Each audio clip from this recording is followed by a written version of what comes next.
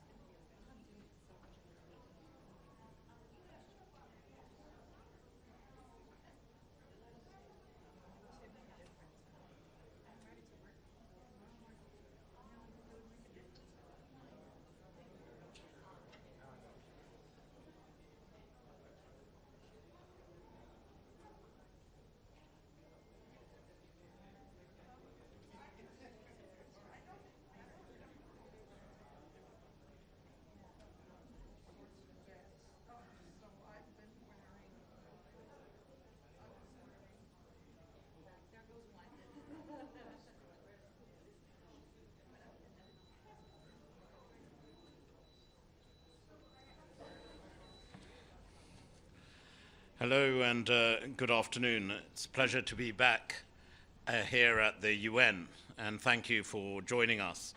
We obviously have a very important UN Security Council meeting on the Middle East, and I just wanted to make a few remarks, and then I think we'll have an opportunity for a few questions as well.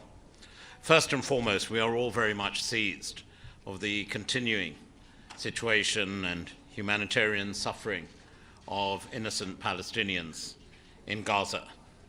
And therefore, the United Kingdom is now clear that we need an immediate humanitarian pause leading to a sustainable ceasefire in Gaza.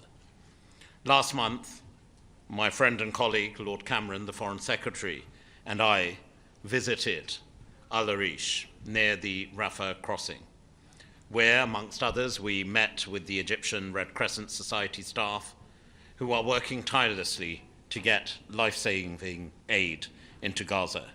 And if I may say, I want to pay particular tribute to those incredible people, volunteers, who are playing and often putting their own lives at risk to deliver humanitarian support to the people in Gaza. The humanitarian crisis in Gaza, as we all recognize, is worsening daily. Suffering is frankly unacceptable, and our priority must be to alleviate it with immediate effect. For our part, the United Kingdom is working with partners to help build a plan to move from that humanitarian agreements that we see, allowing those pauses to become a sustainable, permanent ceasefire without a return to hostilities. What would this mean? Well, such a plan would require that Hamas agree to the release of all hostages. Secondly, that Hamas no longer be in charge of Gaza, and the threat from Hamas terror and rocket attacks would have to end. Equally important is that there would be an agreement in place for the Palestinian Authority to return to Gaza in order to provide governance, services, and increasingly security. Equally important is that we now see a real commitment from all countries towards the delivery of the two-state solution. It is our view, and I know it's a view shared by many, that this conflict must not go on for a moment longer than necessary. An immediate pause is now necessary to get, as I've seen myself, the vital life-saving aid in and get the hostages out.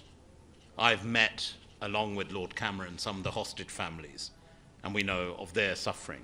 We've also met with Palestinian families who have left Gaza, and we know of their suffering. Peace remains the only way to end this human tragedy and suffering that has engulfed Israelis and Palestinians once and for all. Therefore, it is incumbent on all of us to work together to make that vision for peace a living reality. At the Security Council, we've seen, and the United Kingdom worked hard in achieving the support for the resolution, that we can achieve unity and purpose about what needs to happen and happen now. What needs to happen now to relieve the humanitarian crisis and to start working towards that sustainable, permanent ceasefire. So I'm here today in this important open debate as the United Kingdom's Minister of State, but also with the Minister of State for responsibility for the Middle East, to ensure that we once again underline our support for the vision turning into a reality of a two-state solution. And that will be the only way we will see lasting peace in the Middle East. Thank you so much. Sir. If I may, Talal Saab, please. Thank you, Lord Ahmed. And my name is Talal Haj from Al Arabiya and Al Hadath Networks. With regard to Gaza, isn't it time for us to move away from counting trucks, which are, by all estimates, drops in the sea, to alleviate the suffering of the Palestinian people, to a real political process that stop the bombings, ensure a ceasefire, and stop the killing in Gaza of civilians, innocent civilians? And on the other hand, I'd like to ask you on Yemen, how do you see the Red Sea saga developing. And the Houthis are continuing in their actions, which we can describe as terrorist action against international navigation and marine trade. But also it threatens to be a regional, expanding the regional war way beyond Palestine and Israel. Thank you, sir. Thank you. First of all, the quick response to your first question is yes, we want to see that political process. And that is why the United Kingdom, along with other partners, the United States and indeed other key countries within the region, most importantly, are working to that end. You know, the human suffering, and I speak as a father, I speak as someone who knows the region extremely well. How can someone not be totally taken by the horrifying suffering we've seen? When I sit down and I see that suffering, when I read the reports, it's vital, and that should be impetus enough. And all of you have a very important role in your reporting, objectively, based on facts and evidence, to ensure the information is on there. And yes, hold all countries accountable to ensure we come together. I've always been clear, as has the Foreign Secretary, that we need to ensure every country that has whatever equity currently in play to allow that situation, that political discourse to return the peace and stability and security for Palestinians and Israelis alike, need to make that happen. That's why the important discussions on hostages is important. That's why recently when we visited the region, and I know the Foreign Secretary is visiting again this week, I will be returning to the region next week, is that we continue to press for the opening of Kerem Shalom with Israel to ensure the level of humanitarian support. And I agree, this shouldn't be, oh, isn't it great, we've got 5 more trucks in. This is about people's lives. Every single life matters. And yes, it may not happen overnight, but through our words and actions, if we can save the life of a single soul, it's worth it. On the issue of the Houthis specifically, yes, of course, and you would have seen the United Kingdom when we've taken part in the operations. This is one of the main world shipping lanes. About 15 to 20% of the world shipping goes through there. This has implications on prices in people's pockets, the price people pay. The Houthis have targeted quite specifically, and when the United Kingdom first joined the operation, they specifically targeted HMS Diamond. So we want to be very clear. We don't want to see any escalation. We don't want to see this conflict continuing. And I think the Houthis have it. There was some good progress being made with the Kingdom of Saudi Arabia to bring peace to Yemen. We want to see that track re-established, and they can end this right now. If I come to Edith, good to see you again. Nice to see you. Thank you very much. Edith Lederer from the Associated Press. 2 questions following up. The Israelis have reportedly published, proposed a 2-month ceasefire during which all the hostages would be released and Palestinian prisoners would be released as well, with a few other caveats. What is the UK's reaction to that proposal? And also, the UN has confirmed that it's received a letter from the Houthis ordering all UK and US nationals working for the United Nations and NGOs to leave the areas they control in northern Yemen. What is the UK's response to that? Well, first of all, on your first question, I think I have seen the press reporting on that, and I would go back to what the UK position is. When we saw that one pause that we did see some goodwill prevail. We did see hostages being released. We did see aid entering, and that's why we now call for that immediate humanitarian pause, because it means hostages can get out. And I pay tribute to those working. The state of Qatar, I know, are involved, along with Egypt, together with Israel on that point. But it will also mean that we see the alleviation of the suffering of the ordinary civilians, Palestinians, particularly when you see 70% of the women and children that have been caught up and killed in that particular conflict, it's important we also make sure that element delivers. On the second point, I'll be quite frank with you. I think the United Nations, for all its challenges it faces in the world, I defy anyone to say, is there an organization that brings together, as it's doing again today, on this important issue, nations of the world? We may have our challenges, we may have our contrarian views, we may have differences, but the UN does an incredible job on the ground, and it's done that in Yemen. So I'd say a simple message for the Houthis is, let people who often put their own lives at risk to get on with the job to help alleviate suffering around the world. And if it's in Yemen or elsewhere, let people get on with the job. And on Gaza, that's why David Cameron, the Foreign Secretary, has also said, when we call for a sustainable ceasefire, that means not just trucks getting in, as we heard earlier. It's about ensuring those trucks are protected, the staff are protected, and to ensure they have the fuel and what's necessary in terms of logistics to allow them, as the UN does incredibly around the world, to do its job. Yes, please. Thank you so much. Thank you, Lord Ahmed. It's Pamela Falk from CBS News. Good to see you again, Pamela. Yes, nice to see you. A quick follow-up on Yemen. There have been, as far as I'm counting, 8 missions of the US, UK and US attacking sites in Yemen. Is there any sense that the message is getting through? And if not, including the letter that Edie talked about, is there a sense that this will continue? Thank you. Well, I think as I said earlier, on the whole issue of Israel and Palestine, we need to look at who has what equity. And I think there are countries in the region, including the Kingdom of Saudi Arabia, that have the ability and have demonstrated in recent months that peace with the Houthis is something that's a track that can be attained and achieved. The Houthis, as I said, can stop this today. And let's not forget, they themselves have launched over 26 attacks on commercial shipping, not on military shipping, on commercial shipping, but they have escalated that to include British ships. We want to see a de-escalation. We do not want to see that issue in any way being conflated with what we're dealing with, from those shocking attacks on the 7th of October to where we are today in Gaza. One thing is very clear for every Israeli and Palestinian: peace is the only course forward. Let's get focused on what needs to happen on the ground, and that's where the United Kingdom is working. Sir, one more question, sir. One more question, sir. Yeah. The IRGC, Britain has called on nations to list the IRGC as a terror organization. Do you think it's appropriate for an IRGC card-carrying member to attend this meeting?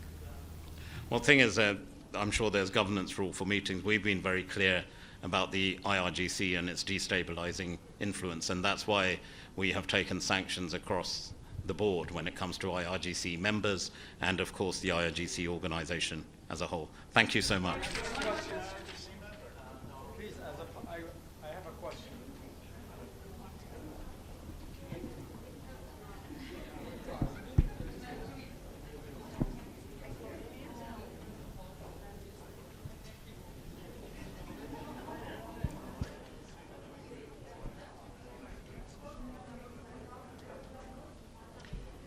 Dear all, good afternoon. Please allow me to give the floor to Deputy Prime Minister and Minister of Foreign and European Affairs of the Republic of Slovenia, Tanja Fajon. Please, the floor is yours. Thank you, and good afternoon. It's my honor to be today here. It's my first time to attend in the name of Slovenia as a member of Security Council this circle, especially on a very timely and important and urgent debate on the situation in Middle East. As regards the war in Gaza, if I may say so, we are extremely worried. The humanitarian, the dire crisis situation we are facing from day to day. Around 26,000 civilians, innocent civilians, 2/3 of women and children. From 7th of October, 1 Palestinian out of 100, it's unbearable high death toll. This has to stop. My message today is very clear. We need immediate ceasefire. We need it now, enough is enough. Slovenia will continue all efforts to bring to peace in the region, and what is necessary urgently is to provide humanitarian assistance to people in need. There is starvation, there is lack of medicines, people are dying, and the situation is catastrophic from day to day. So immediate ceasefire now, this is crucial.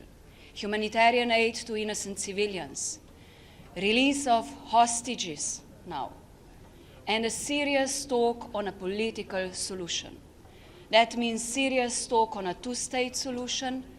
The only guarantee for the security of Israelis and Palestinians is a Palestinian state. The time is running out, the confidence is lacking. For that reason, international community has an amazing responsibility. It's our collective test on humanity, and the world has failed so far on humanity. So we have to act, and we have to act urgently. And I do expect that today's debate will be sincere, frank, and focused on the protection of life of innocent civilians on all sides. Thank you. Thank you very much. Many of the European countries like England, Germany, France, and others, and the US talked about the right of Israel to defend itself. Don't you see that it was like a green light to give Israel the right to go into this genocidal war against Palestinians? Thank you. Military solution is never an answer. The war is never an answer. We just see an unbearable rise, the number of death toll. We need a political solution. We have to speak loud, and we have to require ceasefire. It is not only for humanitarian aid that is necessary, and I speak in the name of Slovenia. We'll support every effort that brings peace in the region. And for that reason, I do hope that international community is mature and responsible in that regard. Security Council has a very important role to play. It's about peace and security in the world, and that has to be our message, no matter who, but in the name of Slovenia, protection of civilians, innocent children and women is our collective responsibility, is our test of humanity. Thank you. Margaret Bashir with the Voice of America. Welcome to the Security Council. You may be called upon this year as a member of the Council to vote on full membership for Palestine. Is that something that Slovenia would consider supporting? You said we may be, so once we'll have to decide, we'll decide collectively. So I cannot prejudge now, but I can say that the dialogue with all partners in the region is extremely important. And as I have a chance to speak with many ministers in the Middle East, including yesterday in Brussels with a minister from Israel and from Palestine, from Saudi, from Jordan, it's important that every solution that it comes engages, in the first place, people from the Arab world, but also Israelis. There is no other way to guarantee security for Israelis and Palestinians living side by side.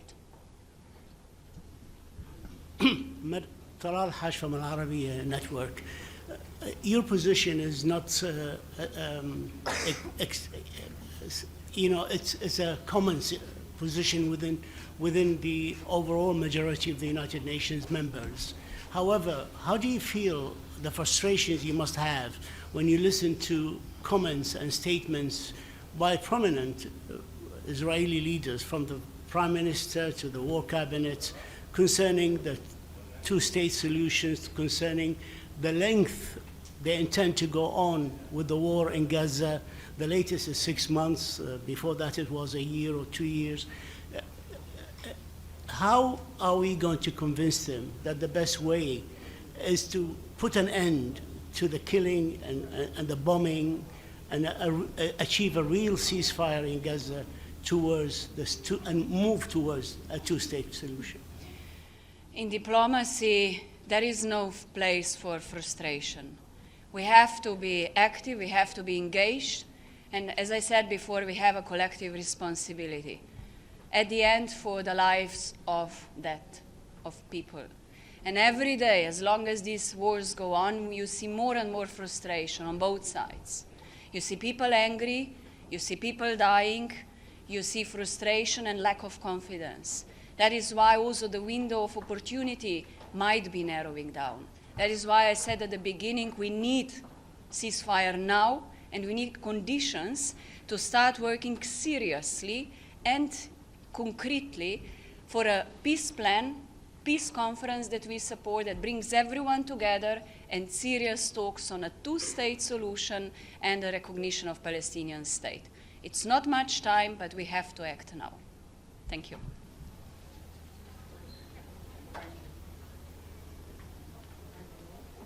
Hello, Espen Barth Eide, I'm the Norwegian Foreign Minister. We have been involved in the quest for a final peace settlement in the Middle East for more than 30 years. We are now 31 years into the Oslo process that started in 1993.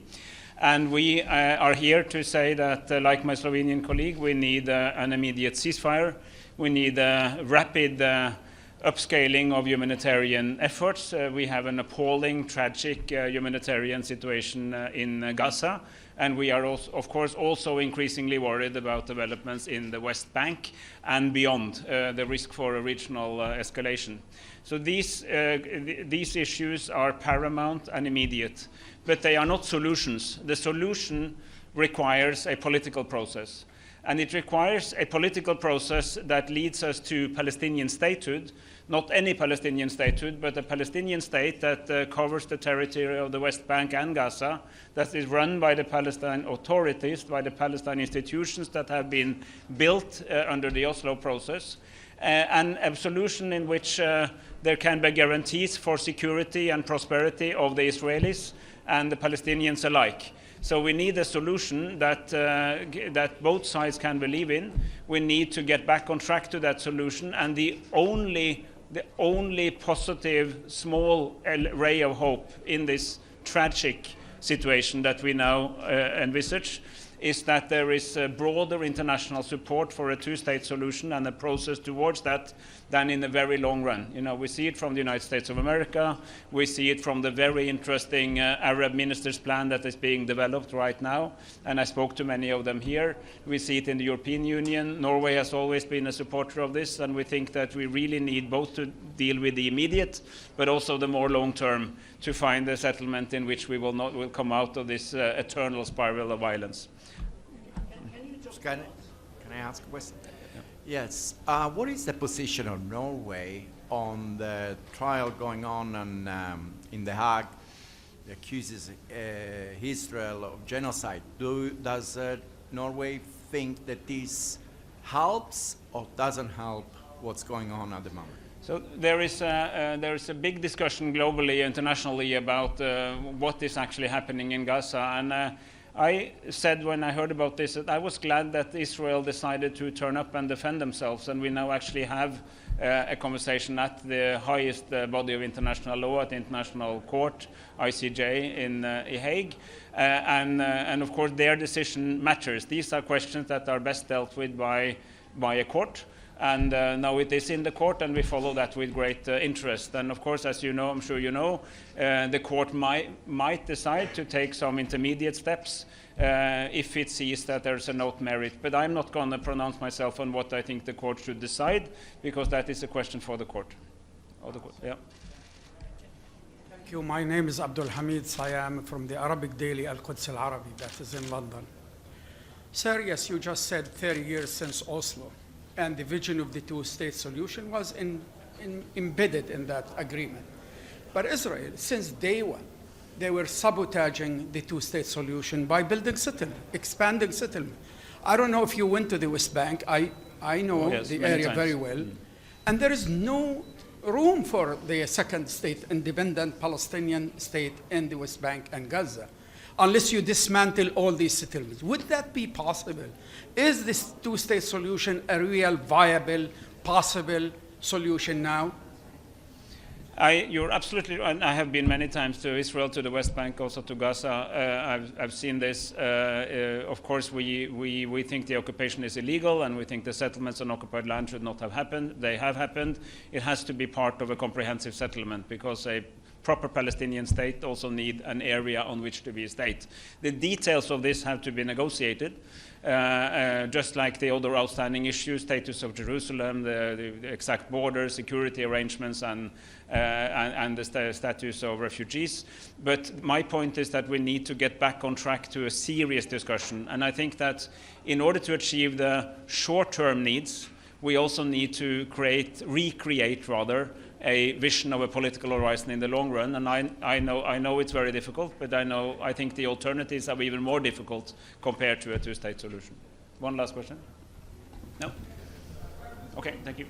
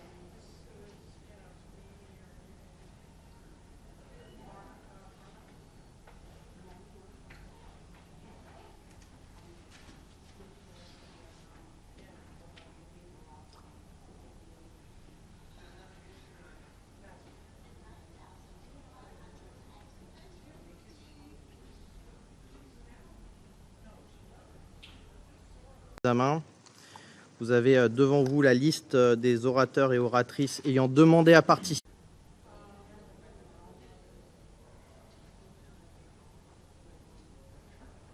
Établi en la matière, je propose qu'ils soient invités à participer à la présente séance. Est-ce qu'il y a des objections? Je considère que non. Le Conseil de sécurité va maintenant aborder l'examen du point 2 de l'ordre du jour. Je donne maintenant la parole au secrétaire général, son Excellence, M. Antonio Gutiérrez. Vous avez la parole, Monsieur le secrétaire général. Mr. President, Excellencies, over 100 days have passed since more than 1,200 Israelis and others were killed in the horrific terror attacks launched by Hamas against Israel, with over 250 people taken hostage. For all those affected, these have been 100 days of heartache and anguish. Nothing can justify the deliberate killing, injuring, kidnapping of civilians, the use of sexual violence against them, or the indiscriminate launching of rockets towards civilian targets. I once again demand the immediate and unconditional release of all hostages. In the interim, they must be treated humanely and allowed to receive visits and assistance from the Red Cross. Last week in Davos, I had another moving meeting with families of hostages, and in this case, even some former hostages themselves. Since the beginning, I have maintained close contact with Qatari and Egyptian authorities on the efforts for their release. And yesterday, I received from the Israeli mission a list of many of the remaining hostages. It was also reported yesterday that Israel is proposing a 2-month pause in hostilities in exchange for a phased release of all remaining hostages. I will continue in my limited capacity to pursue all efforts to contribute to their release.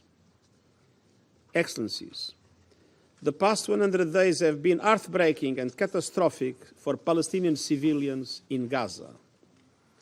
More than 25,000 people, mainly women and children, have reportedly been killed in operations launched by Israeli forces, and more than 60,000 others have been reportedly injured. In recent days, the military offensive has intensified in Khan Yunis, with many additional casualties. The entire population of Gaza is enduring destruction at a scale and speed without parallel in recent history. Nothing can justify the collective punishment of the Palestinian people. Excellencies, the humanitarian situation in Gaza is appalling. With winter bearing down, 2.2 million Palestinians in Gaza face inhumane, squalid conditions, struggling to simply make it through another day without proper shelter, heating, sanitary facilities, food, and drinking water. Everyone in Gaza is hungry, with a quarter of Gaza's population, more than 500,000 people, grappling with catastrophic levels of food insecurity. Meanwhile, nearly 1.5 million people are now crammed inside Rafah governorate. Disease is spreading as the health system collapses. Only 16 of Gaza's 36 hospitals are even partly functional.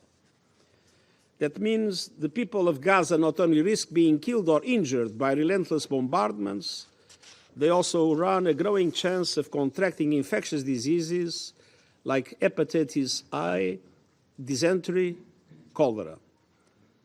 Without functioning hospitals and with minimal opportunities for patients to exit Gaza, thousands suffering from chronic diseases like cancer and kidney failure are at risk of dying. A functioning medical evacuation system is urgently needed.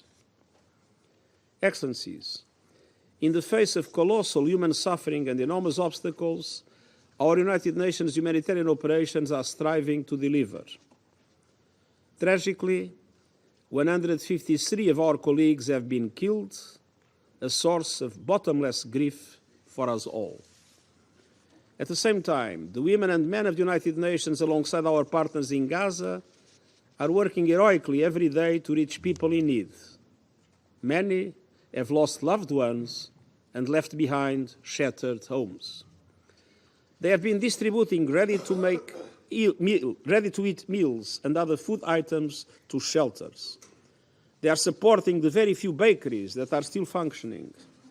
They are delivering medicines, medical supplies, bottled water and tracked water, hygiene kits and cleaning kits, tents, tarpaulin sheets and blankets, but in quantities that are far from enough.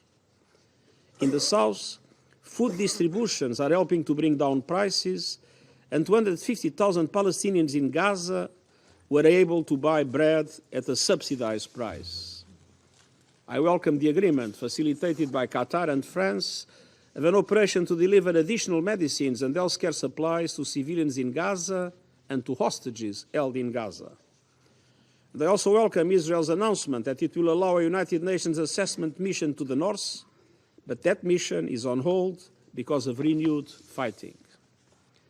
Under Secretary General Sigrid Kaag started her work as Senior Humanitarian and Reconstruction Coordinator for Gaza on 8 January, in line with Security Council Resolution 2720.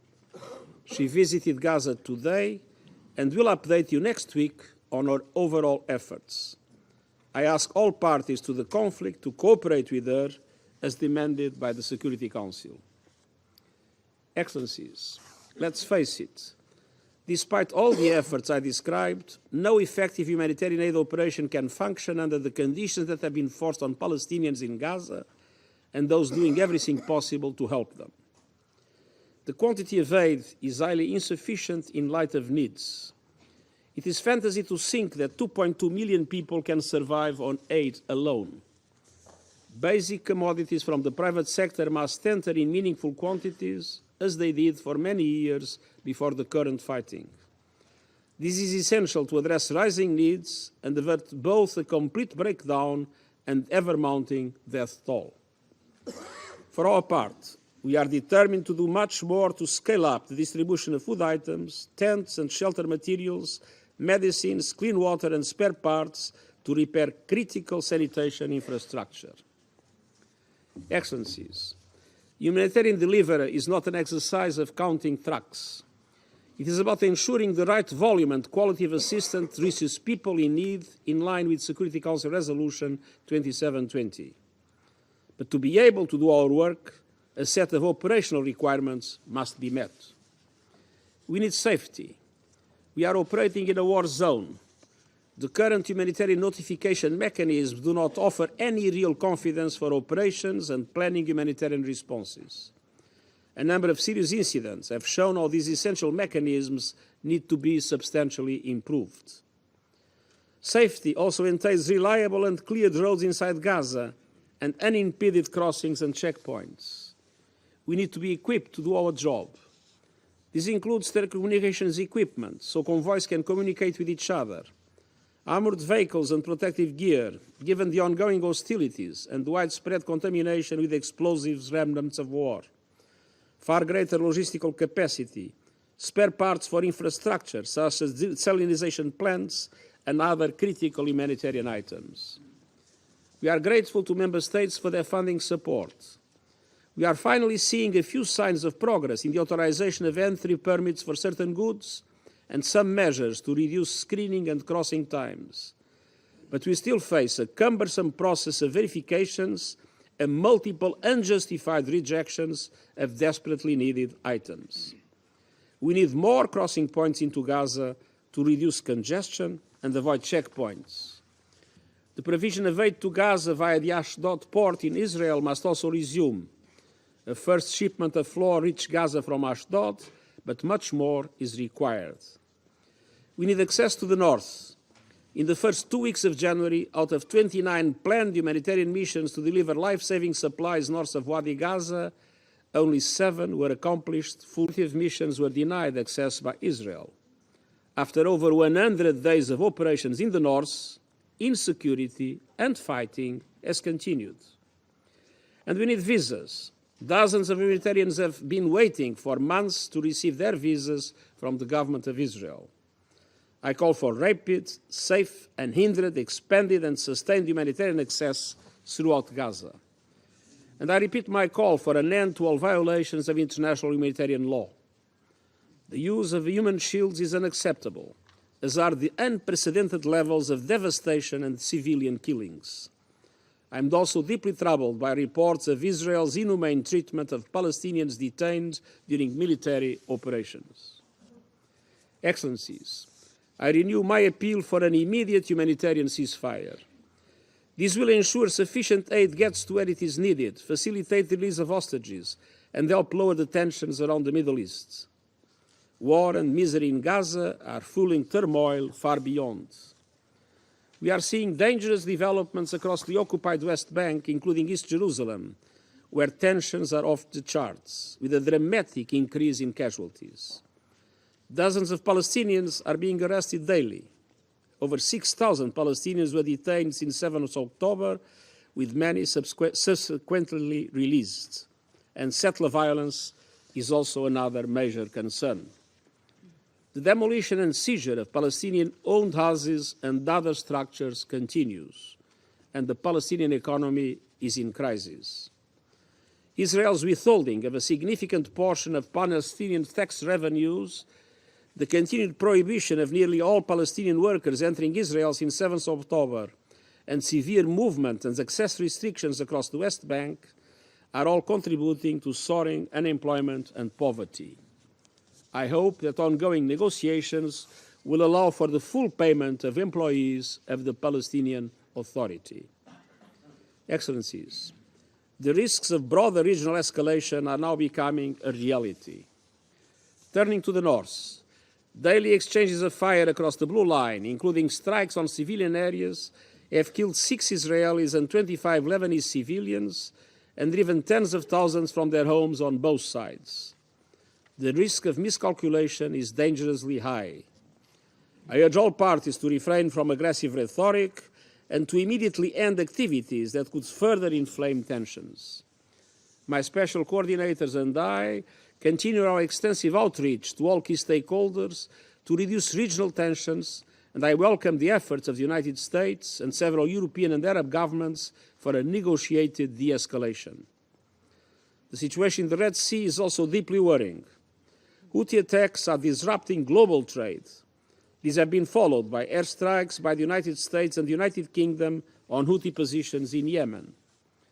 De-escalation is essential, and all attacks on merchant and commercial vessels in the Red Sea must cease immediately. Meanwhile, there are almost daily attacks on facilities hosting US and international coalition forces in Iraq and Syria. In response, the United States has launched airstrikes targeting individuals and groups suspected of these actions. And in Syria, airstrikes that Iran and Syria have attributed to Israel have targeted officials of Hamas and the Islamic Revolutionary Guard Corps of Iran. I urge all parties to step back from the brink and to consider the horrendous human cost of a regional conflict. Beyond the need for immediate de-escalation, each situation demands the implementation of a clear political roadmap that would contribute to long-term regional stability. In Syria, that is the UN-facilitated political solution in line with Security Council Resolution 2254 that meets the needs of all Syrians. Along the Blue Line, we need full implementation of Security Council Resolution 1701. And the Yemen, the establishment of a UN roadmap to implement the commitments made by the parties and prepare for a Yemeni-owned inclusive political process under UN auspices. Excellencies, a lasting end to the Israeli-Palestinian conflict can only come through a two-state solution. Israelis must see their legitimate needs for security materialized, and Palestinians must see their legitimate aspirations for a fully independent, viable, and sovereign state realized in line with United Nations resolutions, international law, and previous agreements. Israel's occupation must end. Excellencies, last week's clear and repeated rejection of the two-state solution at the highest level of the Israeli government is unacceptable. And this was despite the strongest appeals from even the friends of Israel, including those sitting around this table. This refusal and the denial of the right to statehood to the Palestinian people would indefinitely prolong a conflict that has become a major threat to global peace and security. It would exacerbate polarization and embolden extremists everywhere. The right of the Palestinian people to build their own fully independent state must be recognized by all, and any refusal to accept a two-state solution by any party must be firmly rejected. What is the alternative? How would a one-state solution look with such a large number of Palestinians inside, without any real sense of freedom, rights, and dignity?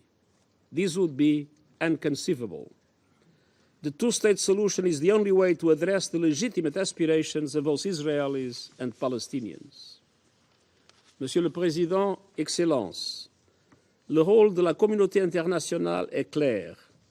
Nous devons nous unir pour soutenir les Israéliens et les Palestiniens afin qu'ils prennent des mesures fortes en faveur d'un véritable processus de paix.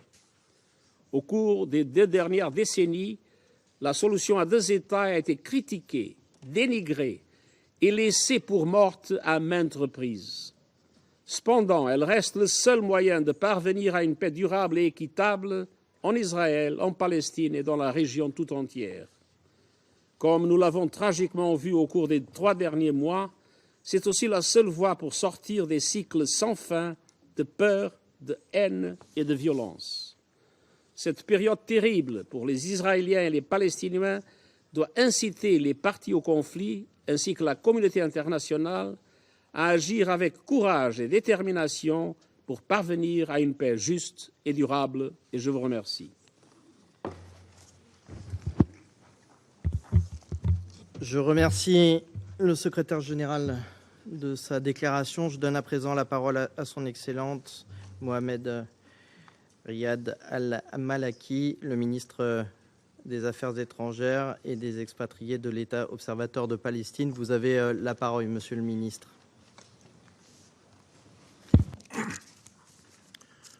Mr. President, allow me at the outset to thank France and you, Mr. Minister, for convening the Security Council at ministerial level as we meet once again in the shadows of the deadly Israeli aggression against the Palestinian people, which continues unabated, taking thousands of innocent civilian lives, destroying everything in its path, and threatening regional and international peace and security.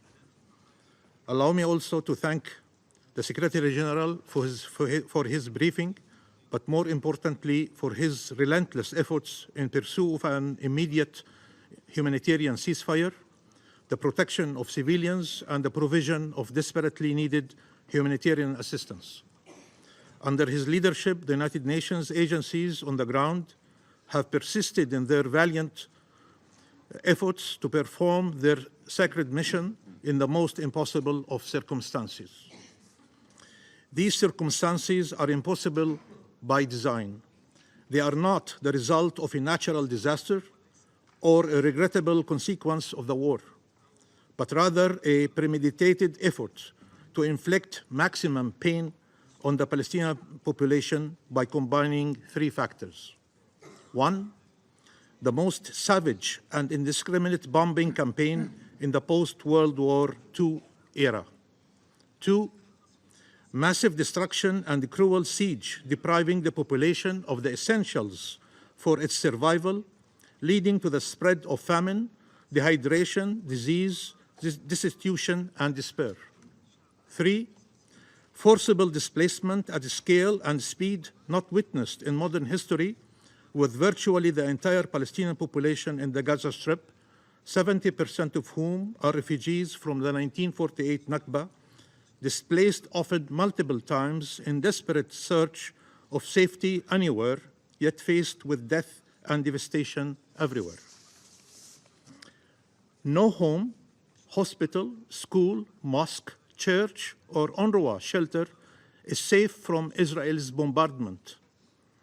2,000-ton bombs dropped with no care whatsoever for civilian lives, more than 25,000 of whom have been killed, including over 11,000 children, more than 63,000 injured, thousands permanently maimed and disabled, and more than 7,000 buried under the rubble.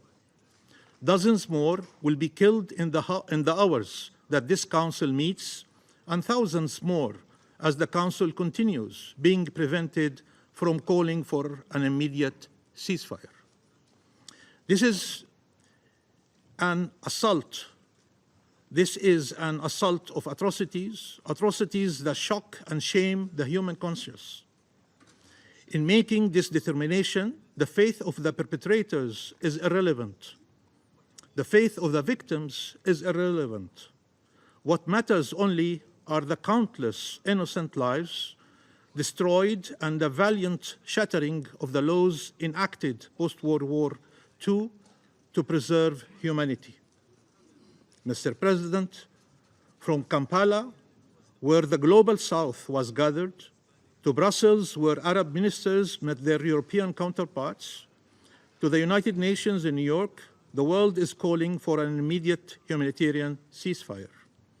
A ceasefire is indispensable to achieve what the Security Council has called for: protection of civilians, safe and unhindered humanitarian access and humanitarian assistance at scale throughout the Gaza Strip, release of those held captive, rejection of forced displacement, and the achievement of peace consistent with international law and relevant UN resolutions.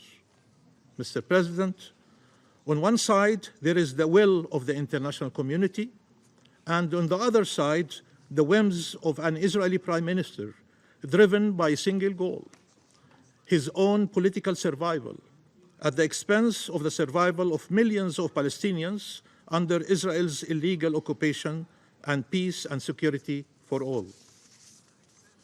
There is a dividing line between those who want peace and those who are determined to prevent it.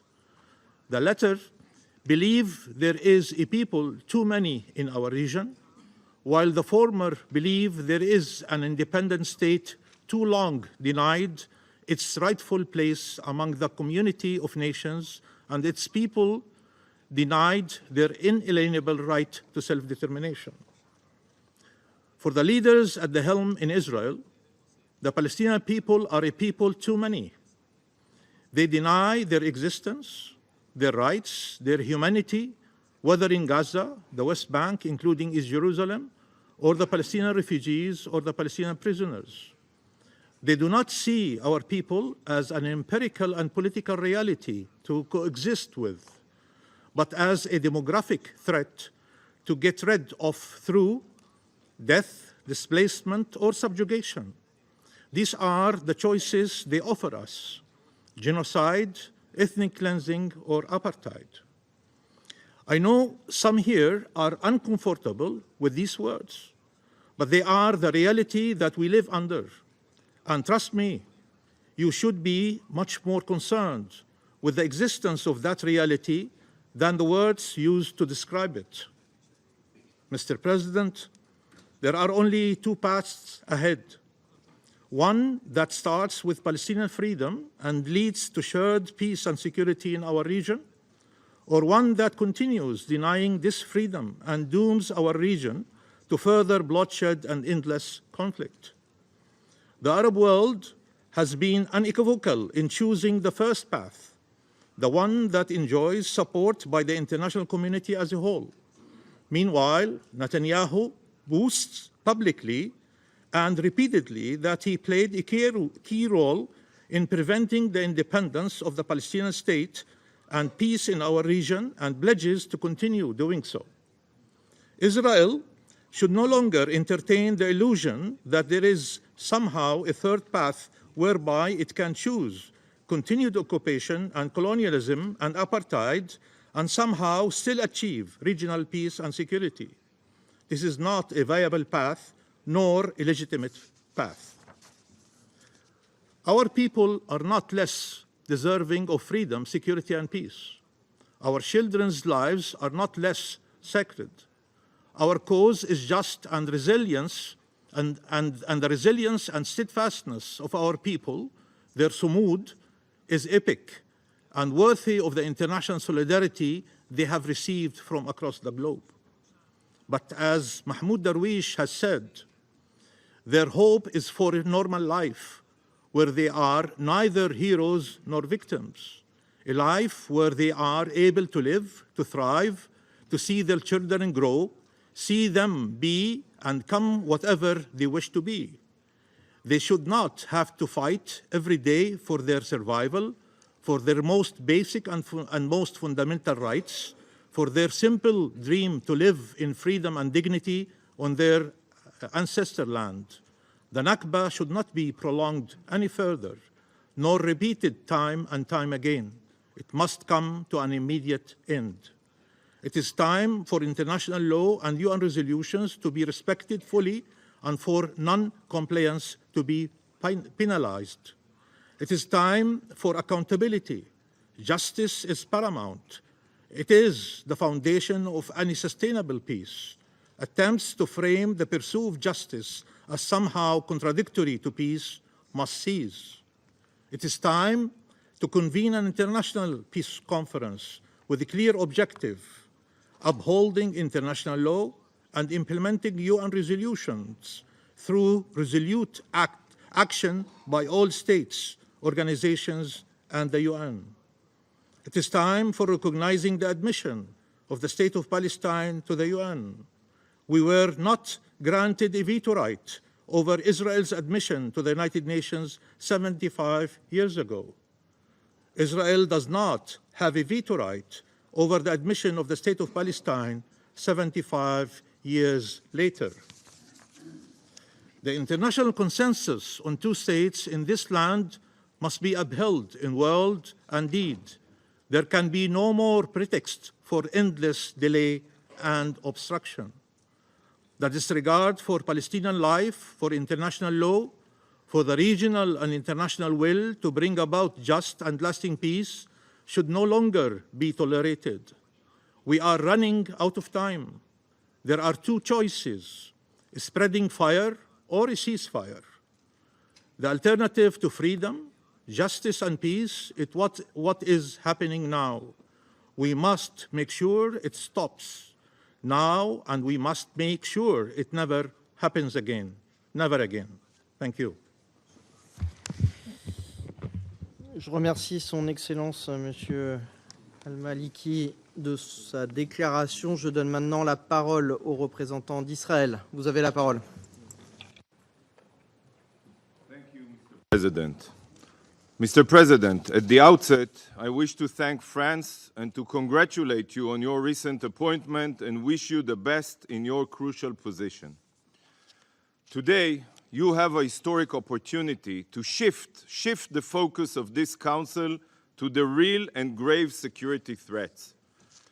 The Middle East is suffering from a cancer, and up until today, the Security Council has only ever discussed providing aspirin. Cancer, Mr. President, is not treated with aspirin.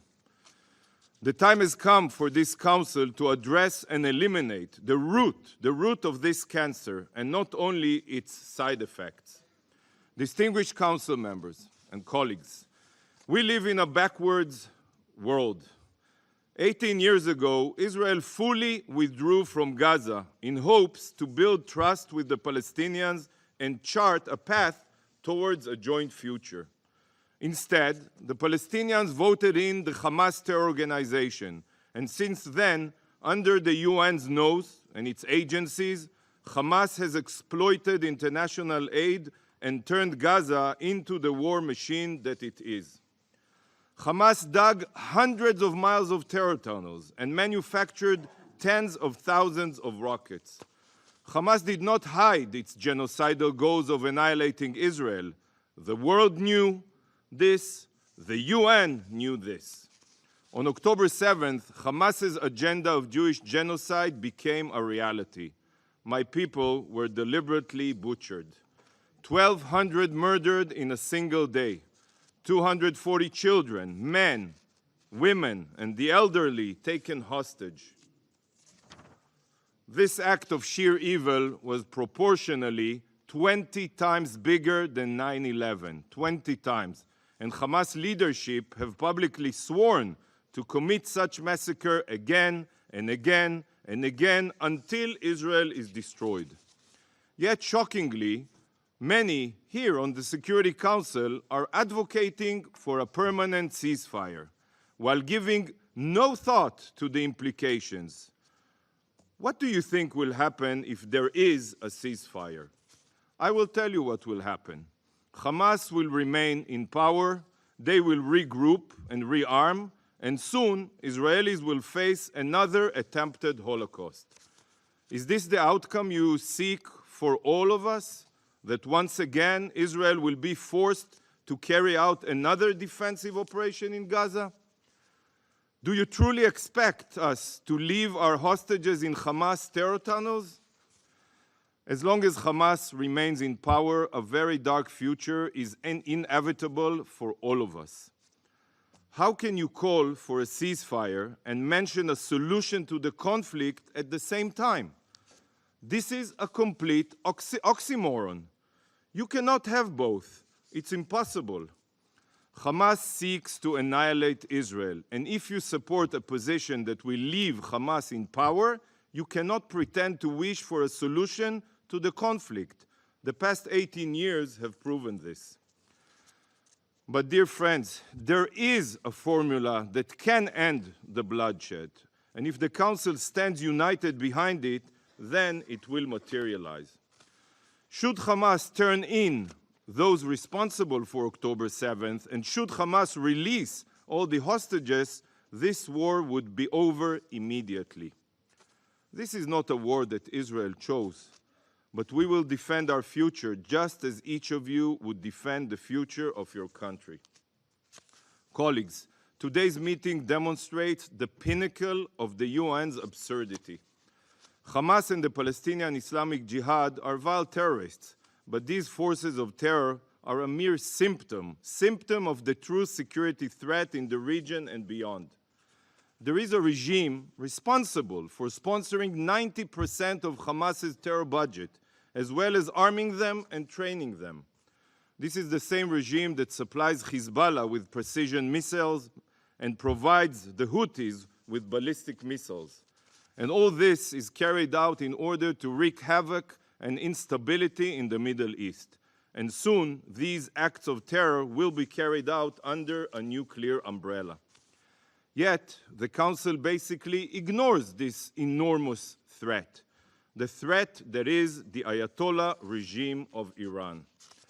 How absurd is it that the foreign minister of the #1 state sponsor of terrorism that aspires to destabilize the Middle East is here today to address the Council?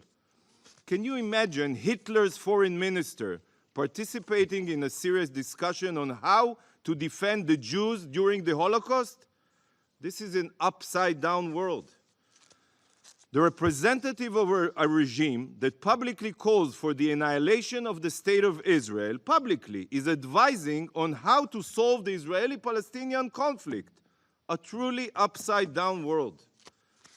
Colleagues, we hear calls to avoid a spillover of the conflict. I want to clarify. This spillover is not happening magically. It was planned and instructed. The person directly responsible for the terror attacks throughout the region for this spillover since October 7th will be sitting here soon.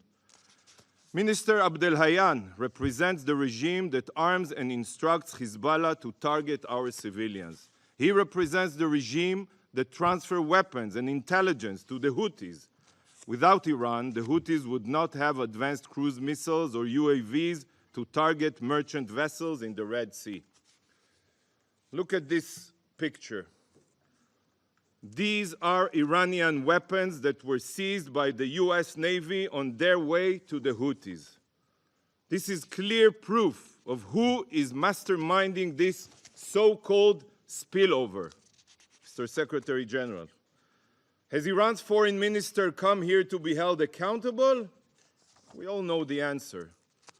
Iran always stands in the shadows and pulls the strings. They always claim deniability, but the evidence is right here, just like in many other cases. Will the Council finally address the real threat to regional security?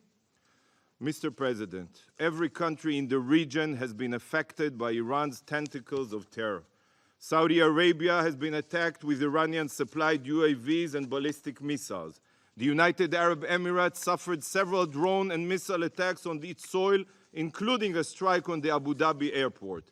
And recent Iranian strikes in Iraq, Syria, and Pakistan are further proof that Iran will stop at nothing to expand its Shiite hegemony. In Lebanon, just as in Yemen, Iraq, and Syria, Iran is the architect of instability. Even the people of Iran themselves suffer daily, and you know it. The Iranian regime murders women, murders innocent protesters, and just yesterday, another innocent Iranian, Muhammad Qubadlu, was executed. And while innocent Iranians swing from the gallows, Minister Abdelhayan will sit here and lecture us on the sanctity of human life.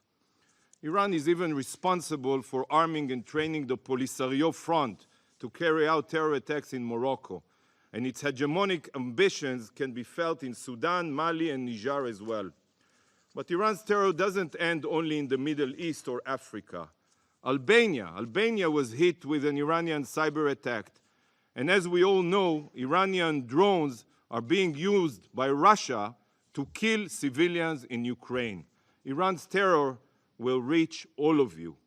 We all know this, even Russia, who collaborates with Iran.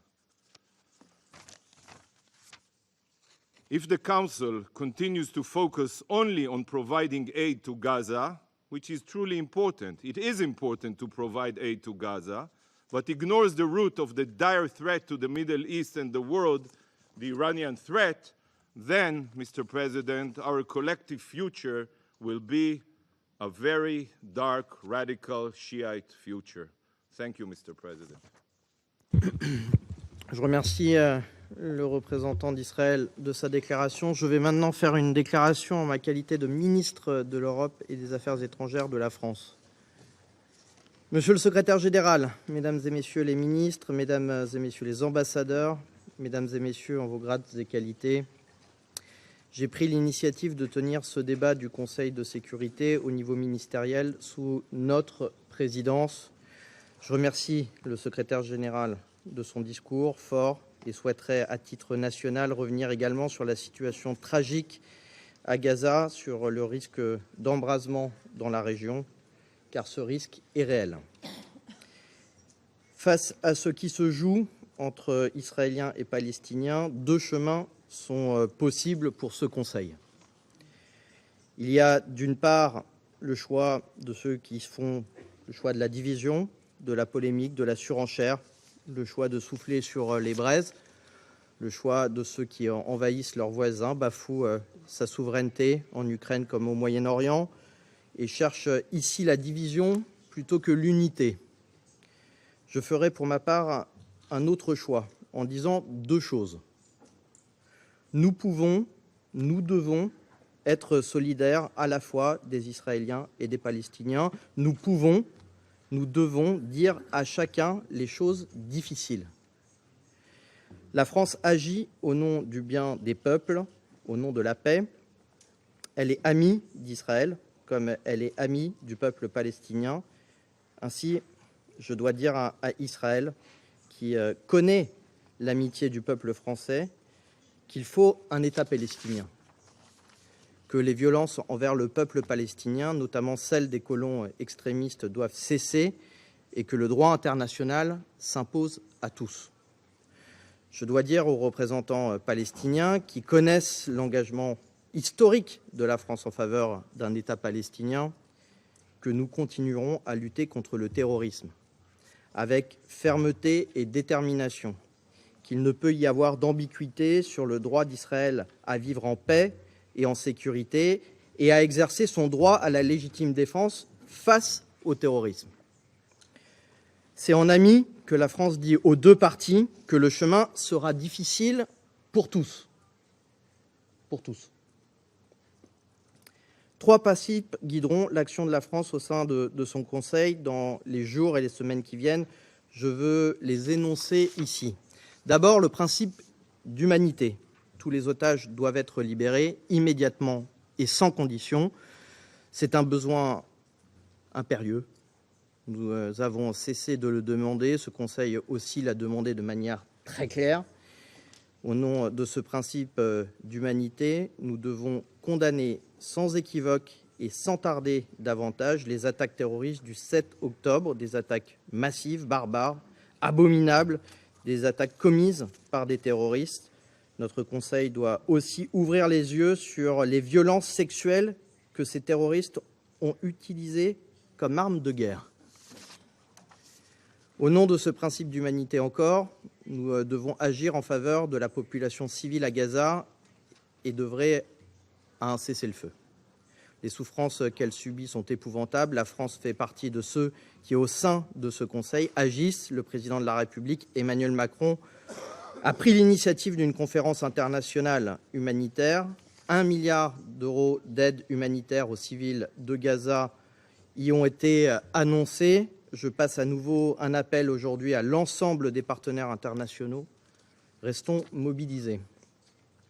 La France est désormais un des principaux soutiens des civils de Gaza, notamment parce que nous avons augmenté massivement notre contribution française à l'UNRWA. Sur les 100 millions d'aides humanitaires annoncées pour Gaza par la France en novembre, plus de la moitié passera par cette agence, monsieur le secrétaire général. En 2024, nous appuierons encore davantage les Palestiniens en mobilisant 100 millions d'euros supplémentaires. Nos actions sont également concrètes dans la région. 1000 tonnes de fret transitant par l'Égypte, avec 1000 actes médicaux pratiqués en pleine coopération avec l'Égypte à bord du Dixmude, et du fret humanitaire parachuté sur Gaza à l'aide de la Jordanie notamment. Ce Conseil, dans ses 2 résolutions humanitaires, a posé des exigences. Elles doivent être respectées. Entendons les souffrances des femmes et des hommes et des enfants de Gaza, entendons le sentiment d'impuissance des acteurs humanitaires, les civils, les infrastructures civiles, les hôpitaux, les écoles doivent être protégés. Les travailleurs humanitaires de l'ONU, du CICR et autres organisations de terrain doivent eux aussi être protégés. Je veux saluer leur courage, leur engagement, leur dévouement. Je veux leur dire que la France continuera à les soutenir sans relâche ni renoncement. Je veux leur dire également qu'ils doivent pouvoir emprunter tous les points de passage nécessaires et acheminer les cargaisons vitales jusqu'au nord de la bande de Gaza, au-delà de Wadi Gaza. Il nous faut œuvrer immédiatement à un cessez-le-feu durable qui seul mettra fin à ces souffrances. Mesdames et messieurs, le deuxième principe qui guide l'action de la France est celui de justice. Cette guerre et ces atroces souffrances nous obligent et obligent ce Conseil. Nous avons le devoir de déployer tous les efforts possibles en vue d'une solution politique au conflit israélo-palestinien. Pour y parvenir, il faut une relance du processus de paix et cette relance doit être décisive et crédible. Nous connaissons les paramètres de la solution. 2 États vivant côte à côte, en paix et en sécurité, dans des frontières sûres et reconnues sur la base des lignes de 1967 et ayant l'un et l'autre pour capitale Jérusalem.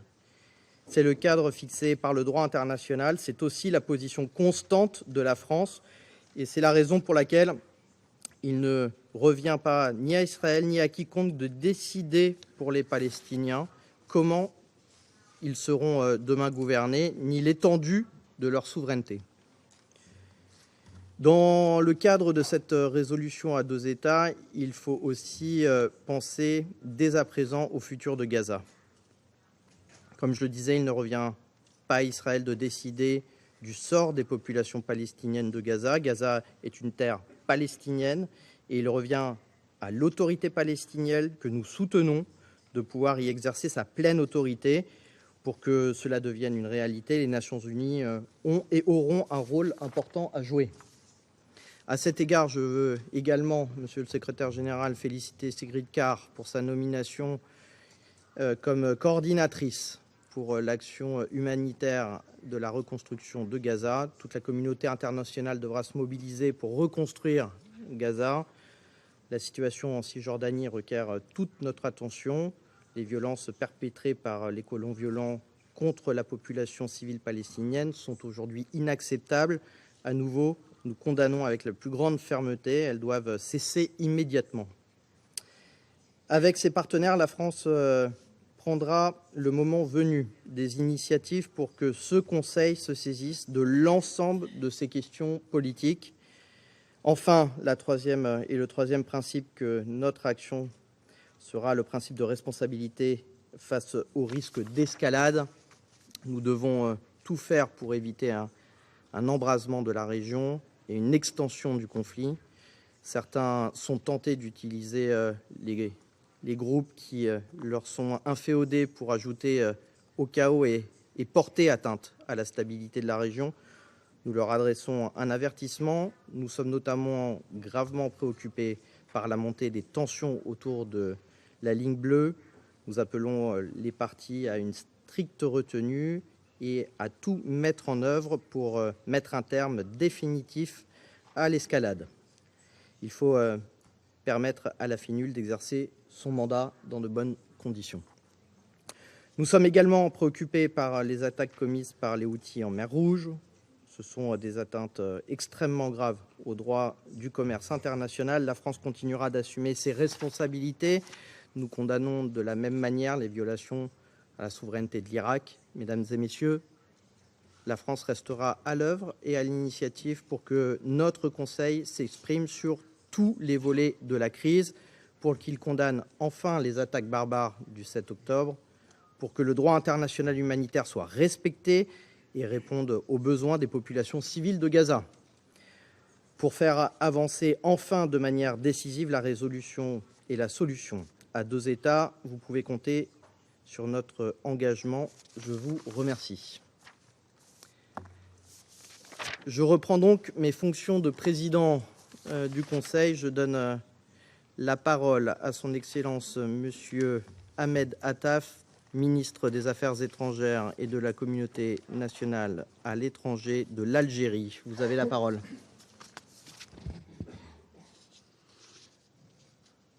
بسم الله الرحمن الرحيم. شكرا سيد الرئيس.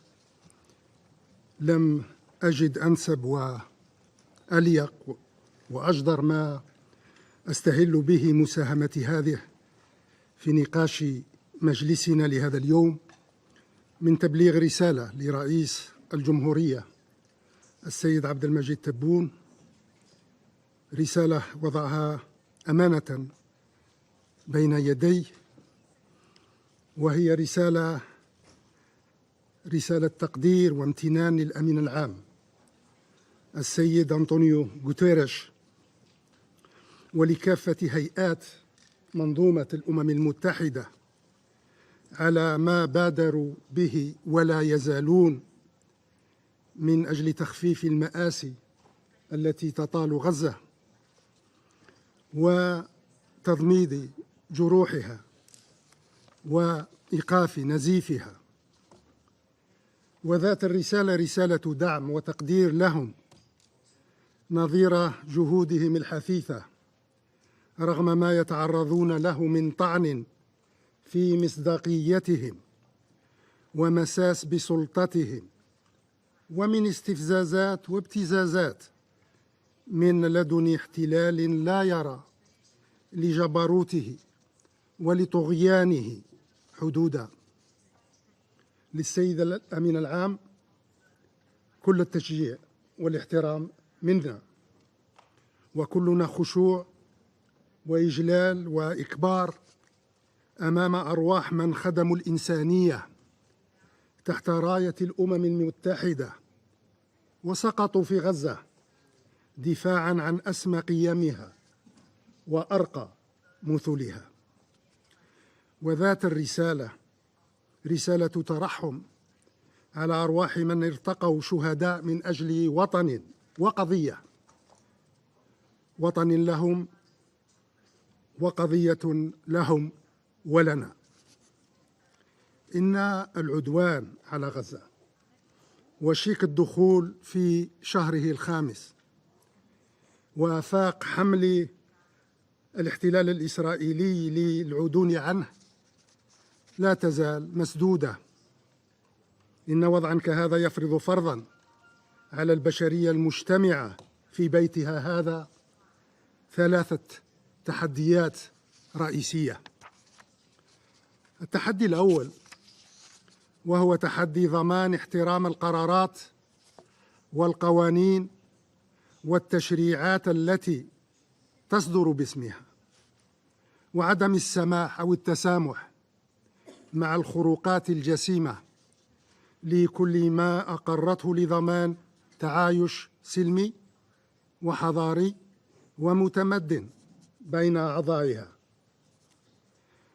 التحدي الثاني وهو تحدي عدم القبول بأن ينصب عضو من أعضائها نفسه فوق الجميع ويستفيد من معاملات تبدو وكأنها وضعت لصالحه دون سواه في شكل استثناءات وانتقاءات وامتيازات وحصانات غير مبررة وغير مقبولة.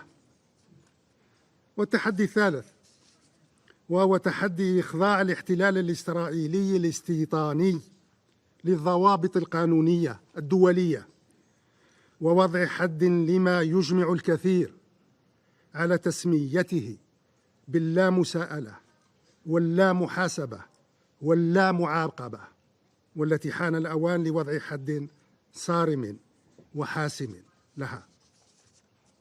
ومن هذا المنظور ترحب الجزائر وتثمن تثمينا عاليا بوادر الابتعاد عن هذه المعاملات التفضيلية من خلال مبادرات راقية وشجاعة وجريئة لإجبار الاحتلال الإسرائيلي على تحمل مسؤولياته.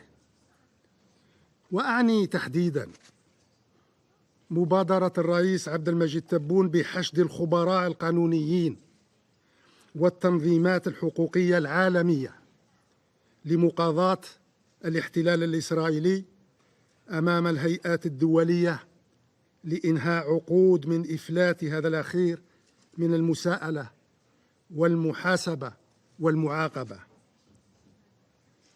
وأعني مبادرة جمهورية جنوب إفريقيا برفع دعوى ضد الاحتلال الإسرائيلي أمام محكمة العدل الدولية بتهمة شن حرب إبادة على غزة. وأعني مبادرة كل من جمهورية الشيلي والمكسيك بإخطار المحكمة الجنائية الدولية بالجرائم متعددة الأشكال والأنواع التي صاحبت ولا تزال العدوان الإسرائيلي على قطاع غزة.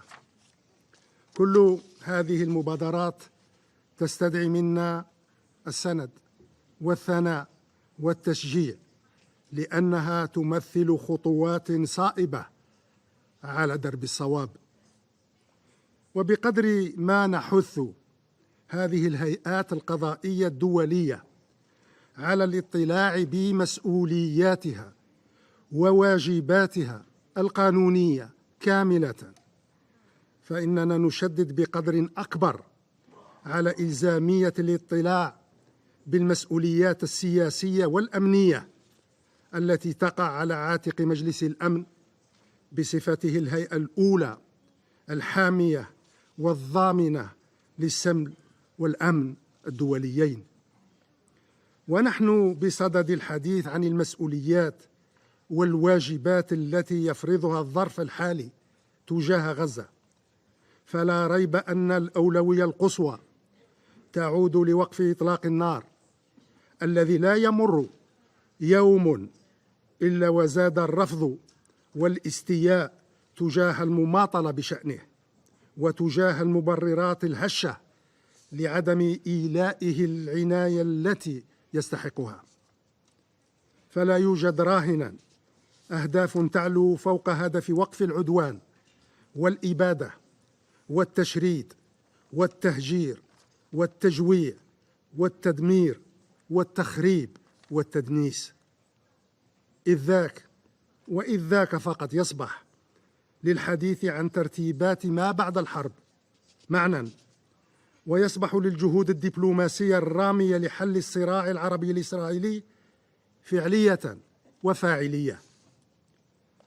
فمما لا شك فيه أن ما يحدث في غزة اليوم يعيد إلى الواجهة أكثر من أي وقت مضى حتمية الإسراع في معالجة جوهر هذا الصراع عبر تجديد وتفعيل التزامنا الجماعي بحل الدولتين الذي التفت حوله المجموعة الدولية كحل عادل ودائم ونهائي.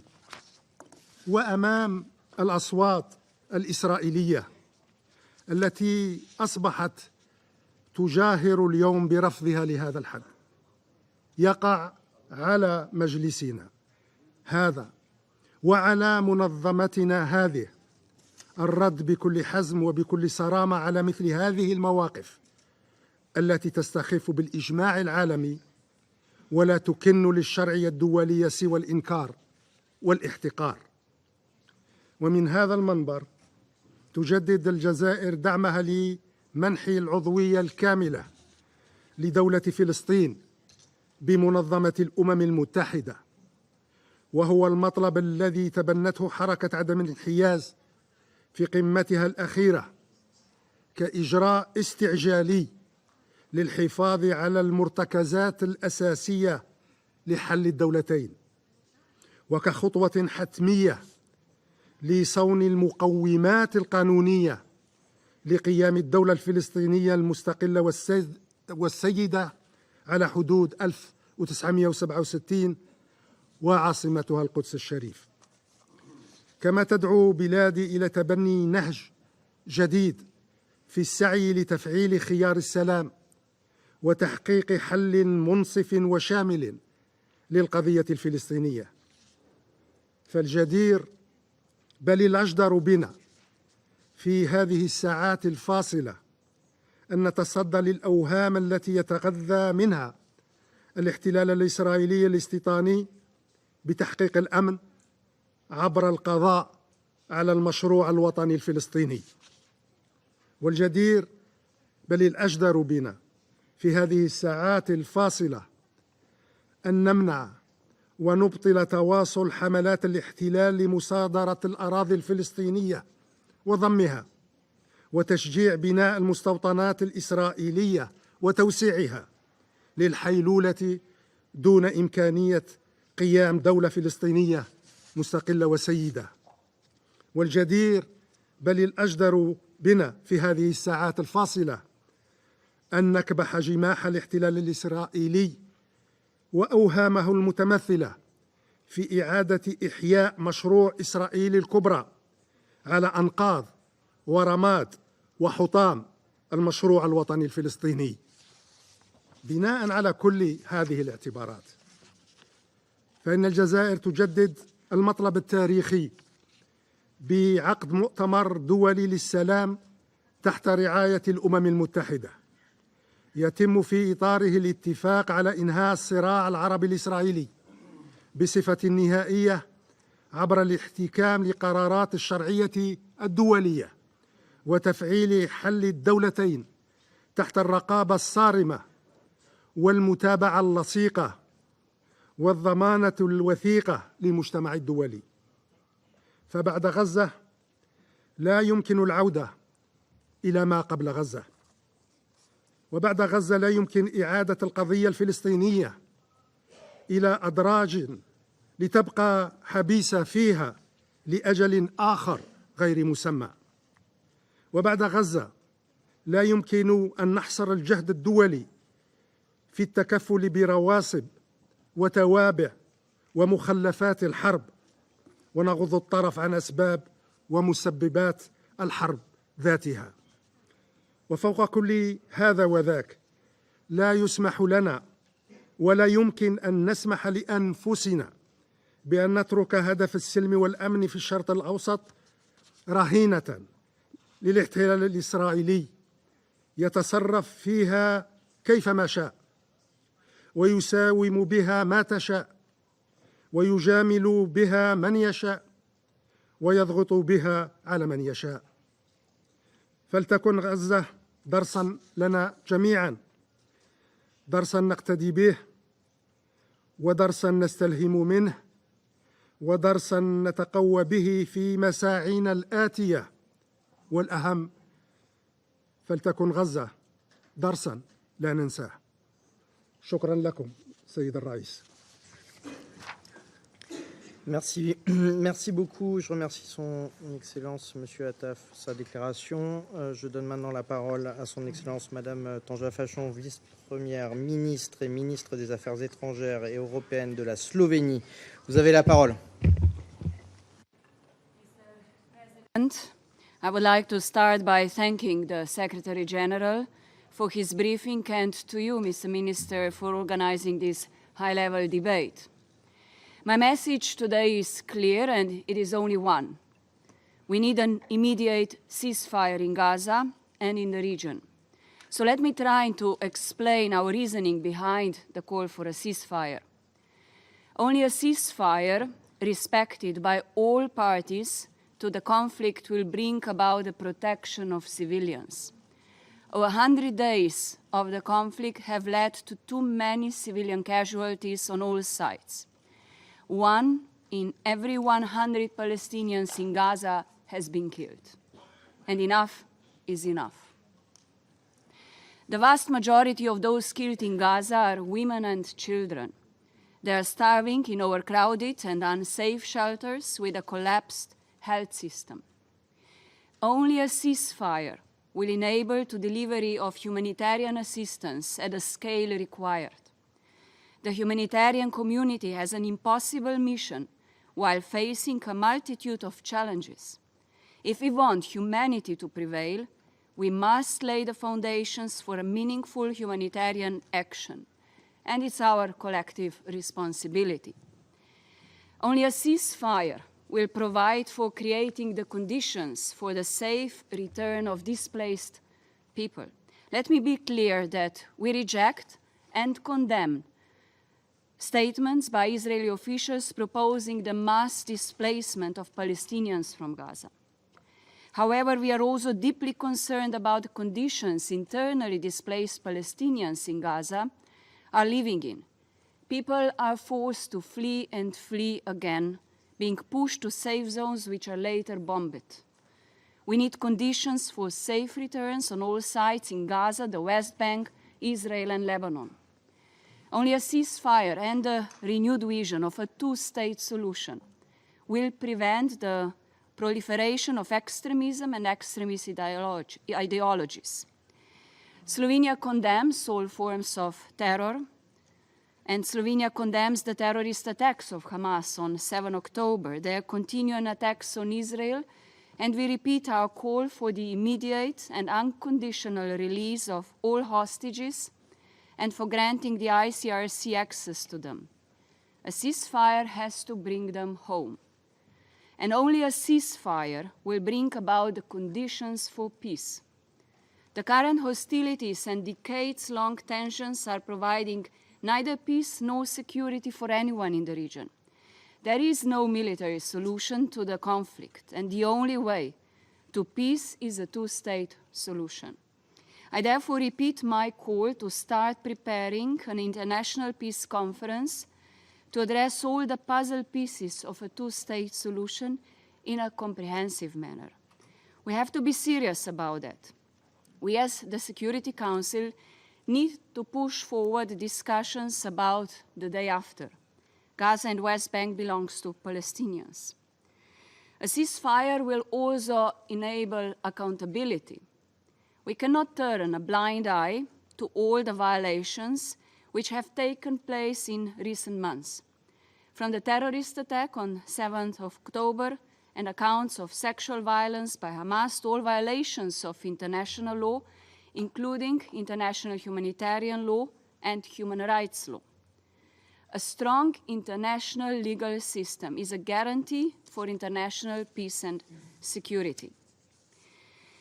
Only a ceasefire would calm and help to calm the region. During my last speech at this council, I spoke of potential spillover. I'm afraid this conflict has already generated or served as a pretext to generate further escalation in the West Bank, along the Blue Line and in the Red Sea. We condemn Houthi attacks in the Red Sea, which must immediately cease. Freedom of navigation and maritime security are critically important for the movement of essential goods, including food, fuel, and critical humanitarian assistance intended to reach populations across the world. Tensions in the regions are mounting, and we will soon reach a point of no return. A ceasefire will enable reconstruction of Gaza under the leadership of revitalized Palestinian Authority with the strong support of the UN and the international community. And with a ceasefire, I mean a process starting with a cessation of hostilities respected by all parties to the conflict and incorporating all of the above, leading to an independent Palestinian state, a safe and secure Israel, a peaceful region, and the people of all countries in the region living free of fear and terror. And Mr. President, 26,000 victims, Palestinian and Israeli alike, are not statistics. Each of them had a life, had family, dreams, hopes, and plans.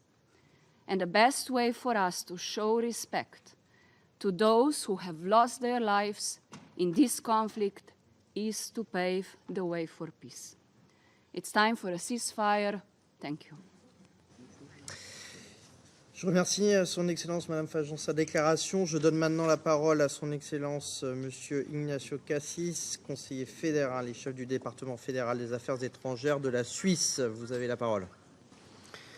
Merci Monsieur le Président. J'aimerais tout d'abord remercier Monsieur le Secrétaire général pour sa présentation et j'aimerais également lui exprimer mes sincères condoléances pour la perte de ses 153 collaborateurs humanitaires. Excellence, la Suisse partage les principes de humanité et de paix qui guident l'action de ce Conseil. Nous réitérons la condamnation sans appel des attaques du Hamas contre Israël et exigeons la libération immédiate et inconditionnelle de tous les otages détenus par le Hamas. Les prises de parole qui s'enchaînent dans cette salle nous rappellent que nous avons atteint un niveau de haine et de souffrance extrême au Proche-Orient. Alors que depuis le 7 octobre dernier, la violence ne semble plus avoir de limite en Israël, à Gaza, comme dans tout le territoire palestinien occupé, une question me préoccupe particulièrement. Que pouvons-nous faire? Ce Conseil a certes adopté 2 résolutions essentielles, mais ne parvenons pas à les mettre en œuvre. En effet, seule une partie des otages a été libérée. Des civils continuent chaque jour d'être victimes de combats. Le droit international humanitaire est violé de manière continue, et ceci au moment du 75e anniversaire des conventions de Genève. Mesdames et messieurs, lorsqu'on se constate que malgré tous nos efforts, malgré toute l'énergie mise par ce Conseil dans l'adoption de ces 2 résolutions, lorsqu'on constate que la violence se poursuit, il n'y a qu'un mot qui me vient à l'esprit, c'est le mot frustration. Mais nous ne pouvons pas céder à la frustration. Nous ne pouvons pas nous laisser décourager. Face à un tel degré d'inhumanité, nous n'en avons pas le droit.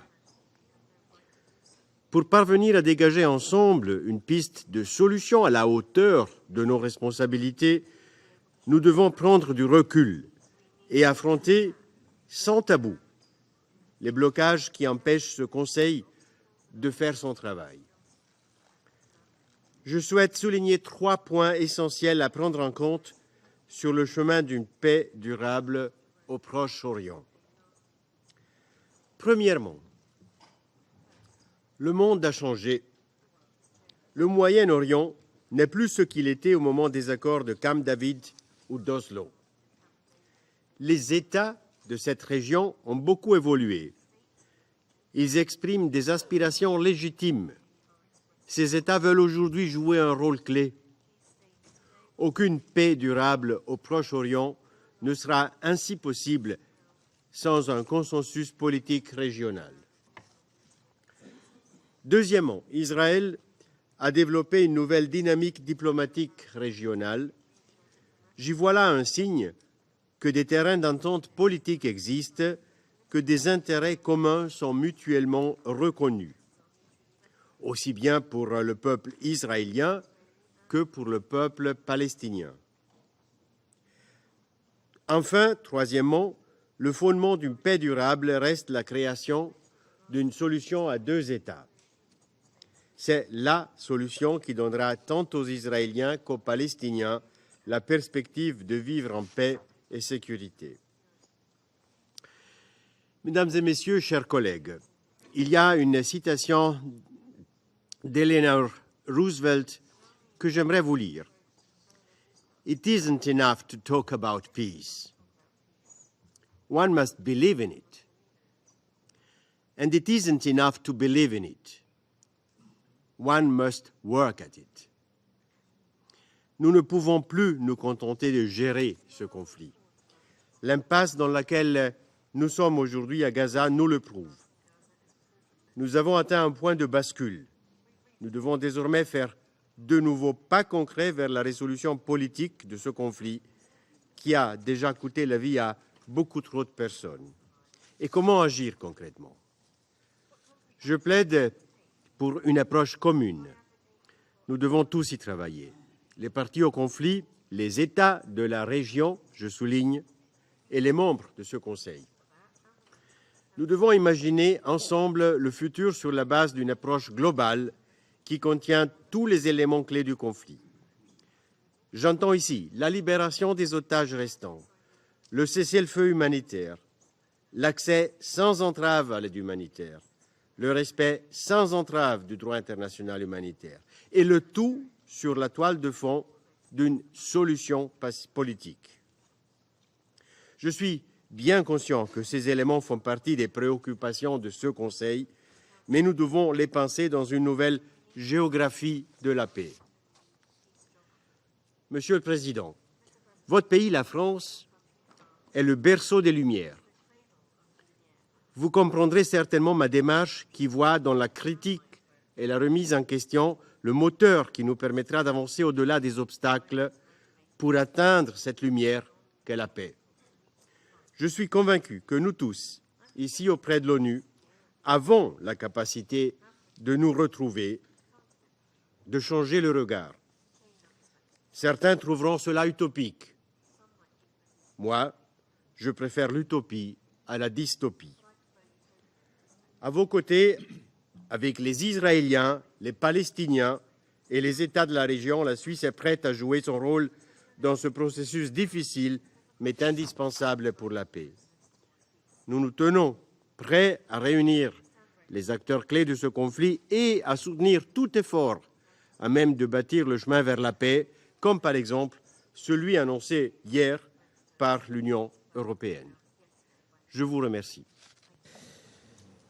Je remercie Son Excellence, M. Kassi, de sa déclaration. Je donne maintenant la parole à Son Excellence, M. Sergueï Lavrov, ministre des Affaires étrangères de la Fédération de Russie. M. Lavrov, c'est à vous. Благодарю вас, господин председатель, уважаемый генеральный секретарь, дамы и господа.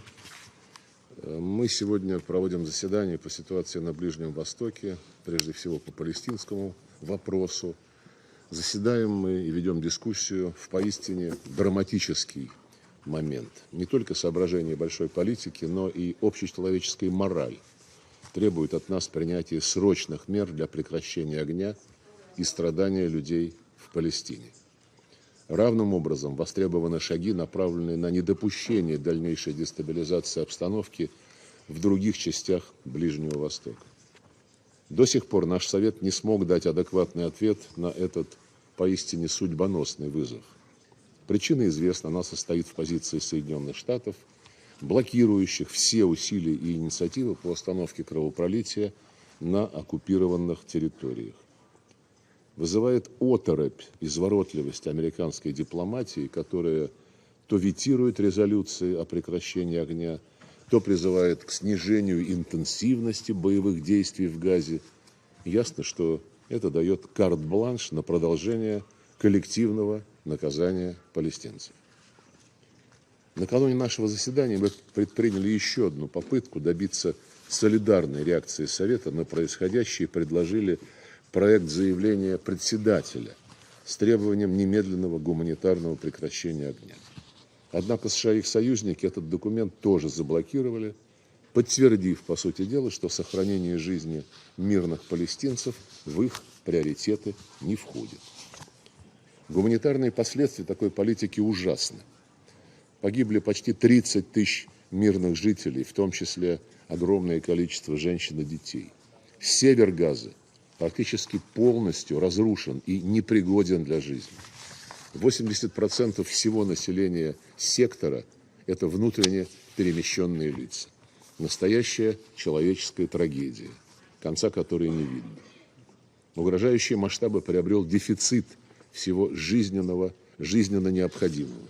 Хотел бы также привлечь ваше внимание к статье в газете «Jerusalem Post» от 5 января этого года, которую написала профессор университета Бен-Гуриона госпожа Мицан. Она раньше работала координатором Всемирной организации здравоохранения по чрезвычайным ситуациям. Статья основывается на оценках экспертов-экологов, включая израильских специалистов. Оценки заставляют усомниться, что Газа когда-нибудь будет пригодна для жизни после завершения конфликта. В результате бомбардировок почва, грунтовые воды, прибрежная морская акватория, атмосфера уже беспрецедентно загрязнены толстым слоем из продуктов взрывов и горения, уничтоженной техники и боеприпасов, химикатов, разлагающейся биомассы, как бы жутко это ни звучало, бытовых отходов и канализационных вод. Исчезли естественные источники питьевой воды.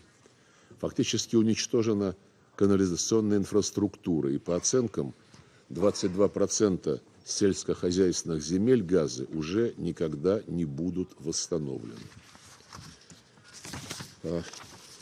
Зафиксировано десятки тысяч случаев диареи, острых респираторных заболеваний, чесотки, кожной сыпи и других болезней. Резко возрос риск эпидемий.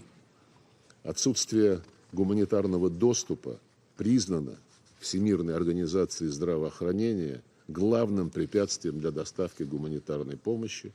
В частности, ВОЗ отменила 6 запланированных гуманитарных миссий в северную часть сектора Газа всего лишь с конца декабря, поскольку соответствующие запросы были отклонены. С целью облегчить страдания жителей Газа Россия, как и ряд других стран, направила в сектор сотни тонн продовольствия, медицинских изделий, лекарств. Поддерживаем действующих на местах сотрудников ООНовских гуманитарных агентств, которые, к большому прискорбию, также становятся жертвами войны, включая 150 погибших, о чем недавно говорил генеральный секретарь, охарактеризовав эту цифру как беспрецедентную в истории участия ООН в различных операциях в зонах конфликта. Особую тревогу вызывает муссирование таких отвратительных идей, как насильственное перемещение всех палестинцев из мест их постоянного проживания. Подобный сценарий недопустим и не должен быть реализован ни при каких обстоятельствах. Следует также немедленно остановить приобретающий массовый характер насилия со стороны израильской армии и еврейских поселенцев на западном берегу реки Иордан, а также исключить любые попытки подорвать статус-кво иерусалимских святынь. Неспособность нашего Совета к принятию исчерпывающих мер приводит к тому, что нынешнее обострение конфликта в Палестине дало метастазы по всему региону. Причем вновь не без пагубного участия Соединенных Штатов и их союзников, чье военное присутствие на Ближнем Востоке, как и в других частях Евразийского континента, создает все новые неприемлемые риски для международной безопасности. Категорически осуждаем ничем не оправданную агрессию против Йемена, предпринятую при ведущей роли Вашингтона и Лондона без санкций Совета Безопасности. Эти действия англосаксов представляют собой прямую угрозу международному миру, подрывают миропорядок, основанный не на их правилах, а на верховенстве универсального международного права и на центральной роли Объединенных Наций. Осуждаем также израильские бомбардировки Сирии, в том числе удары, целями которых декларируются структуры, легально находящиеся в этой стране по приглашению ее законного правительства. Политические убийства должны быть прекращены. Взрывоопасная ситуация и на границе Ливана с Израилем. Очевидно, что односторонние силовые акции лишь усугубляют и без того тяжелое положение дел в регионе. Положение, которое сложилось не сегодня и отражает многолетнюю историю. Речь идет о многократных вторжениях американцев и их сателлитов в независимые государства, которые привели к сотням тысяч погибших в Ираке, разрушению государственности Ливии, к войне в Сирии, огромным потокам беженцев, беспрецедентному всплеску международного терроризма, в том числе на африканском континенте. Россия не приемлет террористические проявления в любых формах. Мы категорически осудили нападение на мирных граждан в Израиле 7 октября 2023 года. В отличие от некоторых западных коллег, которые исповедуют двойные стандарты, мы не делим экстремистов на плохих и хороших, на своих и чужих. Настаиваем на освобождении всех удерживаемых в Газе, независимо от их национальности и происхождения. Сегодня все чаще слышим, прежде всего от западных представителей, призывы сосредоточиться не на сегодняшнем, а на завтрашнем дне, так называемый the day after Палестино-израильского конфликта. Как будто бы эскалация в Газе уже прекратилась, и обстановка там якобы больше не требует внимания Совета. Но лукавая логика западных делегаций очевидна. Заблокировав все столь остро необходимые усилия Совета призвать стороны к прекращению огня, США и их союзники хотят как можно скорее перевернуть это крайне неудобную для себя страницу, которая делает их соучастниками бойни, развязанной против мирного населения в Газе. Хочу подчеркнуть, Совет Безопасности по-прежнему должен выполнить свой мандат и призвать к прекращению огня. Иначе нет никакой гарантии, что боевые действия не возобновятся с новой силой. А в отсутствие такой гарантии, равно как и безоговорочного выполнения решения ООН о создании палестинского государства, все разговоры про завтрашний день не только преждевременны, но и беспредметны. И это прекрасно понимают потенциальные доноры, которые могли бы вложиться в будущее восстановление Газы. Когда же дело дойдет до рассуждений о параметрах так называемого завтрашнего дня, то принципиальное значение должны иметь следующие факторы. Во-первых, консолидированная воля самого палестинского народа. Палестинцы, на протяжении десятилетий лишенные шанса на государственность, заслужили, чтобы этот вопрос наконец был решен. Первое и главное условие для этого – единство самой палестинской нации. Мы верим, что наши палестинские братья и сестры проявят стратегическую мудрость и откажутся от всех конъюнктурных соображений, междоусобиц, которые препятствуют национальному строительству. Они должны сами решать, как должно выглядеть их будущее государство, кто и как должен им управлять. По-моему, наши западные коллеги называют это демократией. Навязывание решений извне и столь любимый Западом социальный инжиниринг категорически неприемлем. При этом не менее важно единство позиций всех внешних игроков, которые должны руководствоваться не своими политическими интересами и замыслами в регионе, пытаясь транслировать эти замыслы через те или иные палестинские фракции, а императивом поиска скорейшего решения для многовекового конфликта.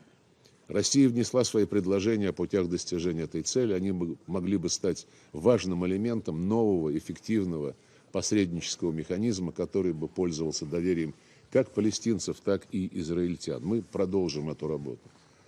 Еще один ключевой фактор – незыблемость двугосударственной формулы палестино-израильского урегулирования и императив ее скорейшей реализации.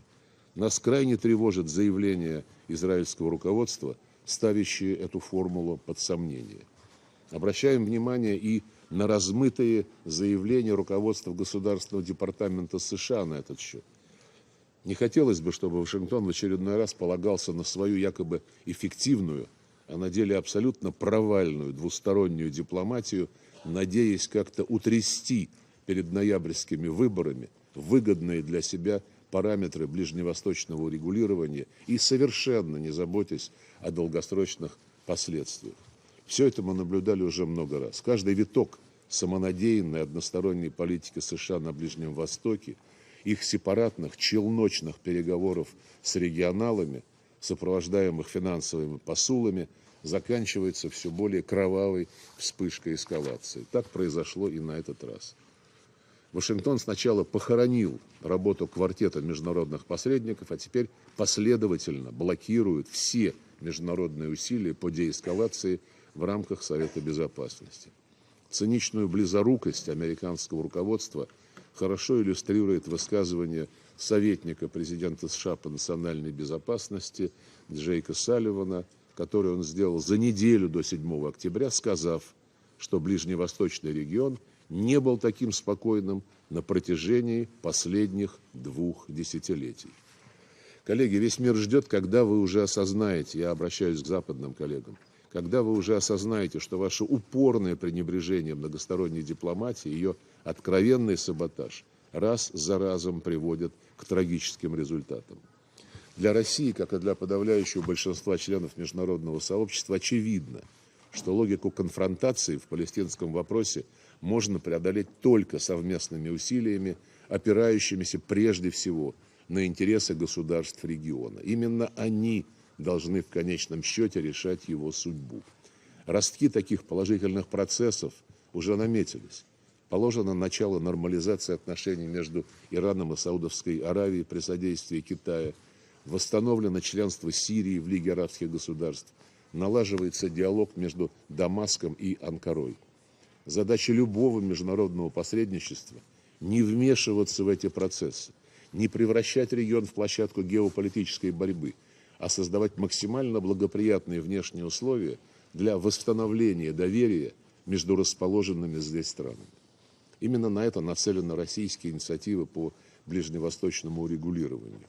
После купирования острой фазы нынешнего кризиса, которому должен способствовать солидарный призыв Совета Безопасности к прекращению огня, мы предлагаем созвать консультации на министерском уровне для консолидации позиций ключевых региональных игроков и выработки на этой основе практических шагов по содействию восстановлению палестинского единства. На следующем этапе будет востребован формат международной конференции по ближневосточному урегулированию, о чем говорили выступавшие до меня многие представители. Цель такой конференции – провозглашение палестинского государства, выработка мер по обеспечению надежной безопасности Израиля и по нормализации его отношений со всеми арабскими и в целом мусульманскими странами. Кстати, с идеей созыва такой конференции Россия выступила в этом зале, по-моему, 15 лет назад.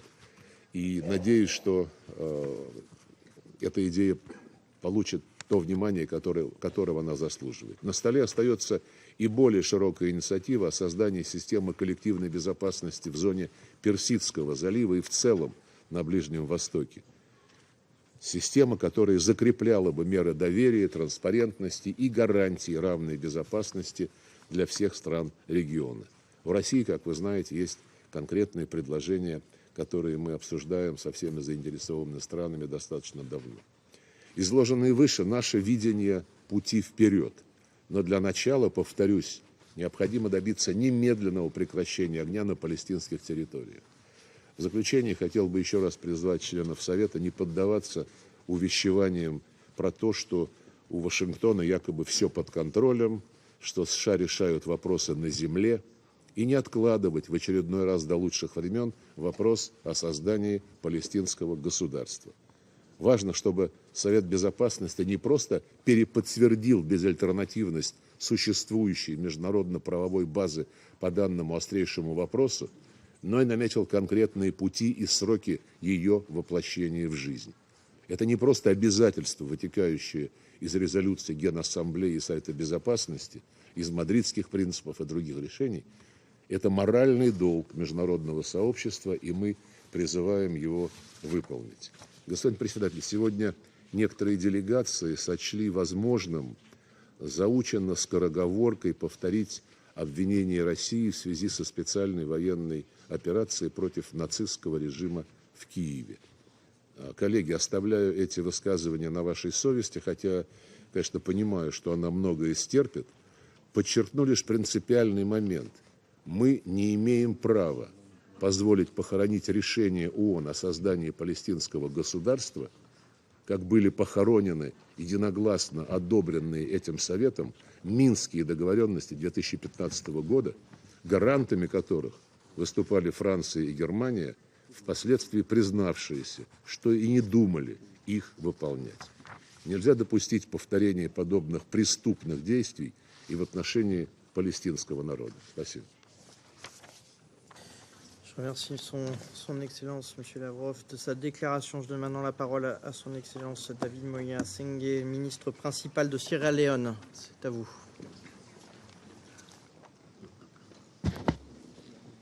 Mr. President, I thank you for convening this very important ministerial level meeting. I also want to thank the Secretary General, Mr. Antonio Guterres, for his important briefing. Thank you. The situation in the Middle East Palestine question continues to be a long-standing issue on the agenda of this Council. The recent escalation since 7th October 2023 indicates that a definitive solution is required as a matter of extreme urgency. It is therefore very clear that this situation continues to have far-reaching implications for regional stability, global peace, and security. Excellencies, global peace is possible, and we have to work together for it.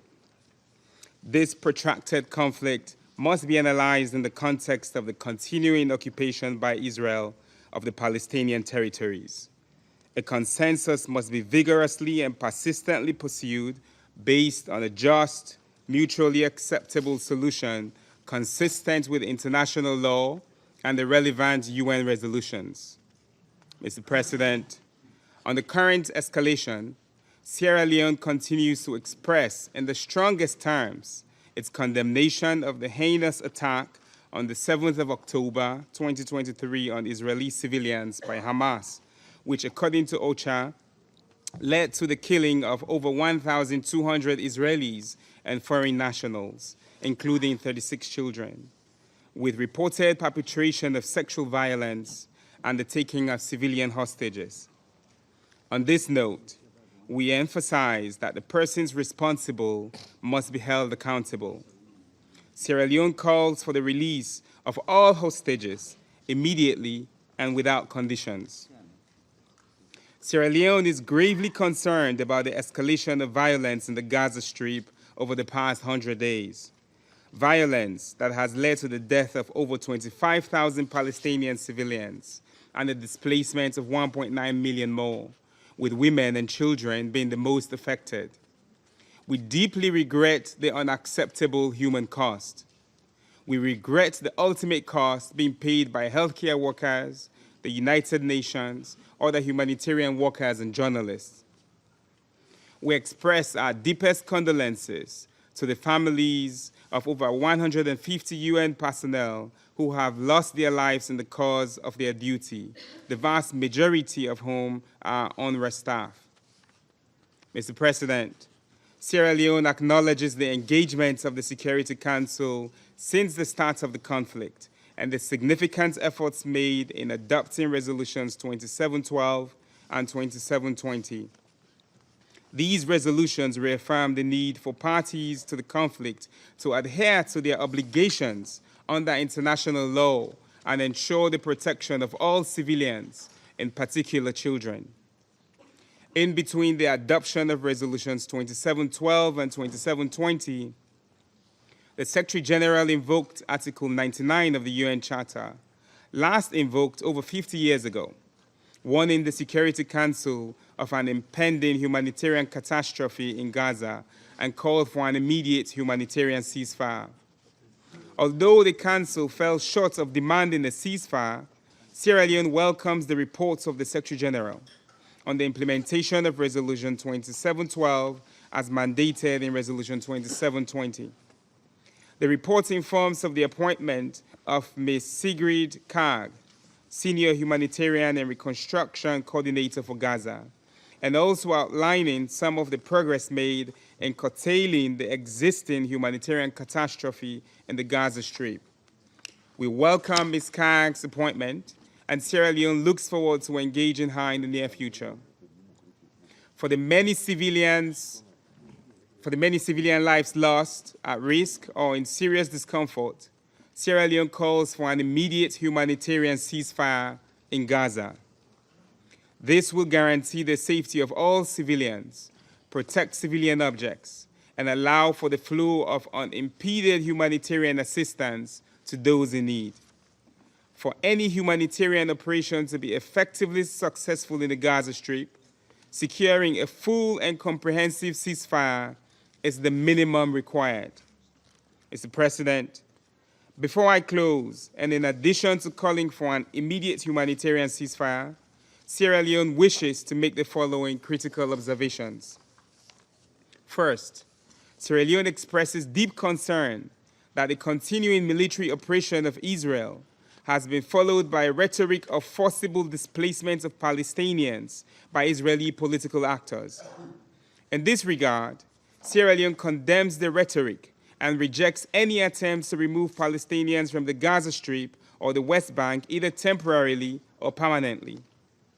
Second, Sierra Leone calls for accountability for all those responsible for violations of international law, in particular international humanitarian law and those crimes of serious concern to the international community. Third, Sierra Leone notes with concern the rising tensions in the West Bank, across the Blue Line in Lebanon, the Red Sea, including Yemen and other parts of the region. Sierra Leone calls on the relevant parties to desist from embarking on any action that will further endanger the lives of civilians, escalate regional tensions, and threaten global peace and security. In conclusion, Sierra Leone emphasizes the need to continue exploring all diplomatic and political avenues geared toward finding a just and lasting solution to this conflict based on the two-state solution, with Israel and Palestine living together side by side in peace, security, and stability. I thank you. Je remercie Son Excellence M. Senghé de sa déclaration et je donne maintenant la parole à Son Excellence Lord Tariq Ahmad de Wimbledon, ministre d'État au ministère des Affaires étrangères du Commonwealth et du Développement du Royaume-Uni. Thank you, Mr. President. And may I begin by also thanking the Secretary General for his very detailed introduction to today's very important debate. What is very clear is the humanitarian crisis in Gaza is worsening daily. People have lost their families. People have lost their homes. Hundreds of thousands of Palestinians are now facing the risk of famine. Their suffering, frankly put, is unacceptable, and our priority must be to alleviate it. Last month, together with the Foreign Secretary, Lord Cameron, we both visited Al-Arish near the Rafah crossing. Amongst other engagements, it was a privilege to meet Egyptian Red Crescent Society staff, who, along with others, including UNRWA and many other international organizations, are working tirelessly to get life-saving aid into Gaza. May I put on record that we sincerely commend all UN and humanitarian teams for their ongoing work amid hugely difficult conditions on the ground. Many, as we've heard already, have paid with their lives. I've heard also firsthand reports of what can only be described as shocking and harrowing medical operations and procedures taking place, including on young children, desperate conditions, no anesthesia, and, as a backdrop to that, mass burials taking place. To put succinctly and directly, this must end. Agreements are needed now, and the UK is calling for an immediate humanitarian pause as being necessary to get life-saving aid in and hostages out. We must alleviate the pain and suffering for all. In parallel and in accordance with Resolution 2720, we urgently call on Israel to significantly increase the flow of aid into Gaza, including through opening Ashdod port and increasing immediate access through Karem Shalom. This needs to happen and happen now. The United Kingdom has trebled our financial aid commitment to support Palestinian civilians in the occupied Palestinian territories this year. And I assure you, Mr. President, we will continue to do everything we can to get more aid in and open more crossings. Yes, the UK supports Israel's security, its right to self-defense, but this must be in line with international humanitarian law. And of course, like others, we condemn all forms of terrorism. Hamas's horrific terrorist attacks have had an irreversible impact on innocent lives. I've seen this, as I saw again last week in my meetings together with the Foreign Secretary, with families of some of the hostages still held in Gaza. But what is very clear, that this conflict must not go on a moment longer than necessary. We must collectively work towards a sustainable ceasefire, which ends this shocking destruction, which ends fighting, which ends loss of life, and prevents the resumption of hostilities. So what do we need to do to achieve this? Hamas would have to agree the release of all hostages. No longer can they be in charge of Gaza and no longer pose a threat to Israel through terror attacks. But we also need an agreement in place for the return of the Palestinian Authority to Gaza, as well as a complete rejection of any forced displacement of Palestinians from Gaza.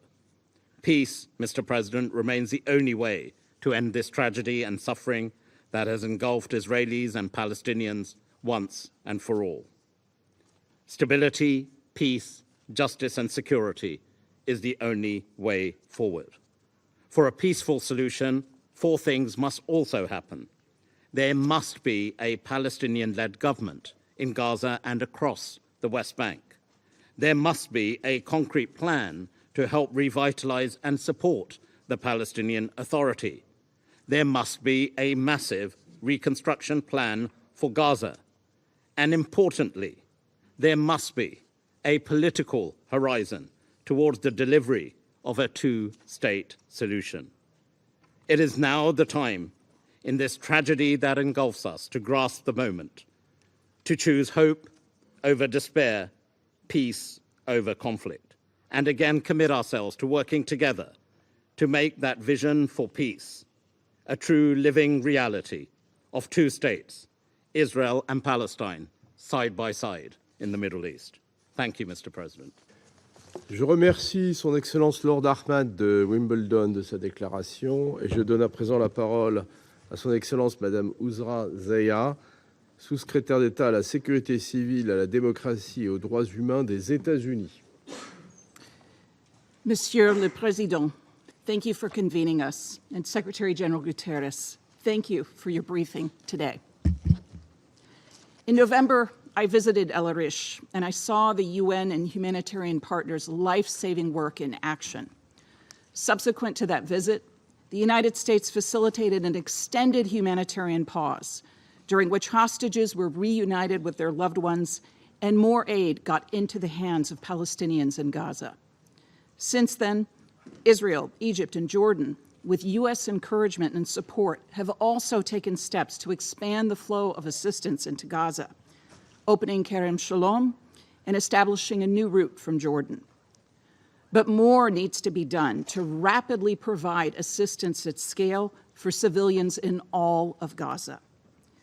We welcome the Secretary General's appointment of Sigrid Kaag as the new Senior Humanitarian and Reconstruction Coordinator charged with this mission. She must have the resources and support she needs because her success is the UN's success in Gaza, and the UN's role is irreplaceable. Secretary Blinken was pleased to have secured Israeli support for a UN assessment team to visit northern Gaza, including support for a surge in aid to civilians in the north, who have largely lacked access to aid for more than a month and are increasingly desperate. We urge that visit to happen as soon as it is safe to do so, as it's a critical step to assess the humanitarian situation and enable the ultimate voluntary, safe return home for those displaced by the fighting. The perilous security situation in northern Gaza, driven by renewed Hamas rocketing of Israel and attacks, has delayed this assessment. We reiterate that there can be no forced relocation of Palestinians, and that Palestinian civilians must be allowed to voluntarily and safely return home with dignity as soon as conditions allow. Further, we reject calls for a relocation of Palestinians outside of Gaza and the dehumanizing language used by some officials on all sides of the conflict. We continue to convey to Israeli leaders that they need to do more to protect civilians and take feasible precautions to minimize civilian harm in line with international humanitarian law. Far too many Palestinian civilians have been injured or killed in Gaza since October 7. More needs to be done to protect them. UN and other humanitarian personnel are demonstrating extraordinary courage and also require greater protection. Many are themselves displaced. We mourn the loss of more than 150 UNRWA staff, the largest collective loss of personnel in the UN's history. Continued incidents during the past week demonstrate that deconfliction remains a serious problem. That must change. The United States joins other council members in reaffirming that humanitarian personnel must be protected so they can save other lives. In addition, they require reliable access to telecommunication services in Gaza to do their job safely. We also remain concerned by the current intense fighting around major hospitals in western Khan Yunis. The protected nature of these facilities must be respected so they can continue to provide civilians with medical assistance. Hamas and other terrorist groups must not use hospitals or other civilian infrastructure to launch attacks, and civilians must be permitted to reach hospitals. Colleagues, we must not forget that Hamas's brutal terrorist attacks on Israel unleashed this conflict. The eyewitness accounts of Hamas atrocities and conflict-related sexual violence against innocent women are undisputed and horrific. Hamas's continued abhorrent use of Palestinian civilians and hostages as human shields, and its repeated statements affirming their intent to repeat the October 7 attacks underscore why we can never go back to the pre-October 7 reality in Gaza. There also can be no progress towards a durable peace without resolution of the hostage crisis. More than 100 individuals are still held in Gaza by Hamas and other armed groups who continue to be kept from their loved ones and are denied access to humanitarian services. For more than 100 days, hostages and their families have lived in agony. No one should have to endure even one day of what they've gone through, much less over 100. It's time for this council to unequivocally condemn Hamas's atrocities and terror, to reiterate its demand that Hamas immediately release all the hostages and allow medical access.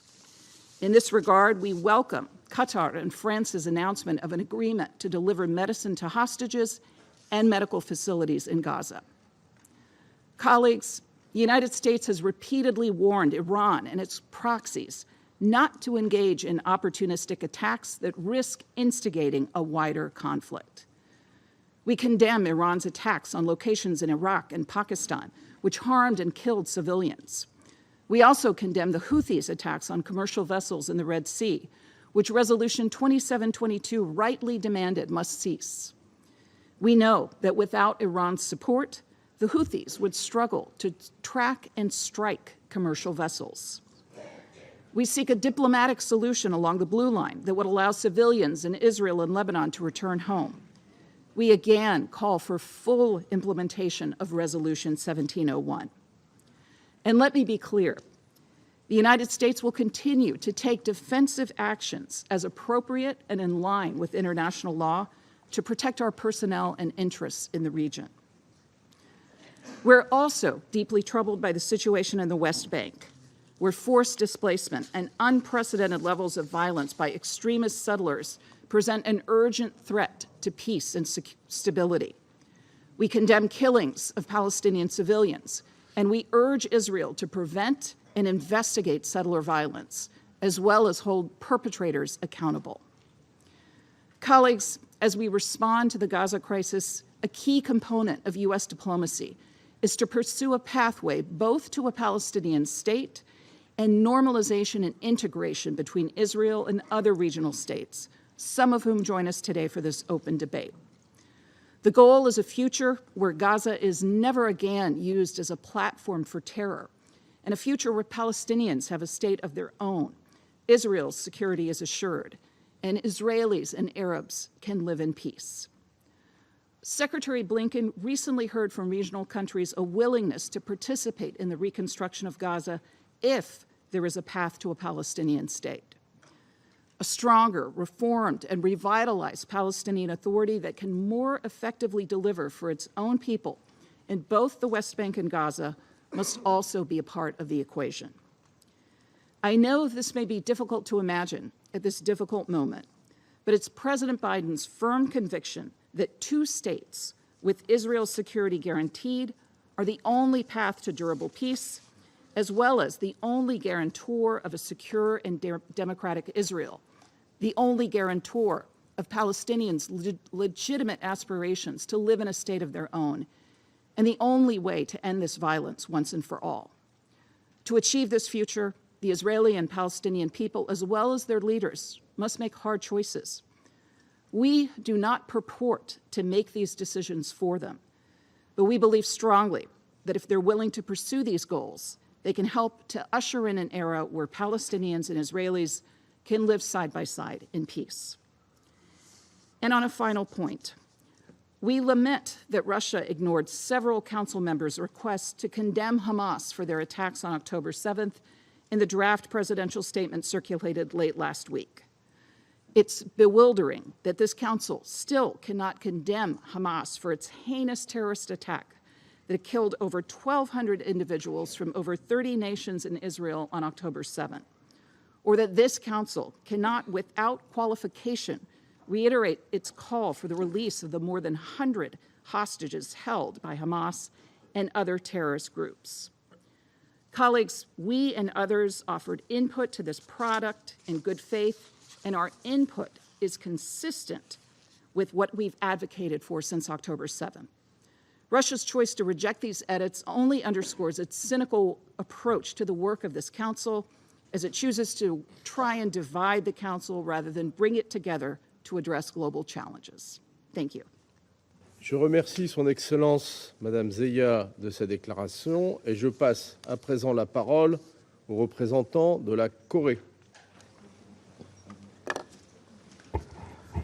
Thank you, Mr. President. I wish to thank France for convening this important meeting of the Security Council, and I thank Secretary General Antonio Guterres for his briefing on the current catastrophe in Gaza. 109 days have now passed since the 7th of October, when 1,200 men and women, girls and boys, and young and old civilians in Israel were brutally massacred by Hamas. We once again condemn the heinous terrorist attacks by Hamas. and urged the immediate and unconditional release of all remaining hostages. The accounts of sexual violence committed by Hamas must be fully investigated, and all perpetrators must be held accountable. We have also witnessed the extreme suffering of Palestinians in Gaza. Over 25,000 people have reportedly been killed during Israeli military operations in Gaza. 70% of those killed are women and children. Every day we see and hear their tears, their fears, their cries, and their pleas for protection under a backdrop of airstrikes, looming famine, and displacement. Mr. President, tragically, people can get easily accustomed and desensitized to ever-increasing casualty numbers.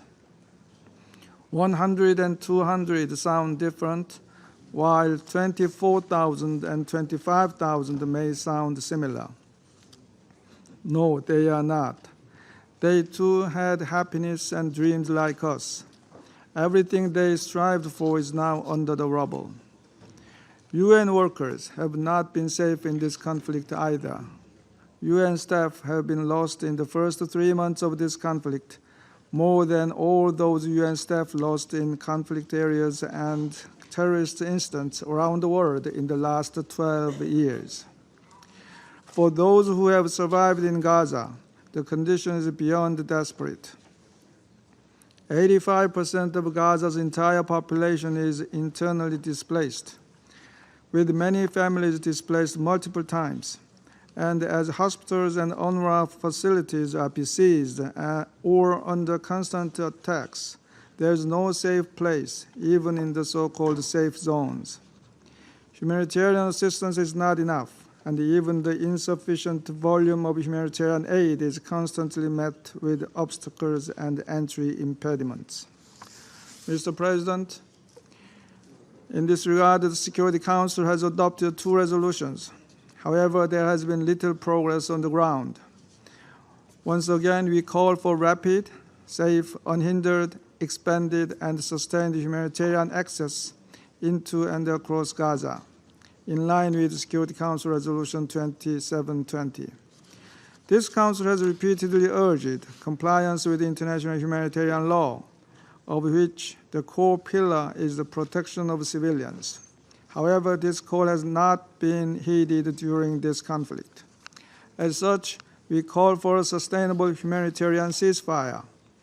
All hostilities by all parties must be ceased. All hostages must be released, and sufficient humanitarian aid and commercial goods must be able to enter Gaza.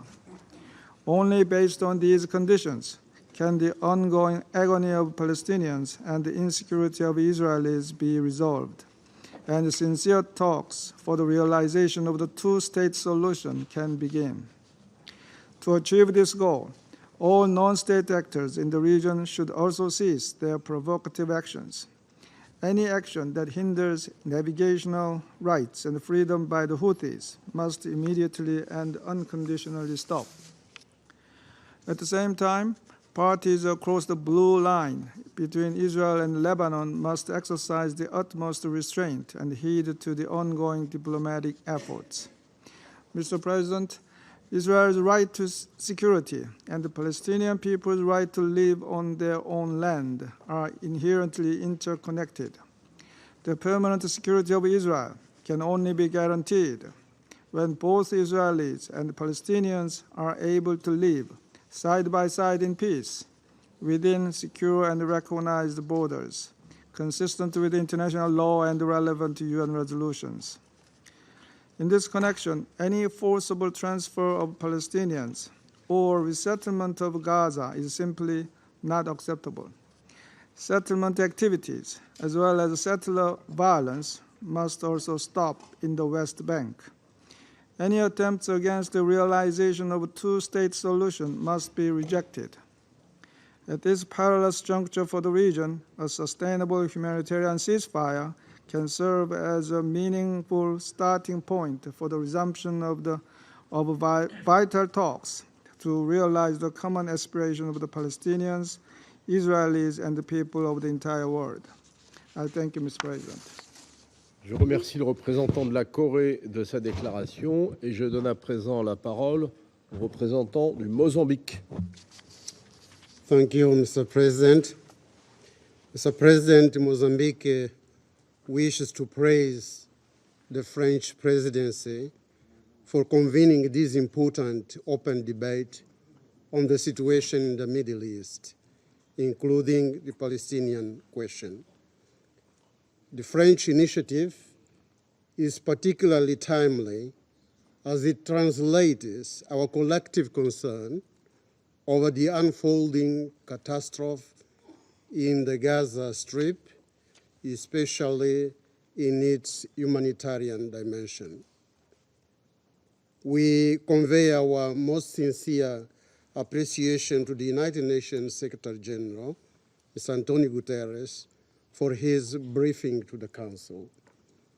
On these and other matters, he has been the voice and the conscience, not just of our organization, but also of the international community at large, particularly when invoking Article 99 of the Charter, drawing the attention of the United Nations membership and the entire world to the humanitarian plight that befell the Palestinian people. Mr. President, the conflict between Israel and Palestine is at the heart of our concern today. It is a conflict that is further aggravated by the Israeli illegal settlements activities that are contrary to international law and undermine the prospect for an independent and sovereign state of Palestine.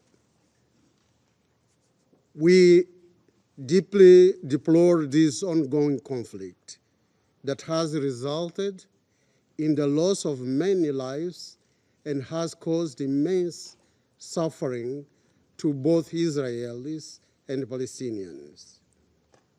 The situation requires our objective and urgent attention.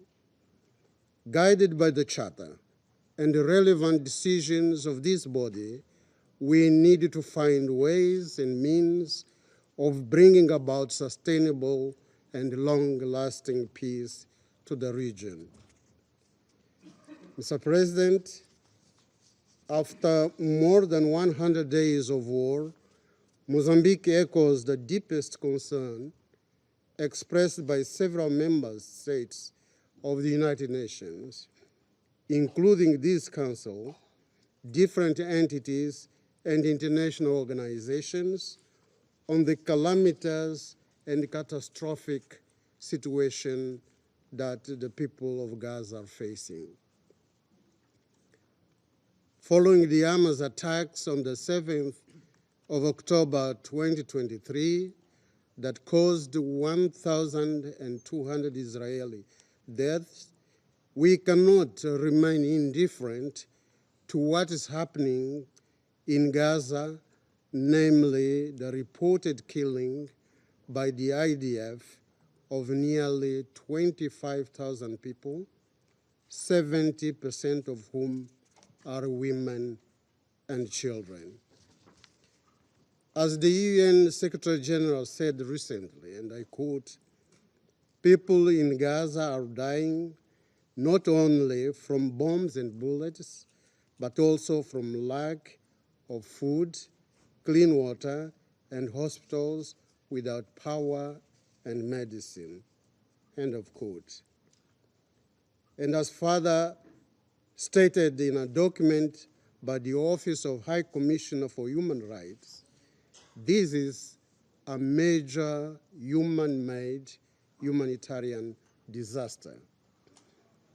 Refusing water, food, and medicine to civilian and innocent people in a war situation is contrary to the basic principles of human dignity. The modern laws of war and our own moral standards do not accept such a situation. The relentless attacks against the Gaza civilian population must cease, as they constitute a clear violation of international humanitarian law and international human rights law. In this connection, the current situation calls for an immediate and urgent humanitarian ceasefire, a cessation of hostilities, and ultimately a ceasefire not only to ensure that humanitarian aid is delivered without restriction or hindrance to those in need in Gaza, but also to allow for the release of all hostages and for the peace process to commence and be allowed to proceed. Mr. President, as military operations intensify on the ground, at the time when there is no safe place in Gaza, the ongoing war will have major security consequences for both the Israeli and the Palestinian peoples. It will worsen tensions between communities and feed extremism. Furthermore, a regional escalation of this conflict is a clear and present danger. In a troubled region like the Middle East, where conflict begets conflict, we ought to be cautious and prudent in every move we make, in every step that we take. We need to avoid unimaginable political and security consequences that can jeopardize global peace and security. We are therefore duty-bound as members of the Council to pull together our efforts in order to maintain peace and international security and bring to an end the catastrophe in Gaza. Our action and influence on the parties to the conflict is of extreme importance. To the extent of our individual capacity, we need to contribute to peace, security, and stability in the Middle East. Mr. President, towards the end of 2023, this Council adopted 2 humanitarian resolutions of crucial importance that need to be respected and observed. In this context, we reiterate our call for an immediate and sustained humanitarian truce and cessation of hostilities so that the United Nations Security Council resolutions 2712 and 2720 can be implemented with the collaboration and the monitoring of the United Nations and other relevant bodies. We take this opportunity to reaffirm our recognition of the inalienable right of the Palestinian people to self-determination, national independence, and sovereignty. This is a right that is inherent to each and every people and nation on earth. It is also enshrined in the Charter, and it constitutes the bedrock of the present international legal order. May I conclude my statement by reaffirming Mozambique's principled position.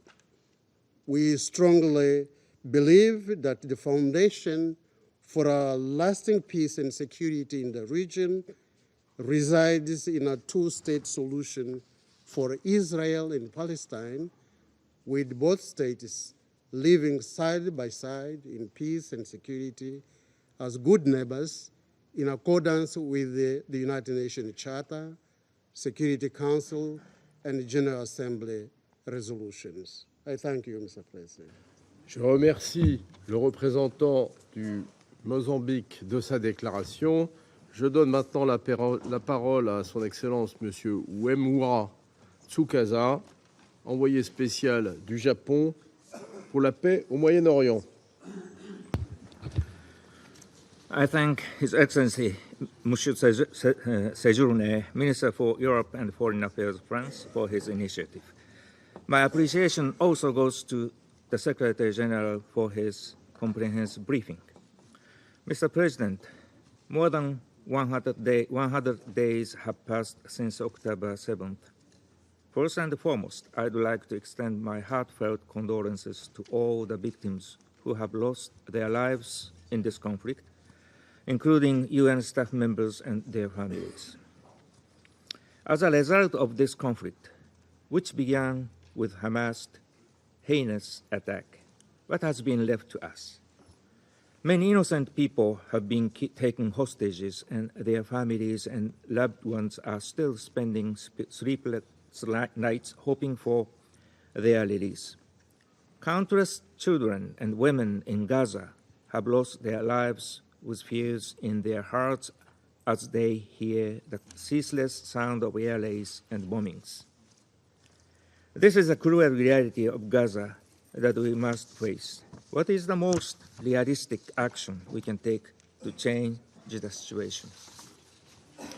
Mr. President, the Security Council adopted 2 resolutions after intense negotiations to improve the humanitarian situation in Gaza. These resolutions are the result of the toil and sweat of Council members who desire to end the cycle of sorrow and hatred. We do not want more blood nor tears, and so these resolutions must never end up as mere pieces of paper. And we must foster the serious negotiations that are underway by several countries concerned outside this chamber. We must think tirelessly of what we should do to ensure that an increased supply of humanitarian aid reaches the Gaza Strip and that UN humanitarian staff can work in a safe environment. In this regard, the Council should provide its utmost support for the work of UN Senior Humanitarian and Reconstruction Coordinator, Ms. Karg, who just began her mission this month in line with Resolution 2720. Mr. President, Hamas must release all hostages immediately and unconditionally. This is the starting point for everything. The terrorist acts are unacceptable for any reason. At the same time, let us imagine more for the lives and livelihoods of people inside of Gaza. If one's son or daughter is killed, or if one's parent is killed, all that remains within the hearts of the bereaved is deep grief and hatred that cannot easily heal. This humanitarian catastrophe must be stopped, and all parties to the conflict must comply with international law, including international humanitarian law. Mr. President, I hope that today's debate will lead to action. We have an undeniable responsibility for many fragile lives and our history as well. We are witnessing the spillover to the West Bank, Lebanon, the Red Sea, Yemen, and even more areas, which is seriously concerning. We are at the crossroads of whether these conflicts turn into a more large-scale regional confrontation. We must stop it. In order to tackle all these serious challenges, a two-state solution has even more importance than ever. For the people of both Israel and Palestine to lead a normal life without any fear for their own safety and survival. That is the key. Japan will continuously work to build confidence between the parties through its own initiatives. Lastly, I would like to reiterate what I said here 45 days ago. Japan is in good times and bad times, an escort banner for Palestine, Israel, and all the people and the peoples living in the region. Thank you. Je remercie Son Excellence M. Tsukasa de sa déclaration et je donne à présent la parole au représentant de la Chine. 谢谢主席先生。主席先生，我首先感谢塞茹内外长专程来纽约主持今天的会议，感谢古特雷斯秘书长早些时候所做的通报。中方欢迎巴勒斯坦、阿拉伯国家和其他国家的外长出席今天的会议。新一轮巴以冲突爆发100多天以来，国际社会为停火止战、保护平民、释放人质、避免人道灾难做出了不懈的努力。安理会也先后通过了第2712、2720号决议。然而不幸的是，加沙的战火仍未停止，平民伤亡的数字每天都在上升，巴勒斯坦人民的苦难还在继续，地区紧张局势有进一步升级的危险。毫无疑问，发生在加沙的这一幕幕突破人类良知、超越国际法底线的惨剧，没有任何理由，也绝不应该再持续下去。安理会今天的会议应发出团结一致、清晰无误的信息。事实上，国际社会对立即实现停火早有压倒性共识。遗憾的是，由于各国家一再否决，安理会有关决议难以通过。巴以冲突70多年的历史，早已经指明了实现和平的根本出路，所缺乏的是政治意愿和决心。此时此刻，国际社会，特别是联合国和安理会，需要展示出最坚定的意志，拿出最有力的举措，以最大的紧迫感，为平息战火、恢复和平采取切实行动。必须将立即停火作为最优先目标。战事继续延宕，只会造成更多死亡，让和平更加遥远，而不会让任何一方更加安全。立即实现停火，这不是对特定一方的约束，而是对所有各方的要求，是拯救生命、解救人质、扩大人道援助、缔结和平的基本前提。以色列应该立即改弦更张，停止对加沙无差别的军事攻击和毁坏。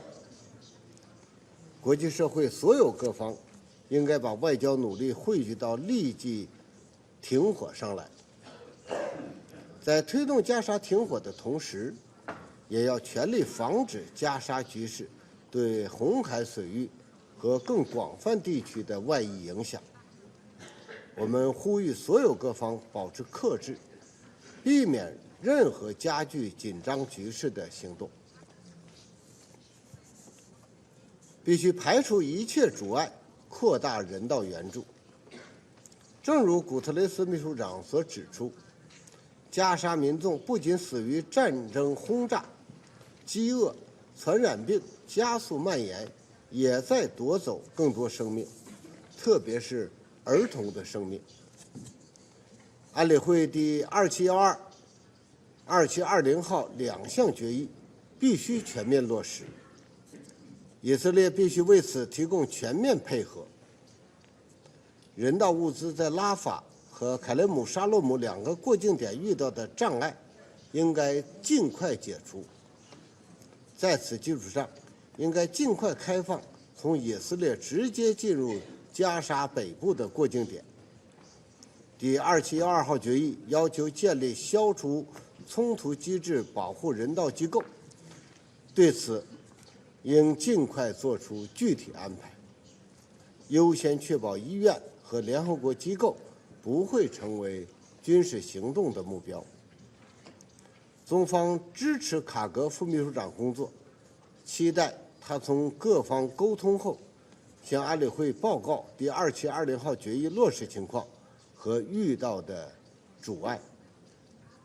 安理会应随时准备采取进一步行动，让充足的人道物资安全、快速、畅通地进入加沙。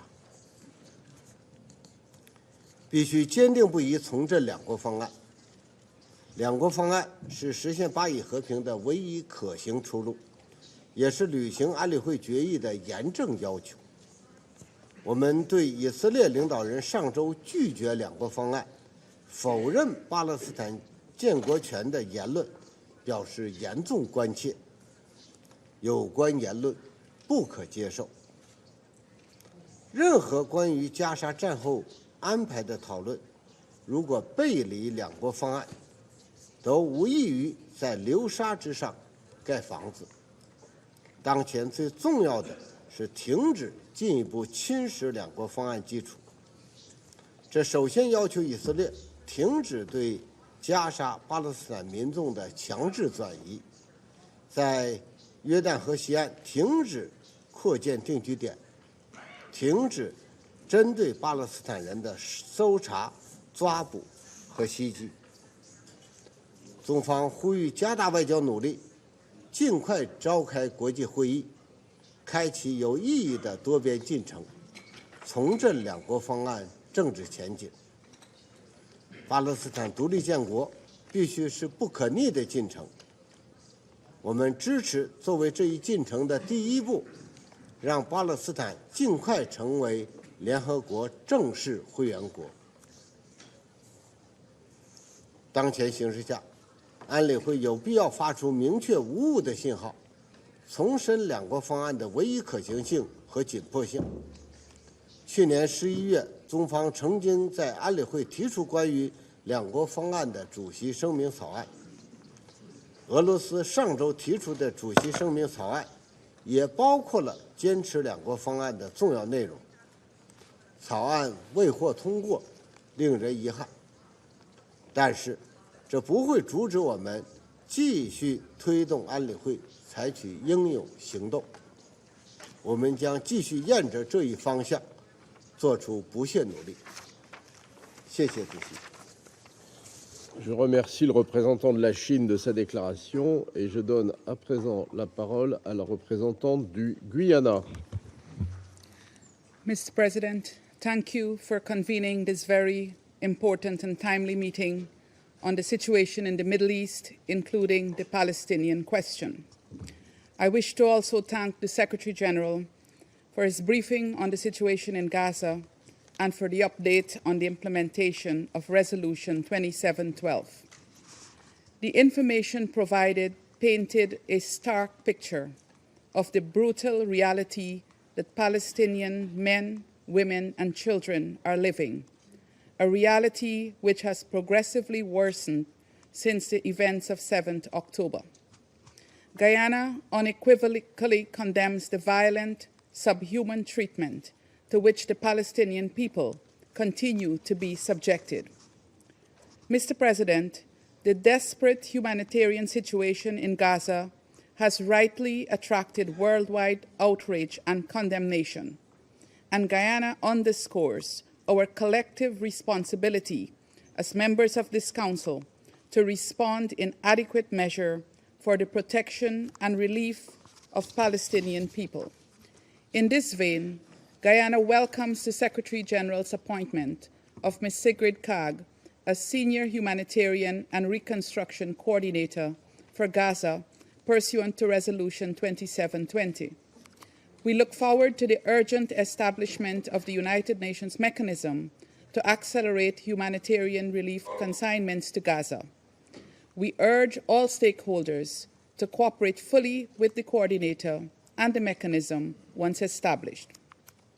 While Guyana acknowledges these as important steps for the relief of the Palestinian people, we emphasize that the impacts of these interventions will not be sustainable outside of a lasting ceasefire. Guyana has taken note of the Secretary General's observation that an effective aid operation requires, and I quote, security, staff who can work in safety, logistical capacity, and the resumption of commercial activity, end of quote. These conditions do not exist currently and can never be met amidst constant and unrestrained bombings. Guyana therefore urges intensified efforts towards the achievement of a ceasefire and is prepared to work with fellow council members, and indeed all, to this end. Mr. President, the continued violations of international law, including international human rights law and international humanitarian law in the Gaza Strip and in the occupied West Bank, should never be met with silence. Guyana deplores such violations by all parties and underscores the obligation to adhere to and respect international law. We condemn the ongoing and indiscriminate attacks against hospitals, refugee camps, and UN facilities, and call on the Israeli Defense Force to cease the killing of innocent civilians. These actions do not align with the obligations of UN member states and are contrary to the purposes and principles of the organization as outlined in the Charter.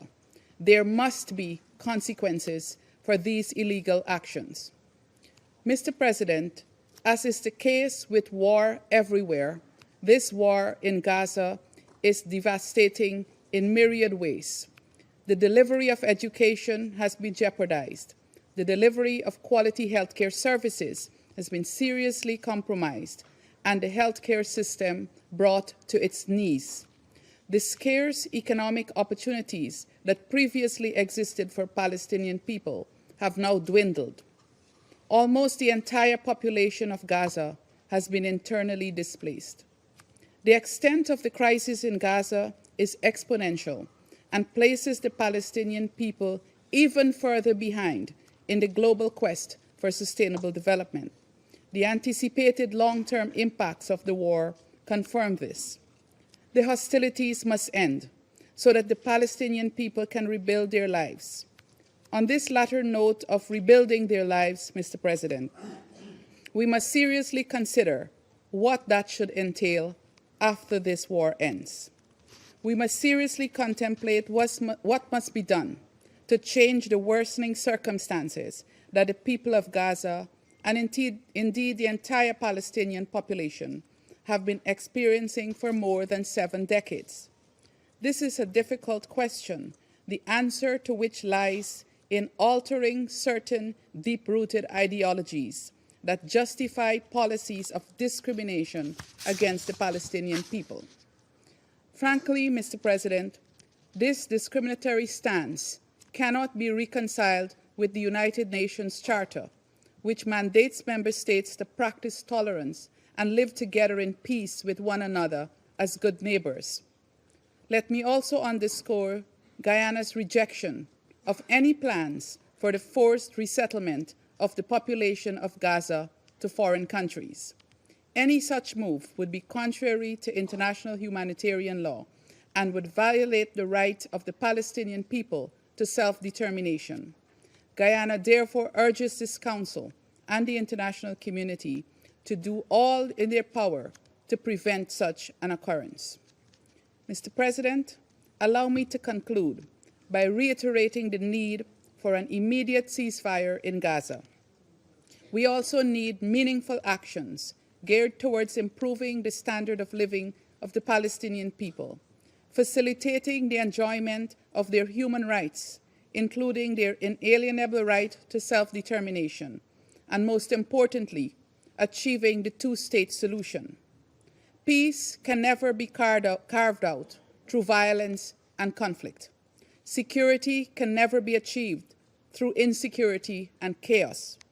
The instruments of war must be set aside, and we must work to implement a peaceful and lasting solution to the Palestinian question. We cannot miss the opportunity that this moment provides to advance the two-state solution. Guyana is ready to contribute constructively to genuine efforts to this end. I thank you. Je remercie la représentante du Guyana de ces déclarations et je donne à présent la parole au représentant de l'Équateur. Gracias, señor presidente. Agradezco al secretario general Antonio Guterres por su informe. Reitero el reconocimiento del Ecuador por su labor y a todo el personal de Naciones Unidas, así como nuestras condolencias por los numerosos funcionarios de esta organización que han perdido su vida en los últimos meses. Este debate abierto es una ocasión propicia para que el Consejo escuche los criterios de los miembros de las Naciones Unidas. Por esto seré breve. Señor presidente, son más de 100 días ya desde los execrables ataques terroristas perpetrados por Hamas el 7 de octubre del 2023. El Ecuador, en esta ocasión, vuelve a condenar de la manera más enérgica e inequívoca dichos ataques. No hemos olvidado los horrores de ese día, la masacre de civiles inocentes, el lanzamiento indiscriminado de cohetes y la violencia sexual. Tampoco hemos olvidado a los rehenes que aún no recuperan su libertad. Por eso insistimos en demandar que todos ellos sean liberados inmediatamente y sin condición alguna. Asimismo, luego de más de 100 días de guerra, la situación humanitaria en Gaza es desgarradora. Acabamos de escuchar los informes que dan cuenta de ello. Las cifras de muertos y heridos siguen creciendo. El hambre, el hacinamiento y la enfermedad ganan terreno. La humanidad lo pierde. La plena implementación de las resoluciones 27.2 y 27.20 es muy importante para aliviar las condiciones que enfrenta la población civil en Gaza. Es indispensable facilitar la llegada segura de ayuda humanitaria suficiente y oportuna a todos quienes la necesitan.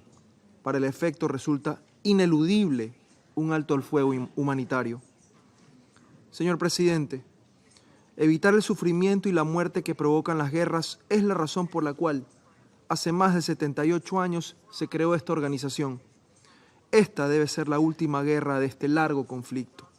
Nuestro objetivo debe ser crear las condiciones que permitan avanzar hacia una solución pacífica, negociada y definitiva y justa para las partes, con existencia de dos estados, Palestina e Israel, sobre la base de las fronteras de 1967 y de las resoluciones relevantes, incluyendo la resolución 2334. Cada palabra o acción que menoscaba la posibilidad de la solución de dos estados contribuye a perpetuar el conflicto y no aporta a mejorar la seguridad. Esto debería ser evidente para todos luego de tantos años de violencia y muerte. Por ello, concluyo con un llamado a todos los actores a mostrar contención, evitar exacerbar las tensiones y prevenir una mayor expansión de la violencia a otras zonas. Es tiempo de enfocarnos en lograr, de una vez por todas, la tan anhelada paz. Muchas gracias, señor presidente. Le représentant de l'Équateur de sa déclaration et je donne à présent la parole à la représentante de Malte. Thank you, President. I also thank the Secretary-General for his valued insights. Over 100 days have passed since Hamas launched its brutal and deadly attack on innocent civilians in Israel, during which hundreds were taken hostage. Many Israelis are still living the nightmare of knowing that their loved ones continue to suffer in captivity. It has also been over 100 days of intolerable and perilous conditions for millions of civilians in Gaza, who continue to live under a relentless siege. Over 24,000 Palestinians have been killed and over 60,000 wounded during Israel's military campaign, 2/3 of whom are women and children. An entire generation of Palestinian children will be physically and psychologically marred by this war. Malta has consistently condemned the Hamas terrorist attacks of 7th October and the continued barrage of rockets fired at Israeli population centers. We are also gravely concerned at reports of sexual violence committed on 7th October and call for them to be thoroughly investigated. We repeat that terror has no justification. Malta will continue to call for the immediate and unconditional release of all remaining hostages held by Hamas. However, the collective punishment of the entire population of Gaza equally has no justification. Actions taken by Israel need to be in strict accordance with its obligations under international humanitarian law and its foundational principles, including distinction, proportionality, and precaution. All parties are obliged to ensure that civilians and civilian infrastructure are protected. Yet in Gaza, nowhere and no one is safe. No UN facility, no hospital, no school, no place of worship. Whether under a white flag or a blue one, civilians, doctors, and journalists face the horrors of this war without the protections they are guaranteed under international law. Recent reports of intensified bombing in southern Gaza, including around hospitals where thousands are seeking refuge, are deeply disturbing.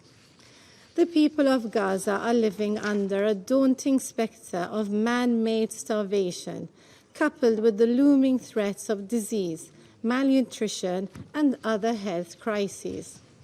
Urgent action is needed to facilitate the delivery of humanitarian aid into and within Gaza. Additional crossing points must be opened. Arbitrary bureaucratic impediments hindering effective humanitarian operations need to cease. Furthermore, respect for the inviolability of UN premises, medical staff, facilities, and for humanitarian notification and deconfliction is essential. Too many staff from the UN and their implementing partners have already been killed and continue to work in treacherous conditions. We applaud their heroism. The immediate implementation of Council Resolutions 2712 and 2720 is thus crucial to address these concerns. President, Malta remains convinced that only a humanitarian ceasefire can ensure that a sufficient and effective humanitarian response operation can be properly executed. It would also permit conditions which are conducive for a return to dialogue and eventually peace. Palestinians and Israelis equally deserve to live in peace, dignity, and security. This is all the more urgent since this conflict continues to foster turmoil across the Middle East. We continue to witness rapidly deteriorating situations in the West Bank.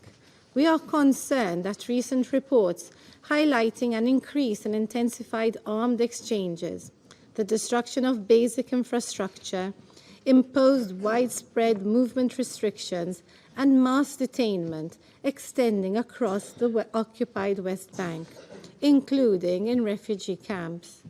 Demolitions of property owned by Palestinians or their displacement in East Jerusalem, including in the Old City, are also to be condemned.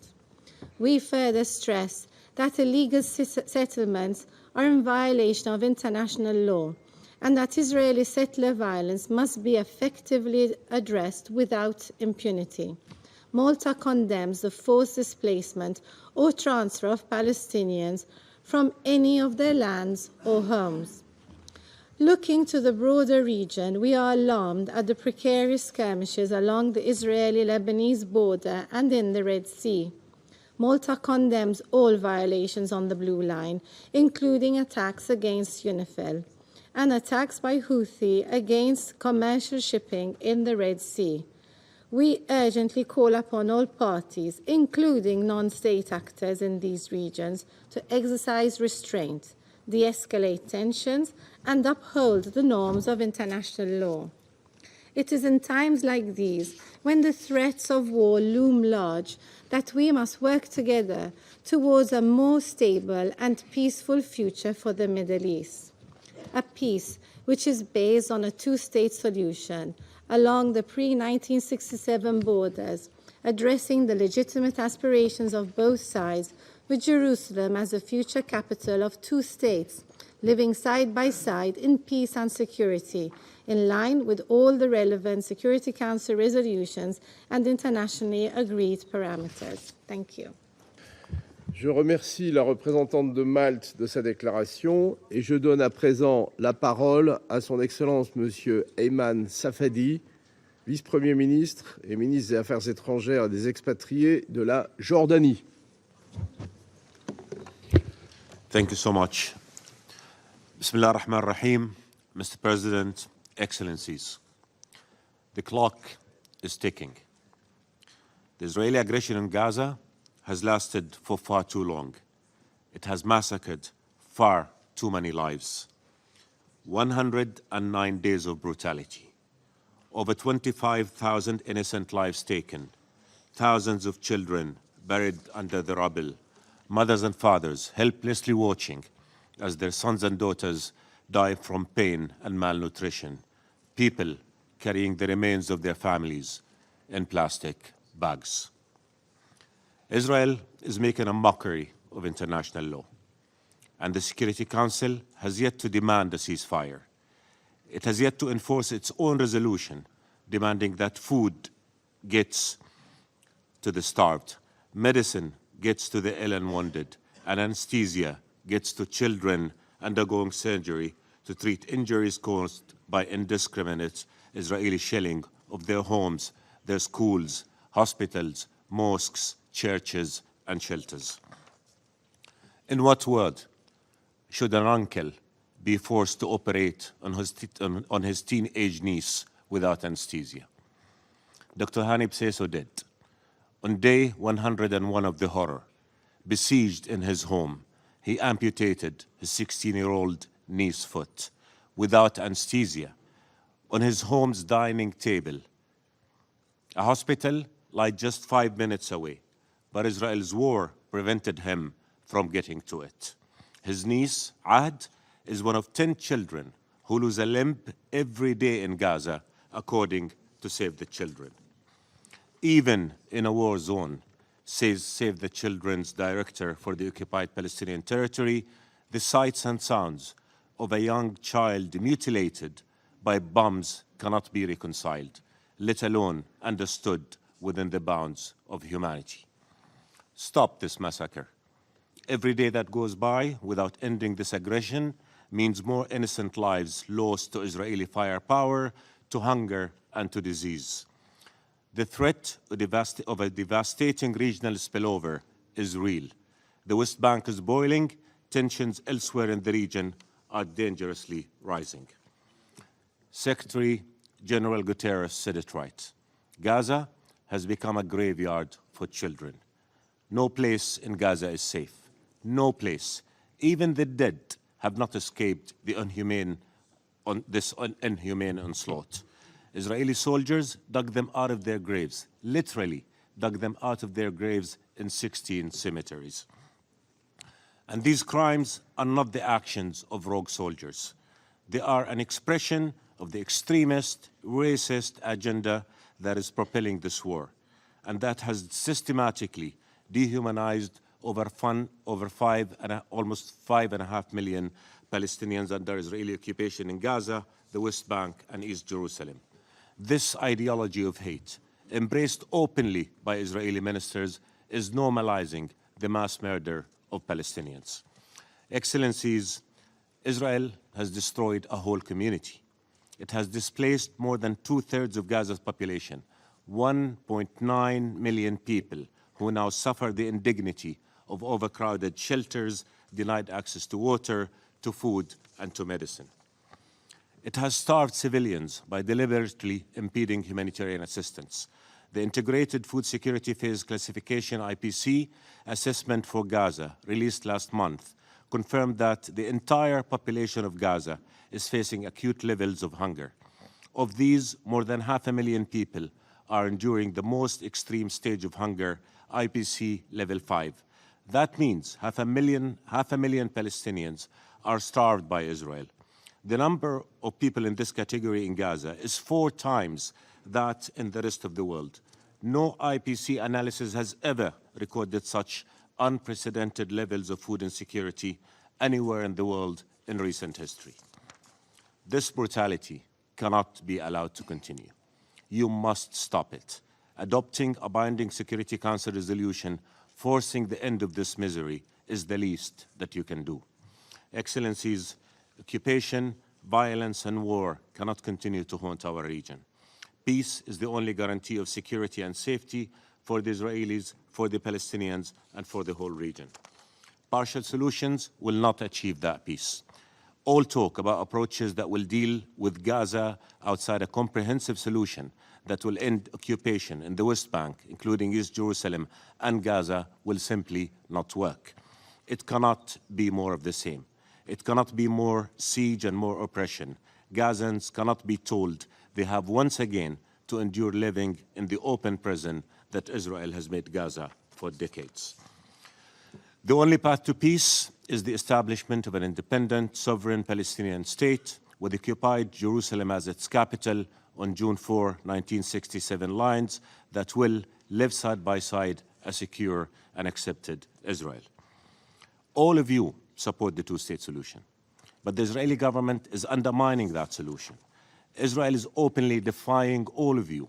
The Israeli Prime Minister has vowed to never allow the Palestinian people to realize their right to freedom and statehood.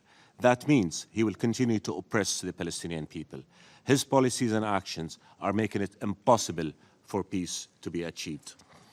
This defiance, my friends, cannot continue without consequences. Israel must be held accountable for its actions, for its war crimes, and for preventing the achievement of peace.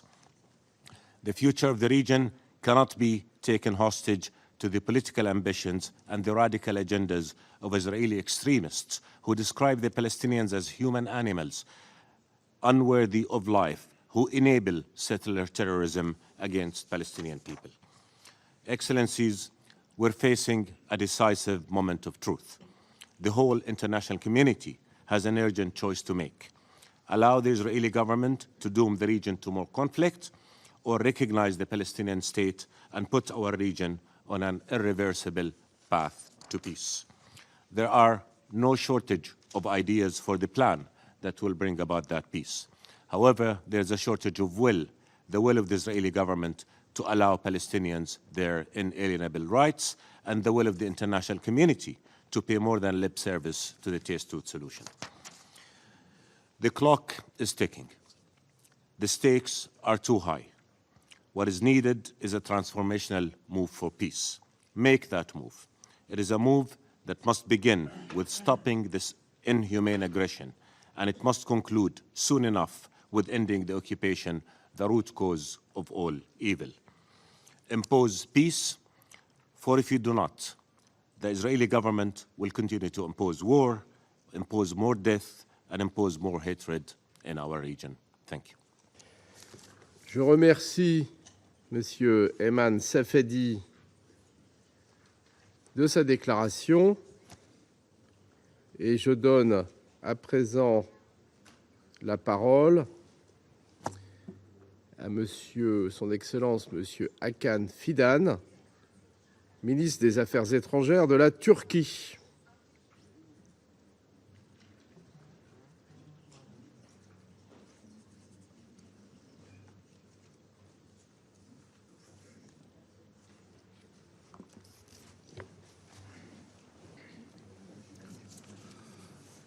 Mr. President, we met in this chamber almost 2 months ago. We warned about the risks of Israeli attacks to the regional and global peace and security. 109 days into the conflict, it's a shame that the international community is still unable to stop the bloodshed in Gaza and the West Bank.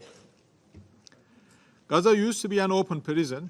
Now it's a battleground where the Israeli Prime Minister runs military operations for killing civilians to extend his political life.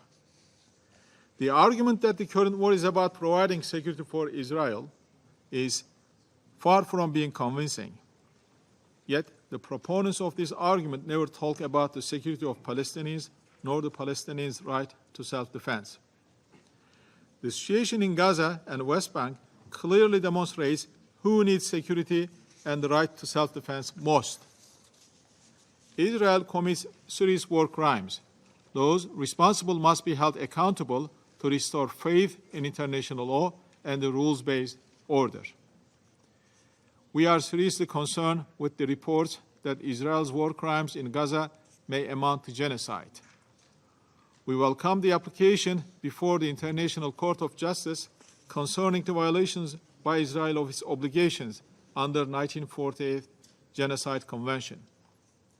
It's a timely attempt to protect the Palestinian people against further harm. Mr. President, we also underline the need to avoid the geographical escalation of the conflict. Turkey consistently warned about the risk of spillover. Now, today, that risk has become reality. Recent incidents in the Red Sea, Yemen, Lebanon, Iraq, Syria, Iran, and Pakistan are very, very alarming.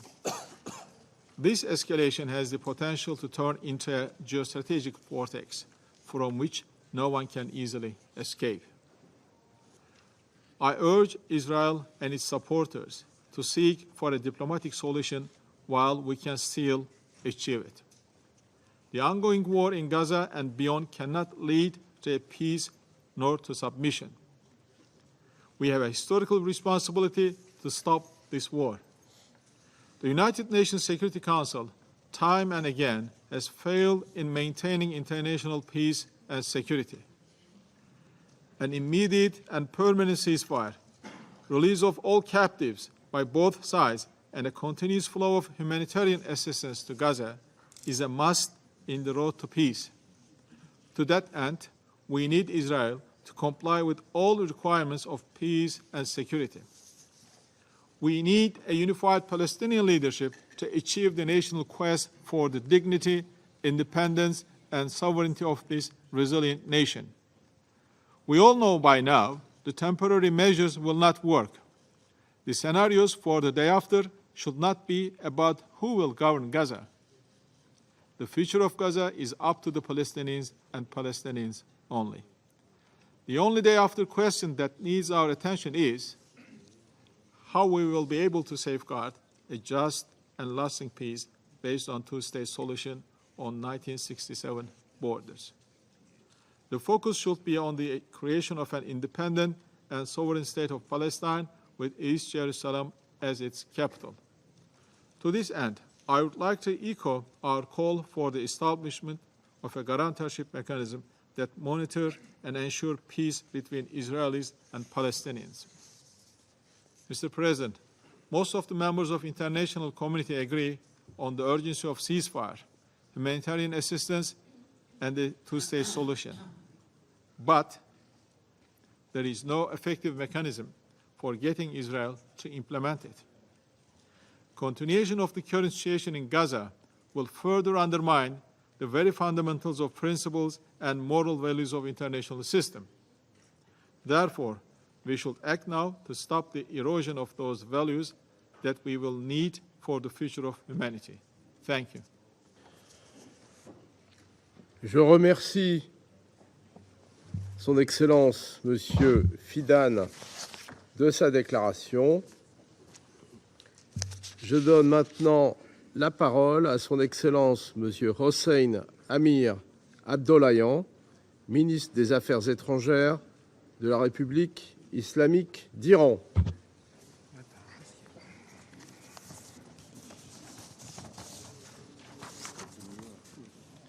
Bismillah ar-Rahman ar-Rahim. Mr. President, I thank you for organizing this timely meeting.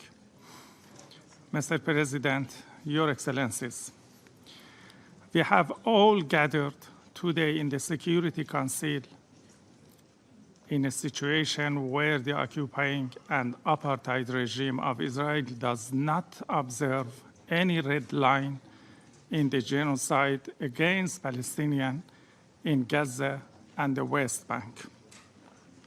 The United States, as the practical supporter of the Israeli regime, in its crimes has prevented this body from effectively fulfilling its inherent duties in stopping the overt genocide of a nation and establishing a ceasefire in the Gaza Strip. On the other hand, the United States repeatedly expresses its grave concern about the spillover of tension in the region, and yet continues its full support to the Israeli regime, war machine, and even violates the sovereignty of Yemen and expands the scope of the conflict. The United States must bear the responsibility for its consequences. Instead of calling on others to exercise restraint, the United States must compel the Israeli regime to stop the war and pull itself out of the trap that the Israeli regime has set to drag the United States into direct conflict. Mr. President, Your Excellencies, we believe that the future of Palestine belongs to all Palestinians. I stress that the killing of innocent civilians, especially women and children, must be stopped immediately. War is not the solution. Security cannot be achieved by resorting to the use of force and committing the crime of genocide in Gaza. The killing of civilians in Gaza and the West Bank cannot continue until the so-called total destruction of Hamas, because that time will never come, and because in the past 80 years, these nations will of steel has not weakened. Therefore, the Security Council must fulfill its legal and charter-based responsibility by ending its prolonged inaction and by adopting decisive resolution. Mr. President, I wish to emphasize that it is necessary to completely lift the human blockade of Gaza and ensure delivery of humanitarian aid to all areas in the north and south of Gaza. I should also underscore the urgent need to provide the necessary facilities for the return of the people of Gaza to their own areas and the settlement of displaced and homeless people, and the help of the international community for the reconstruction of infrastructure. We support the recent action of the South Africa to bring this case to the International Court of Justice. Today, some political ideas for the future of Palestine are discussed. In any idea, the leaders of the Palestinian groups and the Palestinian people should have the right to choose their own fate. Mr. President, the United States and the United Kingdom made a strategic mistake with the military attack on Yemen, which will result in the risk of further expanding the scope of the war in the region. We all consider maritime safety and security to be vital for global trade and energy security. However, security is an interconnected concept. The course of developments shows that stopping the genocide in Gaza is its main key to is the main key to the restoration of security to the region.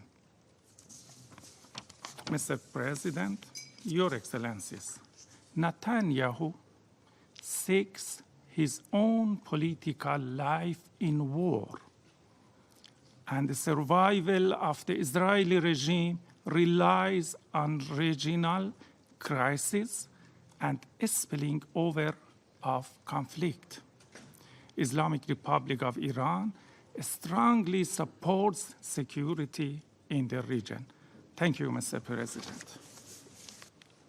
Je remercie Son Excellence M. Abdollahian de sa déclaration.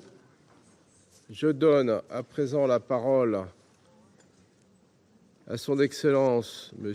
Abdallah Bou Habib, ministre des Affaires étrangères et des émigrés du Liban.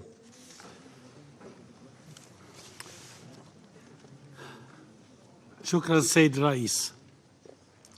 أصحاب المعالي والسعادة، يسرني أن نجتمع اليوم بالرغم من الظروف الصعبة في هذا المحفل الدولي العريق لنتباحث ونتبادل الأفكار حول الأوضاع في الشرق الأوسط بدعوة مشكورة من فرنسا الساعية دوما مع غيرها من الدول الصديقة إلى تعزيز أمن واستقرار منطقة الشرق الأوسط.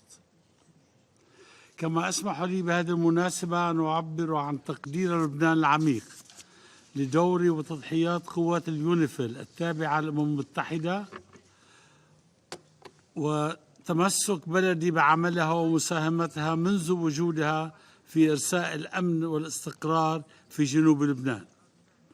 إن المشاكل التي تواجه المنطقة حاليا تؤكد مجددا أهمية دور اليونيفيل البناء ومنظمة الأمم المتحدة كملاذ آمن للدول الصغيرة كلبنان لحماية سيادته واستقلاله ووحدة أراضيه. سيد الرئيس، نجتمع اليوم بعد أكثر من 75 عاما على بداية الأزمة الأم في الشرق الأوسط، أي قيام إسرائيل على أرض فلسطين ونزوح أكثر من نصف سكانها الفلسطينيين إلى الدول المجاورة. وما زلنا نبحث عن مسكنات كلما اشتدت وتيرة الصراع بين الحين والآخر، وآخرها الأحداث التي شهدتها المنطقة منذ 7 أكتوبر الماضي. من جيل إلى جيل وعلى مدى عقود طويلة لم تنعم منطقتنا بالسلام ولا بالأمن. لقد أصبح هذا الصراع تركة ثقيلة من الحقد والمرارة والعنف المتزايد تتوارثها الأجيال. فهل نسأل أنفسنا في ظل الأوضاع الحالية المتفجرة في الشرق الأوسط إذا تعلمنا شيئا من دروس الماضي؟ ألم يحن الوقت لنعترف بأننا لم نستطع إلغاء بعضنا بعض؟ متى سنبدأ العمل لحل مستدام لهذا الصراع؟ هل سنترك هذه للأجيال القادمة؟ لقد أثبتت الحروب والأحقاد والويلات المستمرة أقله منذ 75 عاما بأن علينا أن نجد حلا نهائيا للقضية الفلسطينية لأنها مفتاح السلم وبوابة الأمن في الشرق الأوسط. من على هذا المنبر أدعو حكماء وعقلاء العالم للضغط على إسرائيل لإنهاء احتلالها للأراضي الفلسطينية واللبنانية والسورية كي نعيش سويا ونعترف ببعضنا بعضا وفقا لقرارات الشرعية الدولية والمبادرة العربية للسلام المنبثقة من القمة العربية في بيروت عام 2002 والتي أقرت الاعتراف بإسرائيل مقابل إنهاء الاحتلال وحل الدولتين القائم على حق ووجود شعب اسمه الشعب الفلسطيني في دولته المستقلة وعاصمتها القدس الشرقية. فلا سلام مستدام من دون عدالة للفلسطينيين. إن إنصاف الحلول والتسويات المؤقتة تولد الحروب والدمار. إننا مجتمعون اليوم على وقع التهديدات الإسرائيلية باستمرار هذه الحرب العبثية بلا أفق سياسي واضح أو رؤية لسلام مستدام. إنما تقوم به إسرائيل بتحويل غزة إلى ركام والقضاء على حماس إن تحقق سيولد منظمات أكثر تطرفا وأكثر إصرارا على محو إسرائيل من الوجود. ألا يكفينا قتل أكثر من 25 ألف فلسطيني في غزة، معظمهم من الأطفال والنساء والشيوخ، وهذا أكثر من 1% من سكان قطاع غزة، أي ما يقارب مقارنة بعدد سكان كل من أمريكا والاتحاد الأوروبي حوالي 3.5 مليون مواطن أمريكي أو 4.5 مليون مواطن أوروبي. وما انعكاس هذه الرخصة المعطاة لإسرائيل للقتل الأعمى على صورة الغرب في عالمنا ودعوته الدائمة وإصراره على احترام حقوق الإنسان. لقد تحول الغرب بنظر كثيرين من شعوب العالم إلى الخاسر الأكبر في دفاعه عن قضية حقوق الإنسان بعد تغاضيه عن ما يحدث في غزة من قتل جماعي للأطفال والنساء والشيوخ. كذلك نراقب بقلق شديد توسع رقعة الأحداث المتنقلة والمتصاعدة في البحر الأحمر وتمحمله من تهديد لحرية الملاحة والاقتصاد العالمي والأمن والسلم الإقليميين، إضافة إلى ما يجري أيضا في العراق وسوريا ناهيك عن جنوب لبنان. لذلك نخشى من سوء التقدير لجهة اللعب على حافة الهاوية وجر المنطقة كلها إلى العصر الحجري كما يهدد كبار المسؤولين الإسرائيليين لبنان بصورة مستمرة. فهذه الحرب التي نسعى جاهدين إلى منع وقوعها ونعمل مقتنعين إلى حث كل من يعنيهم الأمر على عدم الوقوع في فخ القيادة الإسرائيلية الهادف إلى استمرار الحرب وتوسعها، ستكون مختلفة وفقا لقراءتنا ومشوراتنا عن كل سابقاتها لجهة مساحتها الجغرافية وتعدد جبهاتها وحجم المشاركة العابرة للساحات فيها.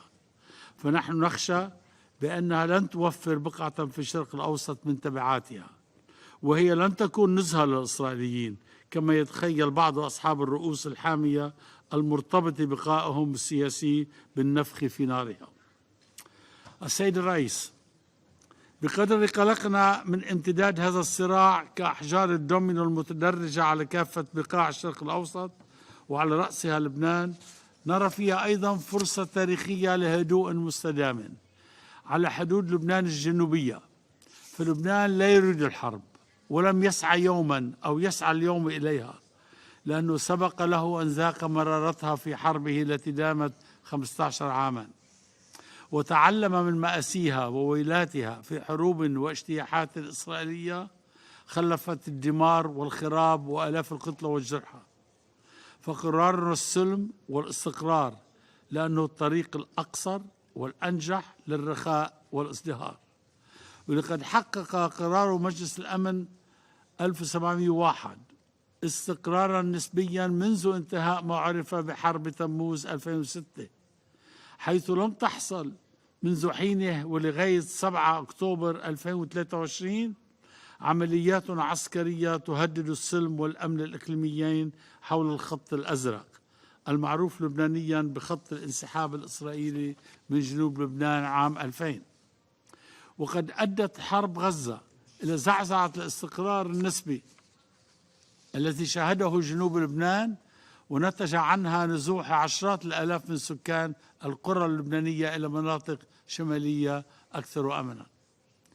سيد الرئيس، إن رؤيتنا من أجل تحقيق الأمن والاستقرار المستدام في جنوب لبنان تقوم على التطبيق الشامل والكامل للقرار 1701 ضمن سلة متكاملة بضمانات دولية واضحة ومعلنة وفقا لما يلي، بما يعزز فرص الأمن والهدوء الشامل والمستدام. أولا، إظهار الحدود الدولية الجنوبية المرسمة عام 1923 بين لبنان وفلسطين والمؤكد عليها في اتفاقية الهدنة الموقعة بين لبنان وإسرائيل في جزيرة رودس اليونانية بإشراف ورعاية الأمم المتحدة. كان ذلك عام 1949.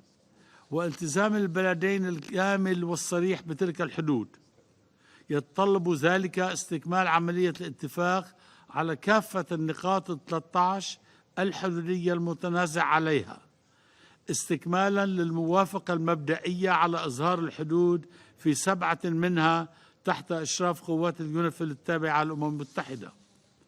يهدف ذلك إلى انسحاب إسرائيل إلى الحدود المعترف بها دوليا، انطلاقا من النقطة B1 في منطقة رأس الناقورة الواقعة ضمن الحدود اللبنانية، وصولا إلى خراج بلدة الماريا التي تشكل بجزء منها التمدد العمراني لقرية الغجر، بالإضافة إلى انسحاب إسرائيل الكامل من مزارع شبعة وتلال كفرشوبة.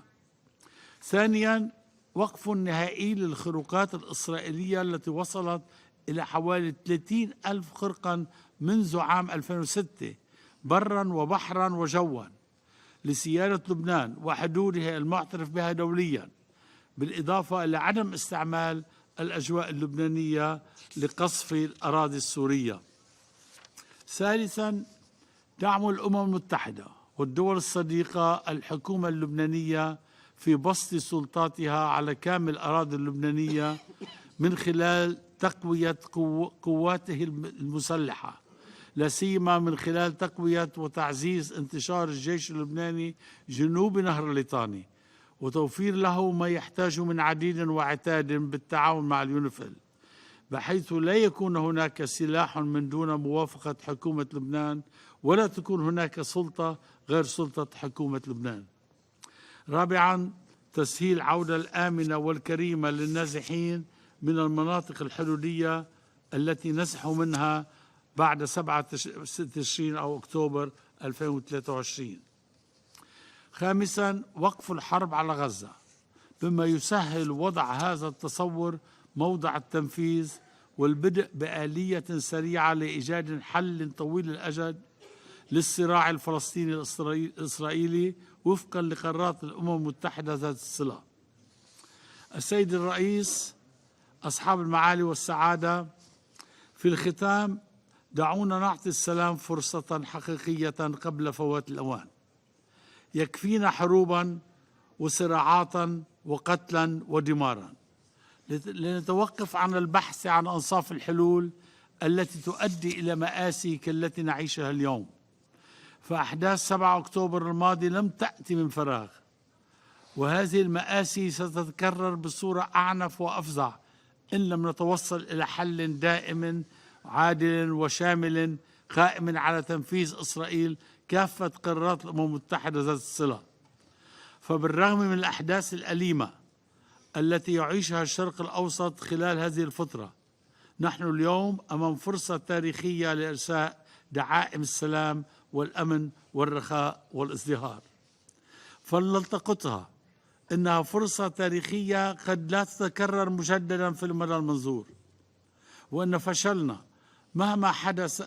فما حدث في 7 أكتوبر وما سبقه سيعيد نفسه بصورة أبشع، إلى أن تتقبل إسرائيل بأن الشعب الفلسطيني لن ينقرض أو يتبخر أو يغرق في البحر، وبأن دولته آتية لا محالة. فلنختصر المسافات والعزبات علينا وعليهم، ونمهد الأرضية لمستقبل أفضل لشعوب منطقتنا، ونريح العالم أجمع من حمل أوزار هذا الصراع لأجيال قادمة. وشكرا.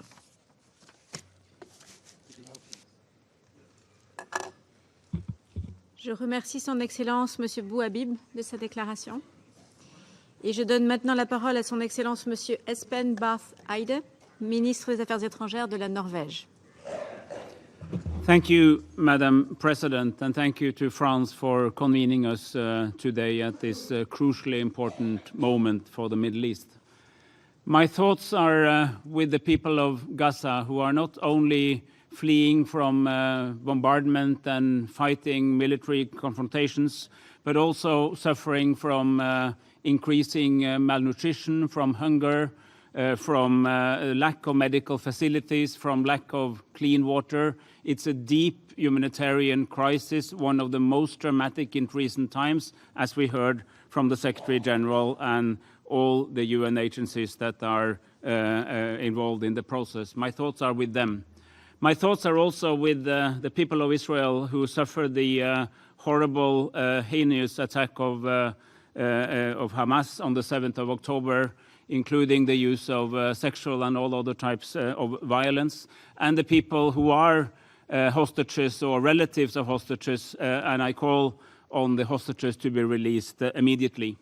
My thoughts are also with the people of the West Bank who are experiencing increasing violence, including settler violence, and increased danger also to their life. And nothing would be more tragic that as we try to move forward on a peaceful path, that we also see a collapse there at the West Bank.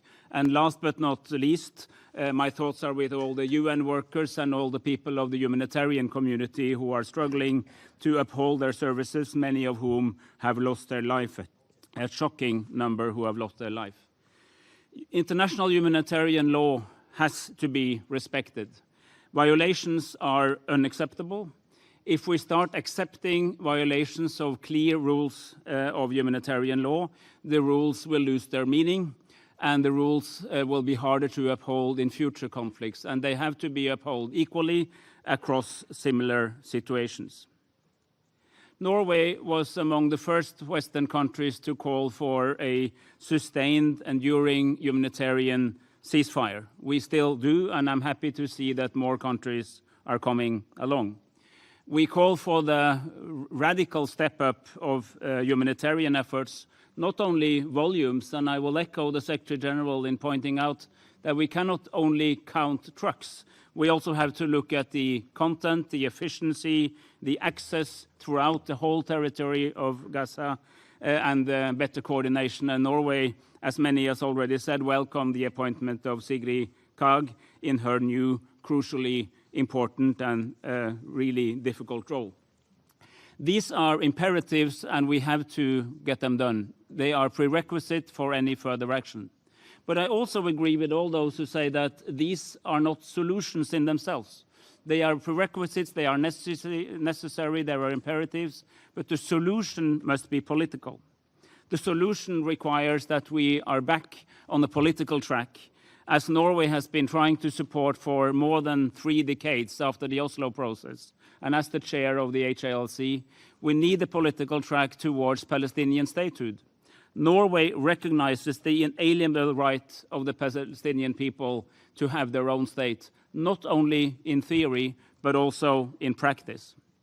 We believe that the quest for a Palestinian state is good for the Palestinian people, but also for the people of Israel, because we do believe that it is the only route in which both communities, both societies can live in peace with themselves and each other. And we, of course, underline, as we always done, that Israel has to have the right to have the necessary security guarantees, just as the Palestinian people. And it must be a united Palestinian governance of the old territory of Gaza and of the West Bank under the Palestinian authorities. In order to get there, we also have to make sure that we strengthen and help develop further the Palestinian authorities. Norway has now made itself available to try to see if we can be helpful when it comes to the transfer of money that has been collected by Israel to the Palestinian Authority, because before they can be strengthened, they also have to be upheld and survive this terribly difficult situation. And this is important for us, just as we are trying to coordinate with others on the humanitarian track. We need legitimate, credible institutions to run the entire Palestinian territory in the future. And I want to commend the good work that is being done by several ministers, many of whom are in this room, from Arab countries and other OIC countries, in trying to develop a comprehensive plan. Because I think it's very important that we think about the immediate, the near future, and the longer future, and we cannot jump either, because we need to have a credible vision, a credible horizon towards Palestinian statehood. And I believe, and Norway believes, that connecting a path to Palestinian statehood has to be and should be connected to the idea of a broader regional peace and a broader regional settlement with the necessary and legitimate security guarantees for both Israel and Palestine. Ladies and gentlemen, this council was set up to deal with exactly these issues, exactly these kind of challenges that the founding fathers of the UN set up. I really call on all those members of the council to act and to take that responsibility seriously, because in the midst of this deep crisis where we're seeing immense suffering in Gaza, we've seen the terror attacks on Israel, we see the rising tide of violence in the Middle East and the risk of spreading to the Red Sea, to Lebanon, and to other parts of the region. This is also an opportunity. This is a moment of a chance, an opportunity for the international community to come together and stop the immediate fighting, deal with the legitimate security concerns of all sides, help building a Palestinian state, and then take us all to a two-state solution, which would solve many of the challenges of Israel, of Palestine, and of the neighborhood. So I call on you to take on yourself the responsibility that was entrusted with you and for whom we voted when we elected the members of the Security Council. This is really a moment to grasp the opportunity. I thank you for your attention. Je remercie Son Excellence, Monsieur Haide, pour sa déclaration et je donne maintenant la parole à Son Excellence, Madame Retno Marsudi, qui est la ministre des Affaires étrangères de l'Indonésie. Bismillahirrahmanirrahim. Madam President, I'm here today for the third time in 3 months, joining the Council debate on Palestine, to reaffirm Indonesia's unwavering commitment to stand with Palestine, to declare that Indonesia will not rest until we see justice and dignity restored for the Palestinian people. I'm also here to remind Council members that you have a great mandate to maintain international peace and security, not to tolerate wars, and especially not genocide. Madam President, the UN Charter is clear. The Security Council resolutions are binding and must be enforced. My question today: how many resolutions been adopted on Palestine? How many are enforced? Where must Palestine go when for decades the Council fails to act on its own resolution while Israel kills Palestinians with impunity? Once again, I urge Council members to stop the everyday horrors faced by the Palestinians in Gaza and the West Bank. It's over 25,000 people dead, with increasing numbers dying from hunger and the freezing cold, including babies and children, too little for us to act? We all have the responsibility to uphold the international humanitarian law without exception to the situation in Gaza. Madam President, on 18 January, Prime Minister Netanyahu openly declared he would not allow a Palestinian state to exist. Indonesia strongly rejects this statement. This statement is unacceptable. This confirms Israel's ultimate goal to wipe Palestine from the world map. Will this Council remain silent in the face of such intention? A threat of a full-blown war in the Middle East is a real and present danger. In this context, I emphasize the following. First, we demand an immediate and permanent ceasefire. This will be a game changer for everything. Most importantly, it will provide space to address the humanitarian situation in Gaza, begin work on post-conflict reconstruction, and the process for the two-state solution. At the same time, it is critical to support the work of the UN Senior Humanitarian and Reconstruction Coordinator to pave the way for the delivery of life-saving humanitarian assistance in Gaza. Second, Palestine must be granted immediate full membership in the UN. This is essential to start fair and balanced work on the two-state solution and to stop Israel's brutal aggression. And third, stop the flow of arms to Israel. Every weapon sent to Israel can be used to kill innocent civilians. Madam President, Israel must be held accountable for this action, including atrocities in Gaza. No nation is above the law. And next month, Indonesia will present its oral statement for the ICJ advisory opinion brought to the court on the mandate of the General Assembly. Indonesia will take any possible avenues to support Palestine. Thank you, Madam President.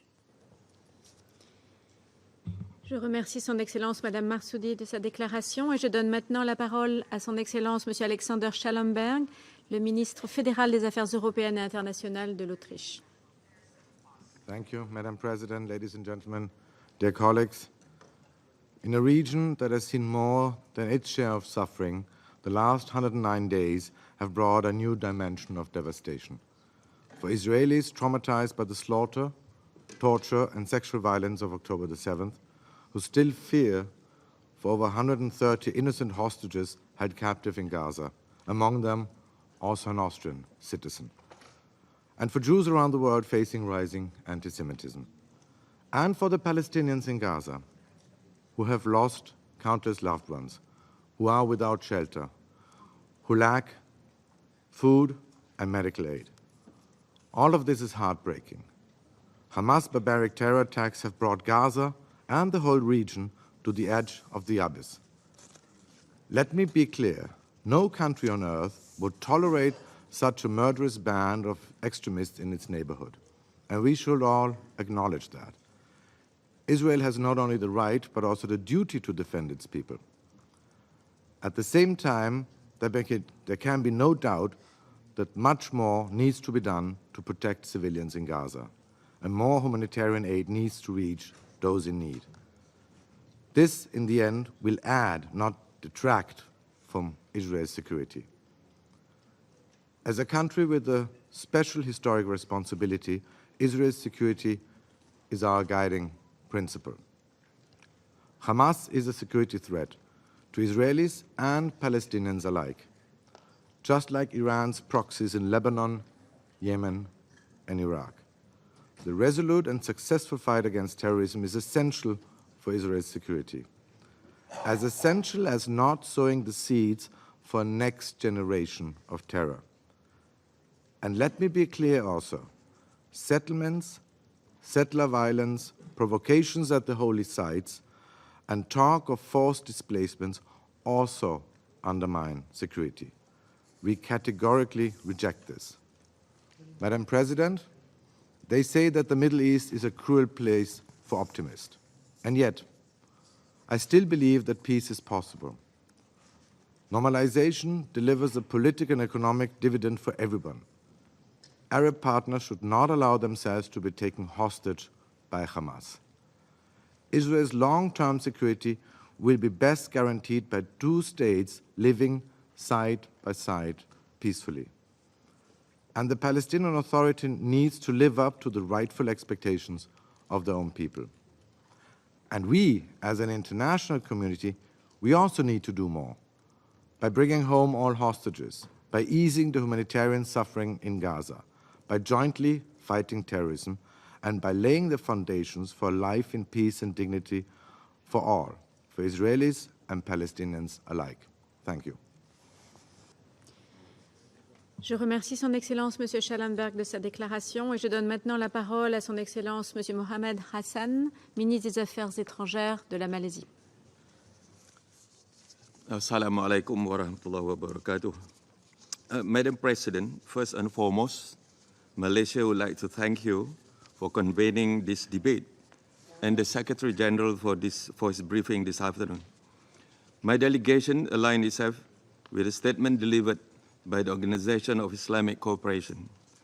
Malaysia also congratulates and welcomes the new members of the Council to shared responsibility to uphold peace and security across the globe.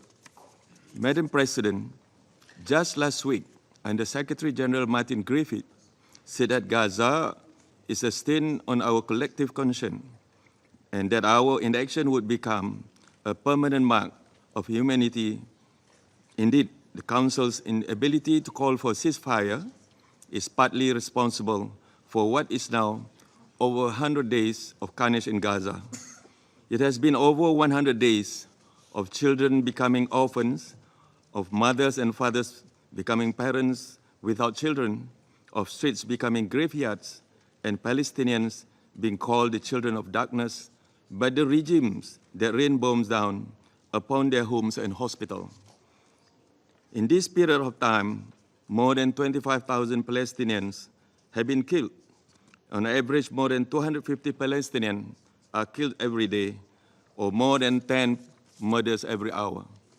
According to the United Nations Relief and Work Agency, for Palestinian refugees, up to 1.9 million people, or nearly 85% of Gaza's population, are forcibly displaced.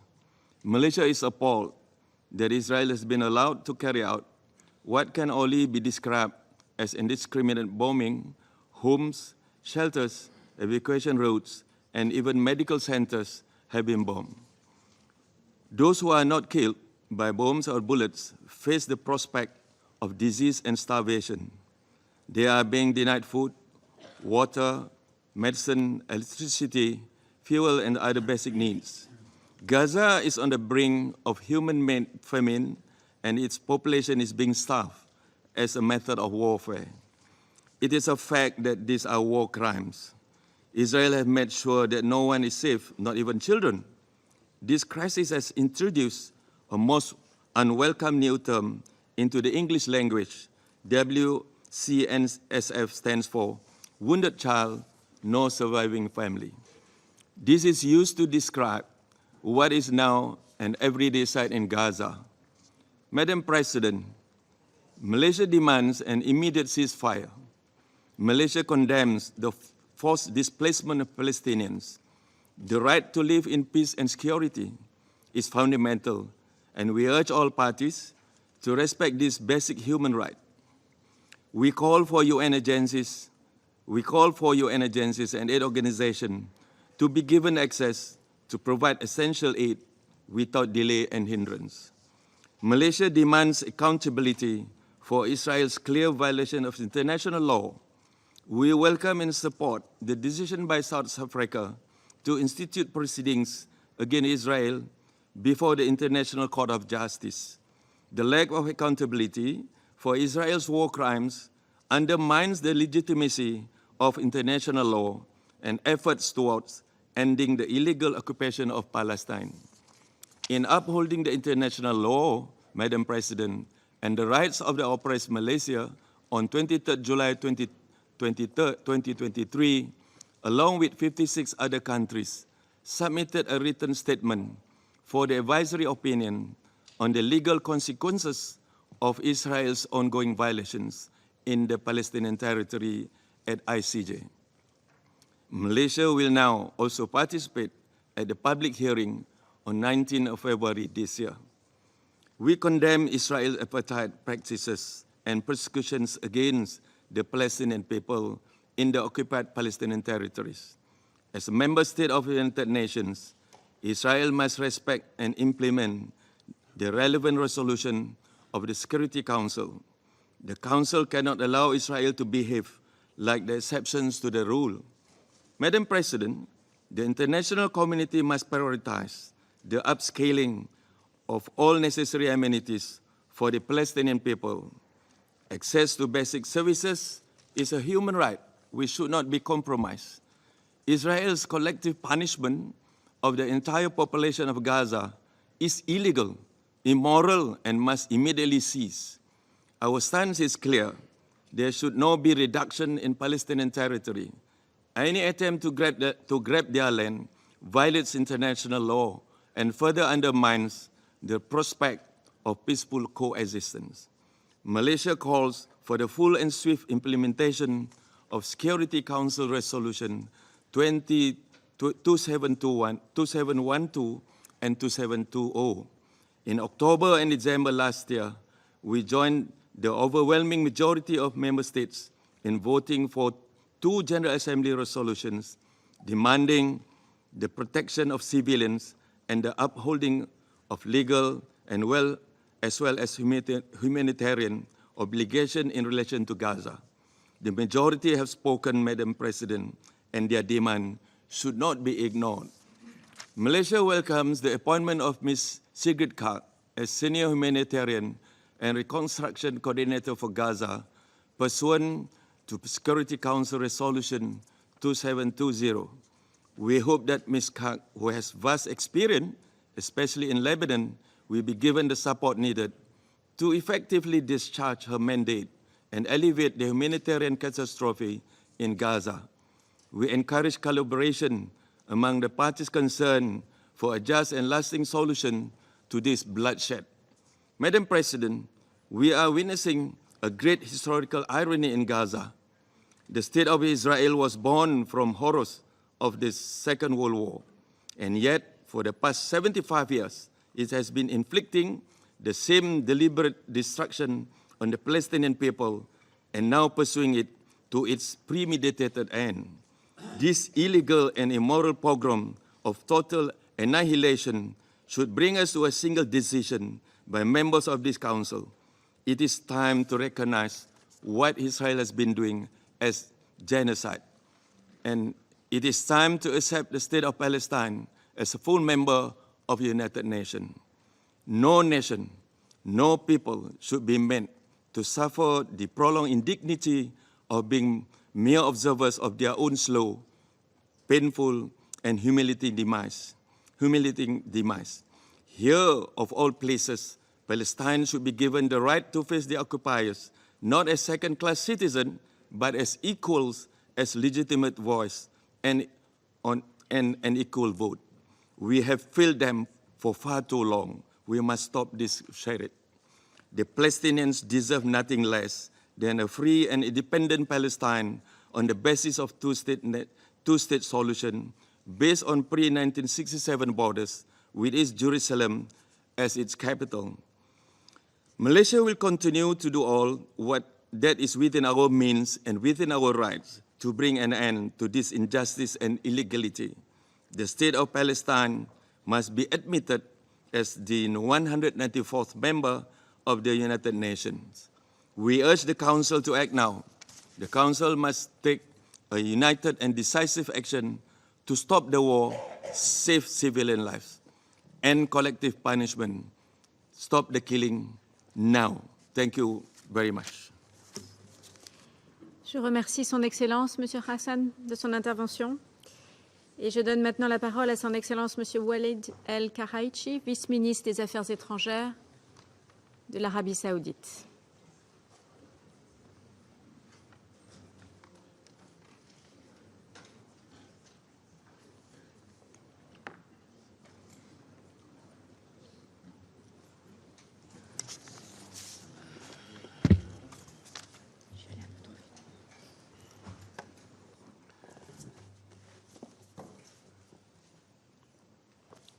بسم الله الرحمن الرحيم. السيدة الرئيسة، أصحاب المعالي والسعادة، بداية أتقدم بالشكر للجمهورية الفرنسية على جهودها الملموسة خلال فترة ترأسها لمجلس الأمن ولمبادرتها بالدعوة لعقد هذه الجلسة بشأن الحالة في الشرق الأوسط. كما أشيد بجهود معالي الأمين العام للأمم المتحدة وكبير منسقي الشؤون الإنسانية لقطاع غزة على جهودهم ودورهم البناء. السيدة الرئيسة، يجتمع المجلس مرة أخرى والظروف العصيبة والواقع المرير يتفاقم في غزة مع تصاعد التوتر في المنطقة جراء استمرار العدوان الإسرائيلي. يتواصل سقوط الضحايا بسبب القصف العشوائي والواسع لآلة الحرب الإسرائيلية التي اتخذت كامل قطاع غزة بأحيائها ومنازلها ومستشفياتها ودور العبادة والمباني الأممية فيها أهدافاً مشروعة. حوالي 30,000 نفس ذهبت ضحية التصعيد والأعداد في تصاعد مستمر. كيف لهذه المأساة أن تمر دون تحرك جاد لإنهائها ودون خطوات ملموسة لإيقاف القتل والتنكيل الجماعي بحق المدنيين العزل في غزة؟ لقد باتت آثار هذه الحرب الشعواء واضحة المعالم، وضرورة احتواء آثارها الإقليمية والدولية مسؤولية مشتركة.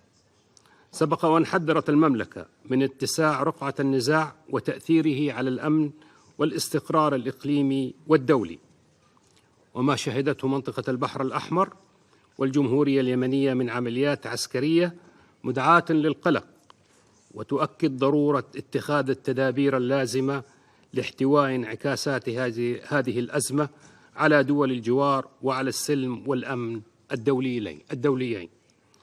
إلا أننا نؤكد بكل وضوح أن الأولوية حالياً تكمن في رفع المعاناة الإنسانية وإنهاء العمليات العسكرية في فلسطين، فأي خطوات لتعزيز الأمن الإقليمي أو ردع التهديدات لا يمكن أن تغني عن معالجة جذور الأزمة الفلسطينية والوصول إلى حل عادل ومستدام. وهنا يأتي دور مجلسكم الموقر ومسؤوليته الرئيسية في صون السلم والأمن الدولي بالتحرك الفوري لوقف إطلاق النار وإحلال السلام ورفع المعاناة وتمكين الشعب الفلسطيني من حفظ كرامته والتمتع بحقوقه المشروعة. فكيف لأبنائه النظر لمستقبلهم وبناء مقومات التنمية والعيش الكريم في ظل سطوة الاحتلال والنيران المستمرة لآلة الحرب الإسرائيلية؟ إن قرار الجمعية العامة الذي طالب بالوقف الفوري لإطلاق النار يؤكد على وجود موقف دولي مؤيد لاتخاذ إجراءات لإيقاف العدوان وإنقاذ المدنيين في غزة.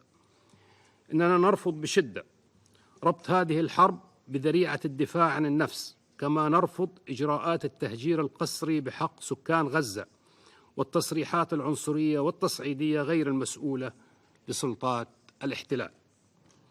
إن ما يحدث هو استهانة غير مقبولة بحياة الإنسان الفلسطيني، وكأن حماية المدنيين حق محصور لشعب دون الآخر، وتأجيج لعوامل العنف والتطرف والكراهية في المنطقة، مما يجعلها عرضة لتكرار دوامة العنف بشكل دوري دون وجود استعداد للتعاطي الإيجابي في الأفق القريب. سيد الرئيسة، لطالما كانت وستبقى المملكة تنشد السلام وترعاه، مسخرة جهودها لكل ما من شأنه إحلال السلام والأمن والتنمية في المنطقة.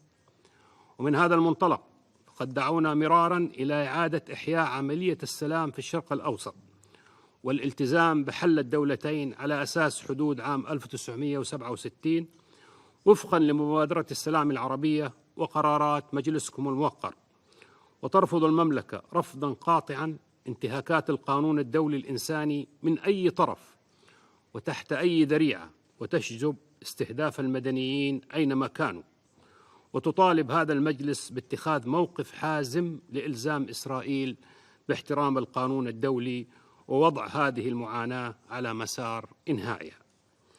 لن يأتي استمرار العمليات العسكرية بنتيجة سوى إراقة دماء المزيد من الأبرياء، كما أن عدم التوافق على إقرار موقف موحد تجاه وقف إطلاق النار والمماطلة بتنفيذ ما تم تمريره من قرارات يهددان بمزيد من الضرر بمصداقية مجلس الأمن. إن السلوك التصعيدي لقوات الاحتلال الإسرائيلية يغذي ما تشهده المنطقة من تفاقم للتوترات، ويهدد بعرقلة الجهود الدولية الرامية لتعزيز الاستقرار وإيجاد الحلول السلمية. استمرار الوضع على ما هو عليه سيأخذ المنطقة من نزاع إلى نزاع، ويضر بمصالح وأمن واستقرار كل المنطقة بما في ذلك إسرائيل. إن السلام الذي نطمح له لن يتحقق إلا من خلال إيجاد مسار موثوق لا رجعة فيه نحو إقامة الدولة الفلسطينية المستقلة، بما يضمن حقوق وكرامة الشعب الفلسطيني ويمهد الطريق نحو التعايش والأمن المشترك وتحقيق الاستقرار والتنمية للجميع. وشكرا. Je remercie Son Excellence M. El Kherichi de cette déclaration.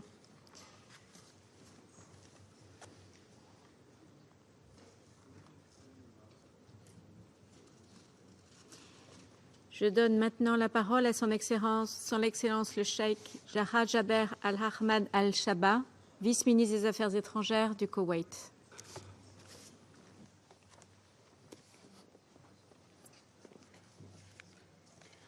السيد الرئيسة، أصحاب المعالي والسعادة، السيدات والسادة، السلام عليكم ورحمة الله وبركاته. بداية أتقدم لكم السيد الرئيسة ولبلدكم الصديق الجمهورية الفرنسية بالتهنئة على رئاسة مجلس الأمن خلال الشهر الجاري، متمنيا لكم التوفيق والسداد في تيسير أعمال المجلس نحو تعزيز مكانة القانون الدولي اتساقا مع ما ورد من مبادئ ومقاصد وقيم في ميثاق الأمم المتحدة. إننا نجتمع اليوم في ظل أوضاع وتطورات استثنائية وكارثية في هيئة أممية قدرها ومسؤولياتها هي حفظ السلم والأمن الدوليين، ولكن أصبح واضحا بعد ما شاهدناه في قطاع غزة من جرائم تفوق الوصف ومعاناة إنسانية تهز الضمائر بأن مجلس الأمن عاجز عن الاطلاع بمسؤولياته السياسية والقانونية والإنسانية، وما هذا إلا نتيجة ازدواجية المعايير، حيث فشل المجلس في أن يكون له موقفا مبدئيا في وجه العدوان الإسرائيلي على قطاع غزة، ووقف مكتوف الأيدي في ظل استمرار قوات الاحتلال بانتهاكها الجسيم للقانون الدولي والقانون الدولي الإنساني والقانون الدولي لحقوق الإنسان وقرارات الشرعية الدولية بما فيها قرارات هذا المجلس. كما لم يتمكن المجلس من تبني قرار يطالب بالوقف الفوري للأعمال الإجرامية الإسرائيلية، وما ذلك إلا نتيجة مباشرة لتغليب المصالح الجيوسياسية الضيقة على أهمية ومركزية تطبيق القانون على الجميع دون استثناء. سيد الرئيسة، ما يشهده قطاع غزة من عقاب جماعي وقصف عشوائي وقتل المدنيين الأبرياء والذي فاق 25,000 قتيل بما فيهم الأطفال والنساء، وتدمير البنية التحتية وهدم المنازل واستهداف الصحفيين والعاملين في المجالات الإغاثية، فضلا عن القتل الذي طال أكثر من 150 موظف أممي، علاوة على الاستهداف المستمر للمستشفيات ودور العبادة، أمر يتعارض ويتنافى مع القانون الدولي ومبادئ ومقاصد ميثاق الأمم المتحدة، والتي ارتضيناها جميعا كملاذ للدفاع عن حقوق البشرية عندما تأسست هذه المنظمة العتيدة. لقد أتينا اليوم إلى مجلس الأمن للدفاع عن الشعب الفلسطيني الشقيق وعن القانون الدولي بأكمله، ولا خيار لنا إلا بالاحتكام إلى القانون الدولي وميثاق الأمم المتحدة للحفاظ على كرامتنا وحقوقنا كأفراد وأمننا واستقرارنا كدول أعضاء في هذه المنظمة العريقة.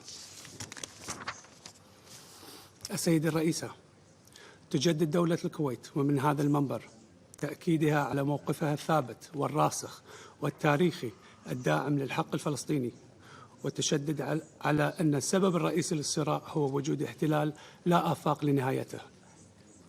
وإذا أردنا سلاما وأمنا مستدامين يجب أن تحل القضية وفقا للمرجعيات المتفق عليها وقرارات الشرعية الدولية، لا سيما قرارات مجلس الأمن ذات الصلة ومبادرة السلام العربية لعام 2002، بما يضمن حصول الشعب الفلسطيني الشقيق على كامل حقوقه السياسية المشروعة، وحقق في تقرير المصير وإقامة الدولة الفلسطينية المستقلة ذات السيادة وعاصمتها القدس الشرقية على حدود 4 يونيو للعام 1967. سيد الرئيسة، تجدد دولة الكويت إدانتها واستنكارها الشديدين لاستمرار العدوان السافر على قطاع غزة من قبل قوات الاحتلال الإسرائيلي، وتؤكد دولة الكويت على أهمية الوقف الفوري لهذه الحرب المدمرة وضمان وصول المساعدات الإنسانية والإغاثية للجرحى والمصابين الفلسطينيين دون عراقيل، تنفيذا للقانون الدولي وضمان المساءلة والمحاسبة للجرائم ضد الإنسانية التي ارتكبت وترتكب ضد الشعب الفلسطيني الأعزل. وفي هذا السياق ترحب بلادي بالخطوة التي اتخذتها جمهورية جنوب أفريقيا في تقديمها لدعوى قضائية أمام محكمة العدل الدولية ضد الاحتلال الإسرائيلي لارتكاب جريمة إبادة جماعية ضد الشعب الفلسطيني الشقيق. ختاماً، تدعو دولة الكويت مجدداً هذا المجلس ضرورة تحمل مسؤولياته وتوفير الحماية الدولية للشعب الفلسطيني، وتناشد المجتمع الدولي بضرورة دعم ثبات الشعب الفلسطيني على أرضه والتحذير من أي محاولات لتهجيره ومفاقمة قضية اللاجئين الذي يجب تلبية حقهم. فمرور الزمن وموجات التهجير القسري لا يمكن أن تحرم الشعب الفلسطيني الشقيق من حقه في العودة إلى وطنه. شكرا سيدي الرئيسة.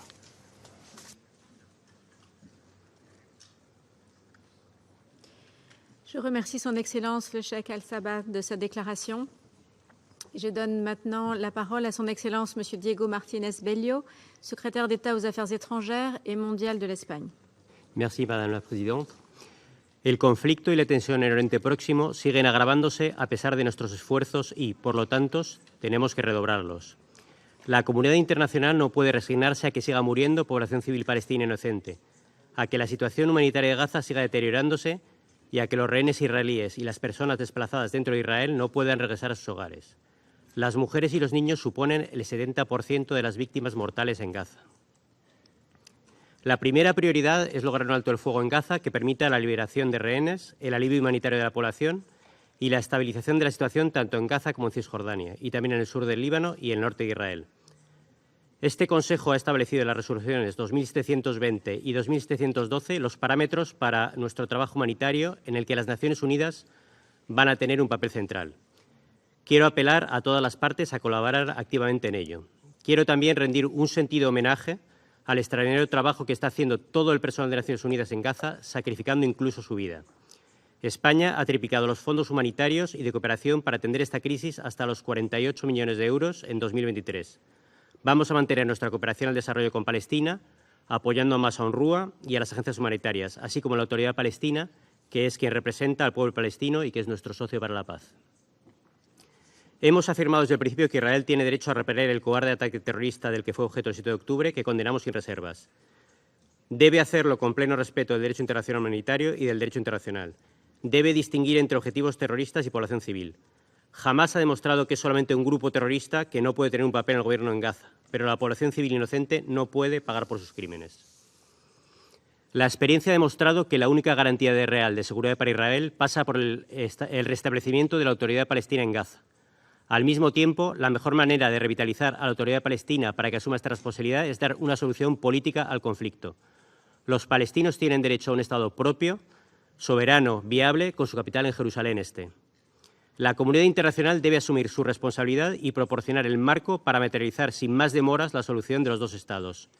España ha propuesto para ello convocar una conferencia internacional en el más breve plazo y 84 países han endosado formalmente la idea al más alto nivel. Los miembros de la Unión Europea, los de la Liga de Estados Árabes y los de la Organización de la Cooperación Islámica. Para poder llevar a cabo esta agenda de paz es necesario prevenir la extensión regional de la crisis. En el Líbano, la aplicación de todos los elementos de la resolución 1701 proporciona una hoja de ruta clara y España ha estado firmemente comprometida con ello desde el principio. Pedimos a todos los actores regionales e internacionales que se involucren de manera constructiva para reducir la tensión y prevenir nuevos derramamientos de sangre. La comunidad internacional debe demostrar en todo ello su coherencia. El valor de la vida humana y el respeto de los principios y normas internacionales debe ser universal y debe afirmarse por igual en todas las crisis internacionales y en todas las circunstancias. Los acontecimientos que hemos vivido desde el 7 de octubre no pueden volver a repetirse. La región necesita más que nunca abrir una nueva página basada en la aplicación de las resoluciones de este Consejo de Seguridad, en la materialización de la solución de los dos Estados y en el mutuo reconocimiento como vía hacia una paz global. De la urgencia para poner fin a la actual crisis y para prevenir su extensión, deben hacer una nueva movilización, esta vez definitiva, para la paz. Muchas gracias. Je remercie son Excellence M. Martínez Bello de sa déclaration et je donne maintenant la parole à son Excellence Lana Zaiki Nusseibeh, ministre adjointe des Affaires politiques des Émirats arabes unis.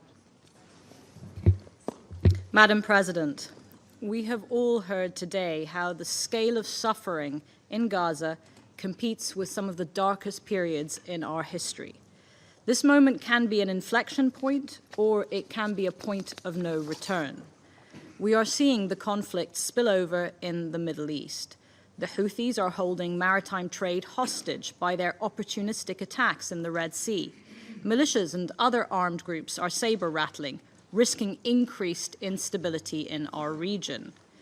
And over a week ago, the world was engrossed by the proceedings at the International Court of Justice in The Hague. That such a case has been initiated and generated such international interest and support underlines the gravity of the situation. The United Arab Emirates would like to define 3 steps to bring these crises in the Middle East to an end. First, as has been said, we need an immediate humanitarian ceasefire in Gaza. The overwhelming majority of the international community has called for this repeatedly, and it is time that the minority view stop obstructing it from happening. We cannot wait another 100 days. The unbearable impacts of the ongoing Israeli bombardment on Gaza has resulted in what the UN has described as the worst humanitarian crisis in the history of the organization. More than 25,000 people have died so far in Gaza, in addition to the 1,000 Israelis who died in the October 7th attack. But today, Gaza is also being starved. 1 in 4 people are now experiencing famine-like conditions. The humanitarian imperative at this moment must be our top priority in addition to the ceasefire, so that life-saving aid can enter at scale and hostages can be allowed out and return to their families safely. The UAE will never tire in calling for such a humanitarian ceasefire. Second, and even as we continue to push for a ceasefire, shorter truces would allow for urgent humanitarian aid and services to reach those in need and for hostages to be released in parallel. The truce at the end of November allowed for additional assistance and humanitarian activities in Gaza, and we need more of them to start tomorrow. Finding pathways to similar agreements is essential. Security Council Resolutions 2712 and 2720 must be fully implemented. This includes ensuring that the UN Senior Humanitarian and Reconstruction Coordinator is able to fulfill her crucial mandate, including through the establishment of the UN mechanism. Sigrid Kaag has hit the ground running, and we urge the United Nations and its member states to give her their full support, including for any recommendations that she makes to this Council in her first report next week. We also stress the need to end the so-called dual-use restrictions that are seeing trucks containing basic medical supplies being turned away. Humanitarians describe this as a cruel policy that inflicts enormous suffering on the population in Gaza. We need to see the full opening of the Karam Abu Salam, Karam Shalom border, crossing to both humanitarian flow and commercial trade. The opening and facilitation of new routes, as well as the resumption of the port of Ashdod, the removal of restrictions on the movement of humanitarian workers, and the full guarantee of safety for those accessing and distributing aid must all be prioritized. Third, any resolution to this conflict must be anchored in the two-state solution. The UAE will not support a return to the failed status quo. Before, the two-state solution was the end point to where we envisioned our diplomatic efforts would lead us. Today, it must be our starting point. On both sides, the future must be led by those who speak responsibly, those who understand that peace demands dignity and equality for both peoples, and begin negotiations on that basis. There are those who resist the two-state solution, even now, without a viable alternative. We ask what they propose as a just and sustainable path to peace in the absence of that two-state solution. What is needed is a valid, defined, benchmarked and agreed upon way towards the two-state solution, and one that includes a workable governance structure.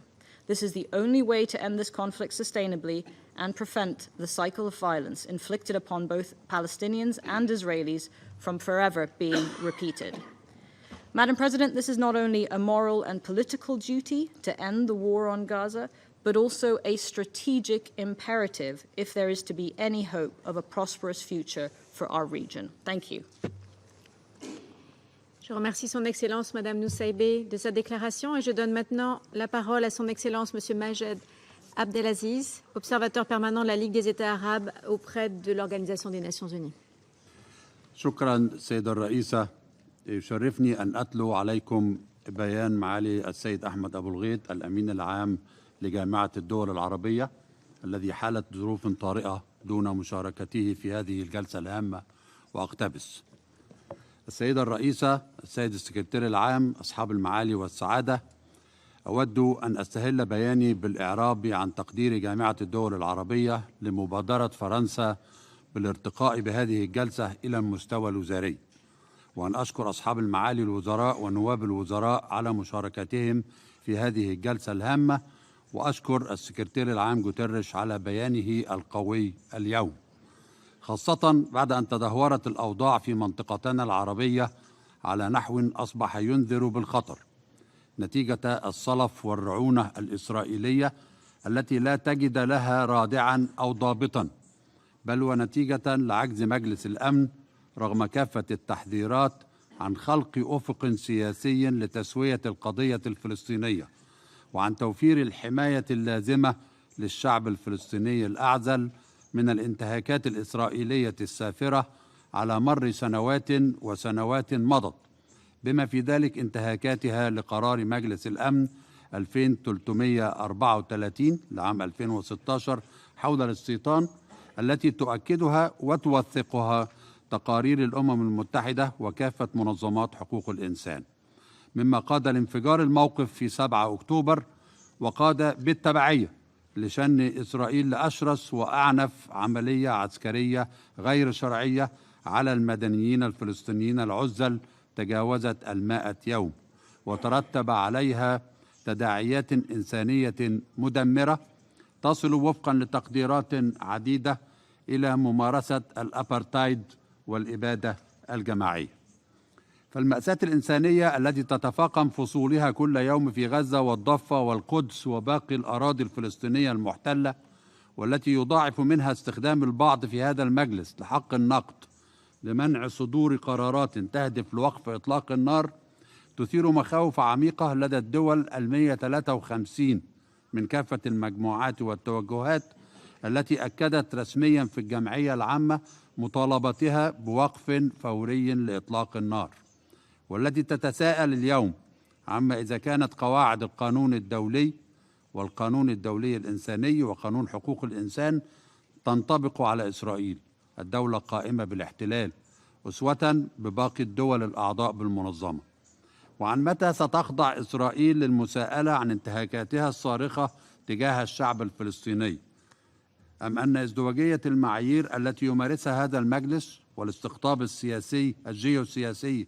الحاد فيه ستمتد لتحول دون تطبيق القانون الدولي على إسرائيل، حماية لمصالح انتخابية ضيقة من جهة، وحماية لبعض القيادات المتطرفة وتمكينا لها من الإفلات من العقاب من جهة أخرى.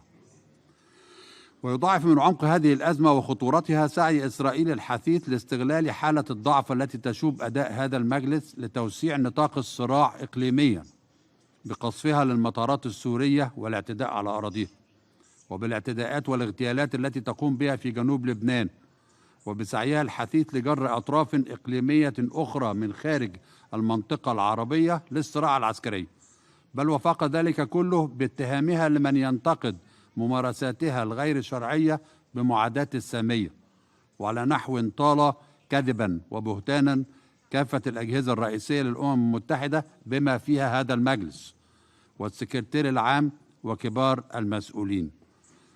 وهنا فإني أسجل بكل التقدير من الجامعة العربية لجهود الإغاثة الإنسانية للأمم المتحدة وشركائها وتعاطف الجامعة العربية مع أسر الضحايا الذين سقطوا في أداء لمهامهم السامية.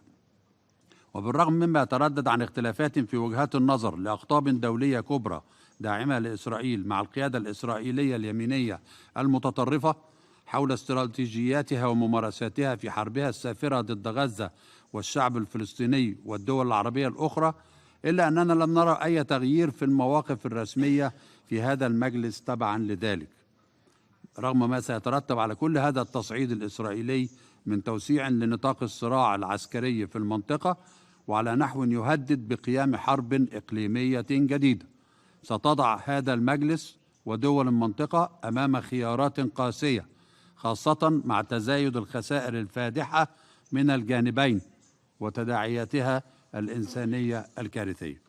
وهنا يتعين على المجلس إدراك أن الدعم غير المحدود الذي تحظى به إسرائيل من قوى رئيسية في هذا المجلس لم ولن ينجح إلا في خلق شعور دولي متزايد بحتمية إخضاع إسرائيل للمحاسبة القضائية الدولية وإخضاع المتورطين من مسؤولي حكومتها اليمينية المتطرفة للمحاكمة الجنائية الدولية، وهو ما أظهره الدعم العربي الأفريقي الإسلامي والدولي منقطع النظير للمبادرات التي تمت من الجمعية العامة من جهة ومن جنوب أفريقيا ودول أخرى من جهة أخرى باللجوء إلى محكمة العدل الدولية والمحكمة الجنائية الدولية لملاحقة إسرائيل ومسؤوليها عن هذه الانتهاكات. ومن هنا فإن المجتمع الدولي المتحضر المؤمن بنظام الأمن الجماعي الدولي يتطلع بكل شغف لإصدار هذه الأجهزة القضائية الدولية من الأوامر والقرارات الوقتية والدائمة، ما فشل مجلسكم الموقر للأسف في إقراره بموجب ميثاق الأمم المتحدة والقانون الدولي. السيدة الرئيسة شكلت رسالة السكرتير العام جوتيريش للمجلس بموجب المادة 99 من الميثاق تحذيرا واقعيا تضامنت معه جامعة الدول العربية من خطورة الأوضاع في الأرض الفلسطينية المحتلة وفي منطقة الشرق الأوسط ككل. وأتت رسائل السكرتير العام للمجلس في ديسمبر 23 ويناير 24 لتؤكد الصورة القاتمة الناتجة عن تصعيد العمل العسكري الإسرائيلي سعيا وراء سراب القضاء على المقاومة الفلسطينية وعلى حماس. وعلى الرغم من كل هذه التحذيرات الدولية والإقليمية والمواقف المؤيدة لها من الاتحاد الأوروبي وعدم الانحياز والمؤتمر الإسلامي والاتحاد الأفريقي والجامعة العربية وغيرها من المنظمات، فقد فشل المجلس في إصدار قرار ينص على وقف إطلاق النار حتى لاعتبارات إنسانية، وفي فرض ضمانات عملية لتيسير تدفق المساعدات الإنسانية إلى فلسطين دون انقطاع. ورغم الإجماع في بيانات الدول الأعضاء في المجلس في الجلسة التي طلبت الجزائر نيابة عن دول الجامعة العربية عقدها يوم الجمعة 12 يناير على الرفض القاطع للمساعي الإسرائيلية المعلنة لتهجير سكان غزة داخليا وإلى الدول المجاورة، فلم يتخذ المجلس أي إجراء فعلي أو عملي لوقف تنفيذ هذه المخططات. وهنا فإن جامعة الدول العربية تتطلع لاعتماد المجلس وفي أقرب فرصة لقرار واضح يقضي بوقف فوري لإطلاق النار وينص على إجراءات تنفيذية محددة تحول دون تنفيذ مخططات التهجير في إطار من التنفيذ الكامل والأمين لقرار مجلس الأمن 2720 حول آليات تدفق المساعدات الإنسانية، وأن يعتمد المجلس في هذا القرار آليات مبتكرة وجديدة تكفل حماية الشعب الفلسطيني وحقوقه غير القابلة للتصرف حماية فعالة من اعتداءات الجيش الإسرائيلي وجحافل المستوطنين لحين إقامة دولته المستقلة ذات السيادة. وبالتزامن مع ذلك فلا بد أن يتصدى مجلس الأمن للمحاولات الإسرائيلية الساعية للقضاء على حل الدولتين، والتي كان آخرها تصريحات رئيس الوزراء الصحفية يوم الجمعة الماضي بمعارضته الصريحة لتنفيذ حل الدولتين ولإقامة الدولة الفلسطينية المستقلة، وأن يرد المجلس عمليا على ذلك بالدفع نحو خلق أفق سياسي واضح للمفاوضات المباشرة بين إسرائيل ودولة فلسطين نحو إقامة الدولة الفلسطينية المستقلة، بما في ذلك عقد مؤتمر دولي رفيع المستوى للمفاوضات المباشرة وصولا لهذا الهدف، مع بدء التحرك الفوري لضم دولة فلسطين كعضو كامل العضوية بالأمم المتحدة.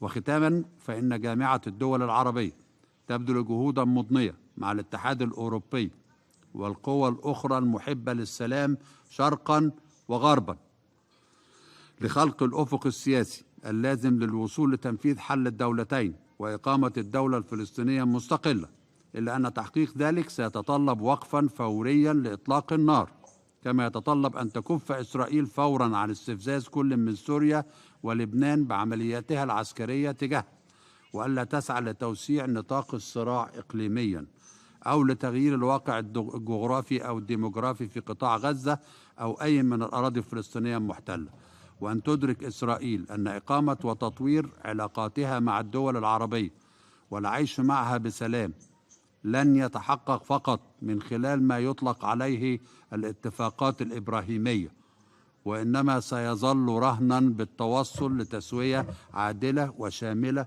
للقضية الفلسطينية، القضية المركزية للعالم العربي كله وفي القلب منها إقامة الدولة الفلسطينية المستقلة على حدود عام 67 وعاصمتها القدس الشريف. وأن تعي إسرائيل أن مبادرة السلام العربية التي اعتمدتها قمة بيروت العربية عام 2002 ستظل أساساً عادلاً للتوصل لهذه التسوية إذا ما صدقت نواياها نحو تحقيق السلام والأمن والاستقرار لكافة شعوب الشرق الأوسط دون استثناء، وأولها للشعب الإسرائيلي ذاته. شكراً سيدة الرئيسة، ونهاية الاقتباس.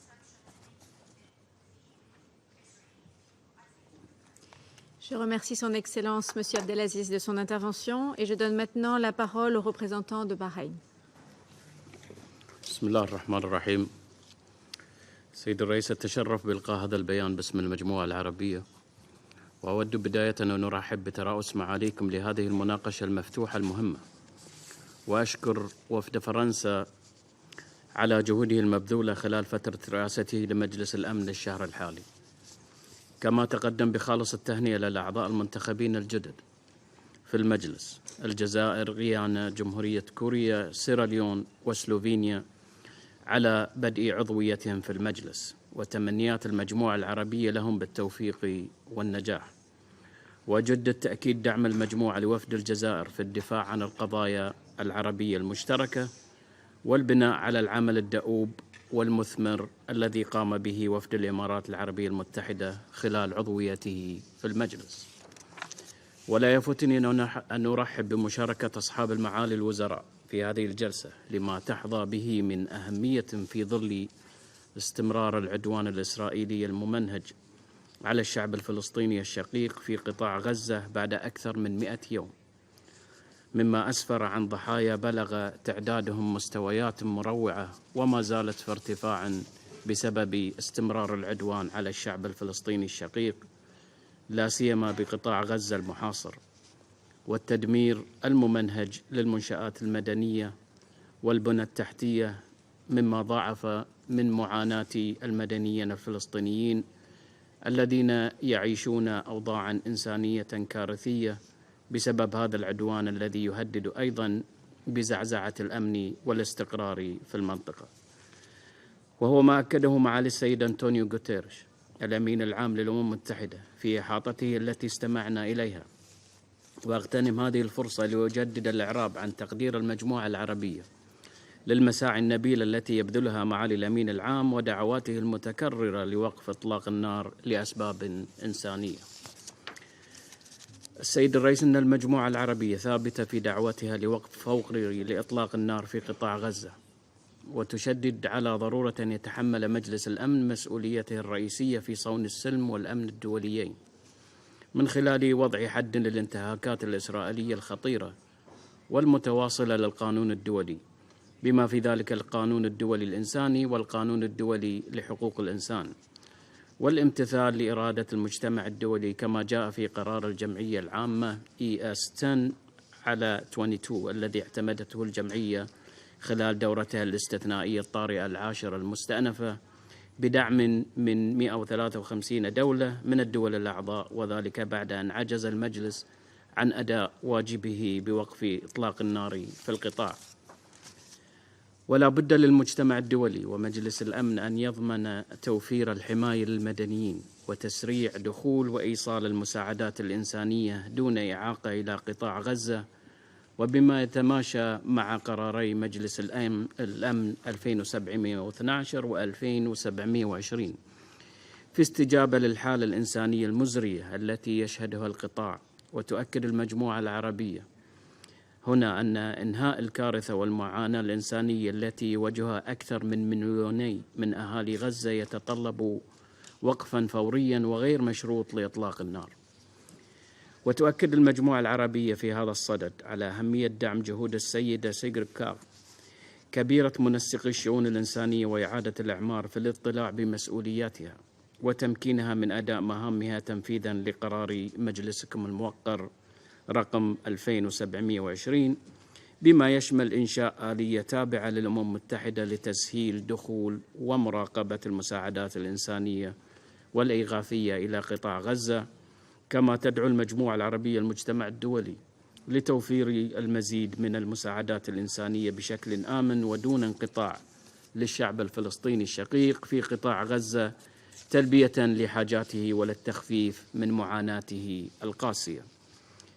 السيد الرئيس، ترفض المجموعة العربية رفضا قاطعا سياسة العقاب الجماعي التي تنتهجها الحكومة الإسرائيلية ضد سكان قطاع غزة وفي باقي الأرض الفلسطينية المحتلة، وأي محاولات للتهجير القسري للفلسطينيين من أرضهم، مجددة المجموعة إدانتها بأشد العبارات للتصريحات العنصرية المتطرفة الأخيرة لأعضاء في الحكومة الإسرائيلية بشأن التهجير القسري للفلسطينيين خارج قطاع غزة وإعادة احتلال القطاع وبناء المستوطنات فيه، باعتبارها مخالفة صريحة وانتهاكا صارخا لمبادئ القانون الدولي وقرارات الشرعية الدولية، مستنكرين استمرار الممارسات الإسرائيلية غير القانونية بما في ذلك في الضفة الغربية والقدس الشريف، والتي من شأنها تقويض عملية السلام وإشاعة التوتر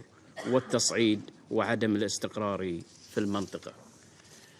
ولا بد للمجتمع الدولي أن يتصدى للجرائم التي ترتكبها إسرائيل القوة القائمة بالاحتلال في حربها ضد سكان قطاع غزة من استهداف للمدنيين وتدمير المنشآت الحيوية ودور العبادة والمدارس والجامعات والمستشفيات وقطع مصادر المياه والطاقة وتجويع سكان القطاع وغيرها من الانتهاكات الجسيمة للقانون الدولي الإنساني. كما نؤكد على حق اللاجئين والنازحين الفلسطينيين في العودة إلى ديارهم. وتعرب المجموعة العربية عن تأييدها للدعوة التي رفعتها جنوب أفريقيا ضد إسرائيل أمام محكمة العدل الدولية بتهمة ارتكاب جرائم إبادة جماعية وخرق اتفاقية منع جريمة الإبادة الجماعية لعام 1948، وتشيد باتخاذ جنوب أفريقيا هذا الموقف المبدئي في الدفاع عن حقوق الشعب الفلسطيني والقضية الفلسطينية باعتباره خطوة مهمة نحو وقف إطلاق النار والمساءلة وتحقيق العدالة، وتؤكد المجموعة دعمها لهذا المسعى النبيل. السيد الرئيس، لقد تجاوز عدد ضحايا العدوان الإسرائيلي على الشعب الفلسطيني 25,000 شهيد، معظمهم من النساء والأطفال، وعشرات الآلاف من الجرحى والآلاف من المفقودين تحت الأنقاض، ناهيك عن مقتل ما يزيد عن 153 موظف من الأمم المتحدة، منهم من الأونروا، وما لا يقل عن 117 قتيل من الإعلاميين، وتدمير المنشآت المدنية والبنية التحتية في انتهاك صارخ للقانون الدولي والقانون الدولي الإنساني. إن وقف فوري ودائم وشامل لإطلاق النار في قطاع غزة هو السبيل الوحيد الكفيل لإنقاذ الأرواح وتخفيف وطأة المعاناة التي يعيشها الشعب الفلسطيني، وتوفير الحماية للمدنيين وتلبية احتياجاتهم الإنسانية، وهو حق أصيل من حقوق المدنيين العزل رسخته الأطر القانونية الدولية والمبادئ المتعارف عليها لحقوق الإنسان، كما أنه واجب والتزام سياسي وقانوني وأخلاقي يقع على عاتق مجلس الأمن والمجتمع الدولي. وعلاوة على ذلك تدين المجموعة العربية الاعتداءات الإسرائيلية المتكررة على أراضي الجمهورية العربية السورية والجمهورية اللبنانية، وتشدد على ضرورة الحفاظ على أمن وسلامة دول الجوار والعمل على الحيلولة دون اتساع الحرب وامتدادها إلى دول المنطقة. تؤمن المجموعة العربية بأن الأزمات بالشرق الأوسط مترابطة ترابطا عضويا، وأن التطورات الخطيرة بالأراضي الفلسطينية المحتلة ستكون ذات تداعيات وخيمة على الشرق الأوسط، وقد رأينا بالفعل بوادر ذلك. لذا فإن أي جهد لمنع التصعيد والنزاع الإقليمي يجب أن يأخذ بعين الاعتبار السبب الرئيسي لعدم الاستقرار، وهو العدوان الإسرائيلي على الشعب الفلسطيني. وفي هذا الصدد تطالب المجموعة العربية كافة الدول التي لم تعترف بدولة فلسطين بالاعتراف بها فورا على حدود 4 يونيو العام 1967، كما تدعم وهبها العضوية الكاملة في الأمم المتحدة، وتدعو إلى عقد مؤتمر دولي للسلام على أساس قرارات الشرعية الدولية.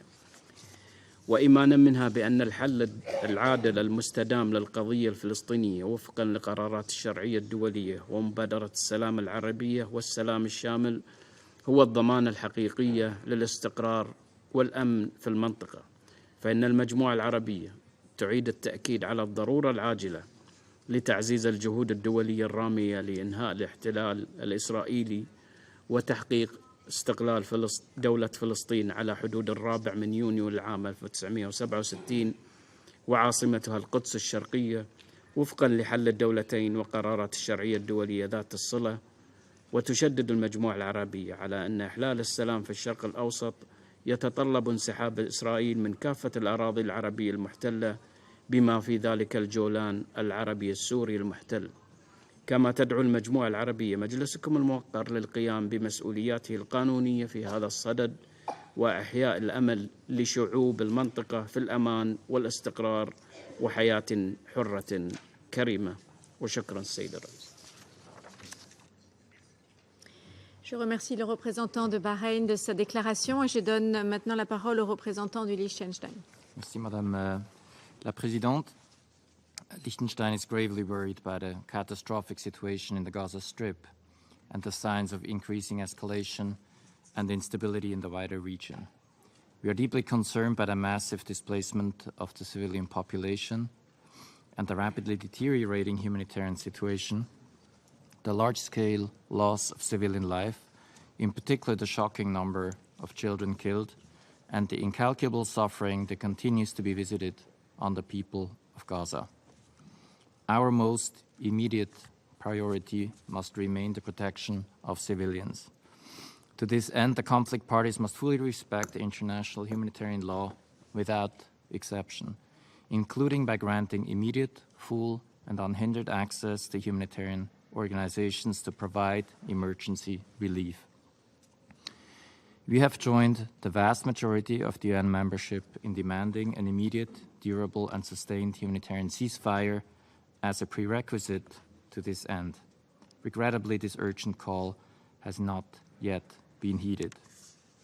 We remind the Council of its primary responsibility under the Charter for the Maintenance of International Peace and Security, which it exercises on behalf of the membership as a whole, and of Article 25, in which member states have explicitly committed to carry out the decisions of the Council.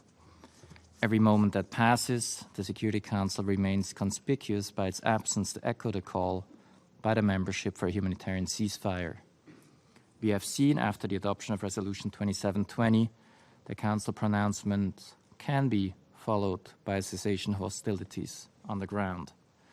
The Charter makes clear the need for the Council to act preventively and in a timely manner. We implore it to explore all possible avenues in this regard. Madam President, the humanitarian situation in Gaza is disastrous. Disease is rife. Children are being operated on and women are giving birth without anesthesia. Civilians risk dying of hunger mere miles from the trucks that have been sent to bring them food. The clear and evident risk of famine we see today is not the result of natural disaster or a lack of resources. It is man-made.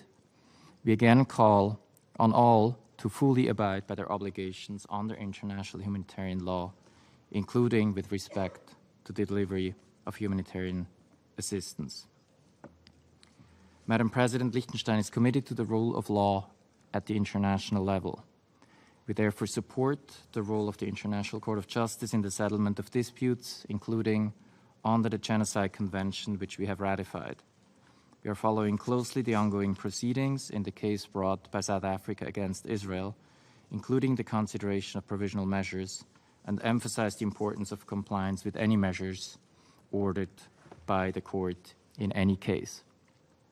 Madam President, we reaffirm the right of the Palestinian people to self-determination and our strong support for a two-state solution as the only way to bring a peaceful, stable, and sustainable solution for the people of Israel, the people of Palestine, and for the region. I thank you. Je remercie le représentant du Liechtenstein de sa déclaration. Je donne maintenant la parole à la représentante du Mexique. Muchas gracias, señora presidenta. El pasado 15 de enero se cumplieron 100 días desde el inicio de la escalada de hostilidades en el Medio Oriente. Durante este periodo, la población civil de Gaza ha sufrido incontables pérdidas y enfrenta diariamente la difícil tarea de sobrevivir ante la incapacidad de la comunidad internacional de protegerla conforme al derecho internacional humanitario. Tampoco se ha podido avanzar hacia un cese de las hostilidades en línea con las resoluciones adoptadas en el 10º periodo extraordinario de sesiones de emergencia de la Asamblea General.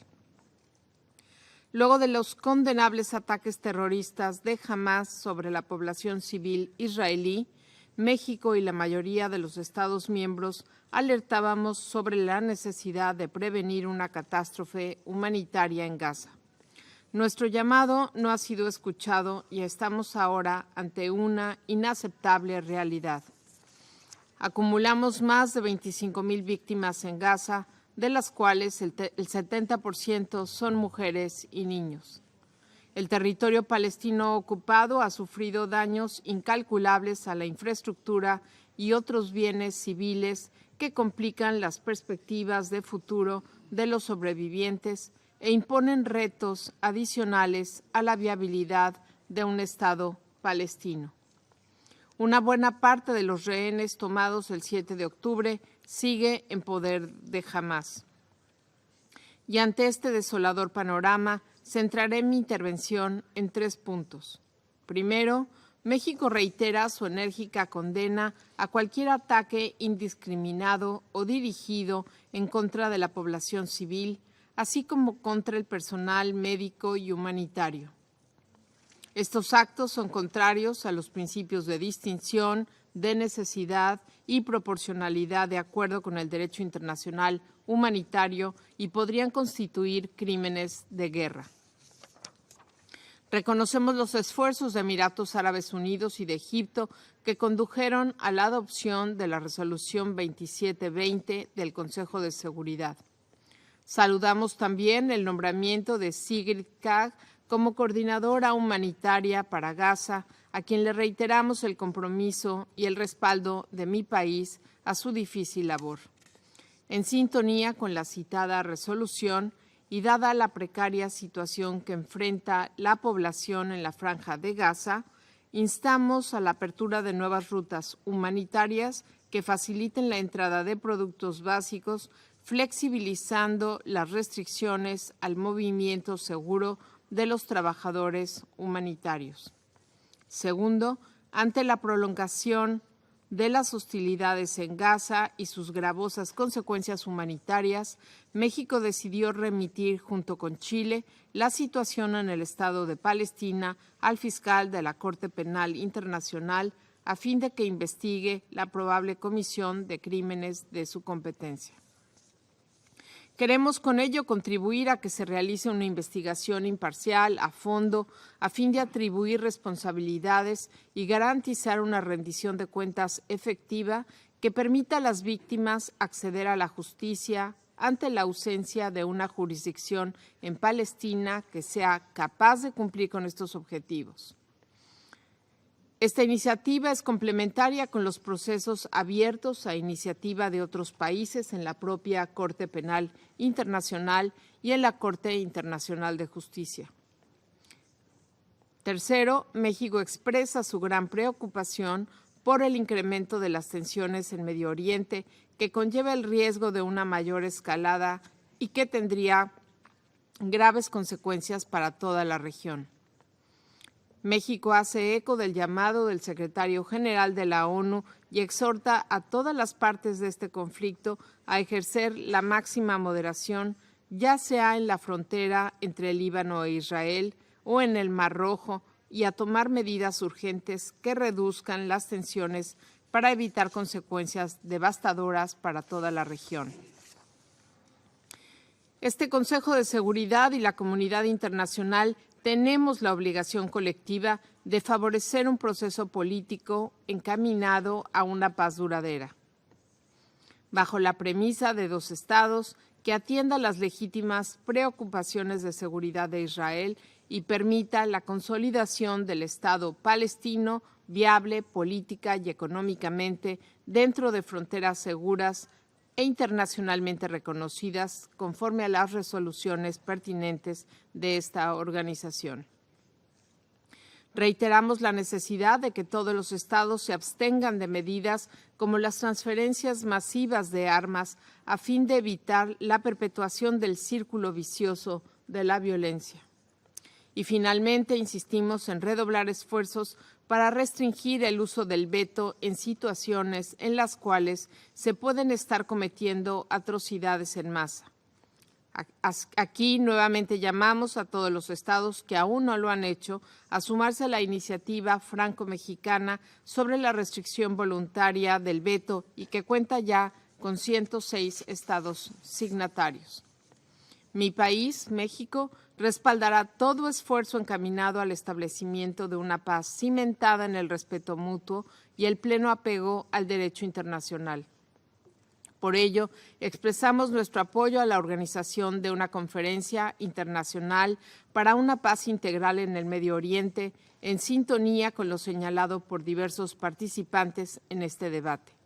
Tenemos la obligación de no fallarle a los miles de niñas y niños palestinos e israelíes que merecen un futuro próspero y en paz. Muchas gracias. Je remercie la représentante du Mexique de son intervention et je donne maintenant la parole au représentant de l'Inde. Madam President, I thank the French presidency for convening this high-level open debate today. The conflict in Gaza has been raging for more than 100 days with loss of lives, a deteriorating humanitarian situation, and rising instability in the region and beyond.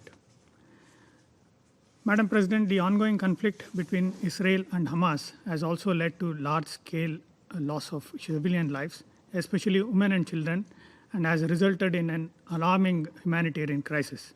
This is clearly unacceptable, and we have strongly condemned the death of civilians. It is critical to prevent further escalation of violence and hostilities. It is imperative to avoid the loss of civilian lives in any conflict situation. India has a long-standing and uncompromising position against terrorism in all its forms and manifestations. We are aware that the immediate trigger for the conflict were the terror attacks in Israel on 7th October last year. There can be no justifications for terrorism and hostage-taking. Our thoughts are with those who have been taken as hostages, and we reiterate the demand for their immediate and unconditional release. The ongoing conflict is also impacting the safety of maritime commercial traffic in the Indian Ocean, including some attacks in the vicinity of India. This is a matter of great concern to the international community and has a direct bearing on India's own energy and economic interests. This fraught situation is not to the benefit of any party, and this must be clearly recognized. Madam President, the leadership of India is in constant touch with the leaders of the region, including those of Israel and Palestine, and we have voiced our views in multilateral fora. The message that India has conveyed since the start of this conflict is clear and consistent. It is important to prevent escalation to ensure continued delivery of humanitarian aid. The humanitarian situation needs to be addressed in earnest. We welcome the efforts of the UN and international community in this regard. India has delivered shipments of relief material to the Palestinian people in Gaza. We have also provided $5 million, including the $2.5 million in end December, to the United Nations Relief and Work Agency for Palestine refugees in the Near East, which will go to support the agency's core programs and services, including education, healthcare, relief and social services provided to Palestinian refugees. Madam President, I wish to conclude by reiterating India's long-standing support for a two-state solution where the Palestinian people are able to live freely in an independent country within secure borders with due regard to the security needs of Israel. We firmly believe that only a two-state solution achieved through direct and meaningful negotiations between both sides on final status issues will deliver an enduring peace that the people of Israel and Palestine desire and deserve. For this, we urge all parties to de-escalate, eschew violence, avoid provocative and escalatory actions, and work towards creating conditions for an early resumption of direct peace negotiations. I thank you. Je remercie le représentant de l'Inde de sa déclaration et je donne maintenant la parole au représentant de la Nouvelle-Zélande. Madam President, thank you for organising today's debate. Thank you too to the Secretary-General for his briefing. The situation in Gaza is a humanitarian disaster. The loss of life is appalling. Conditions for Gazan citizens, the vast majority of whom are now displaced, are intolerable. Parties to this conflict have obligations under international humanitarian law. New Zealand has strongly condemned Hamas's shocking attacks on Israel. We call again for the immediate and unconditional release of all remaining hostages held in Gaza.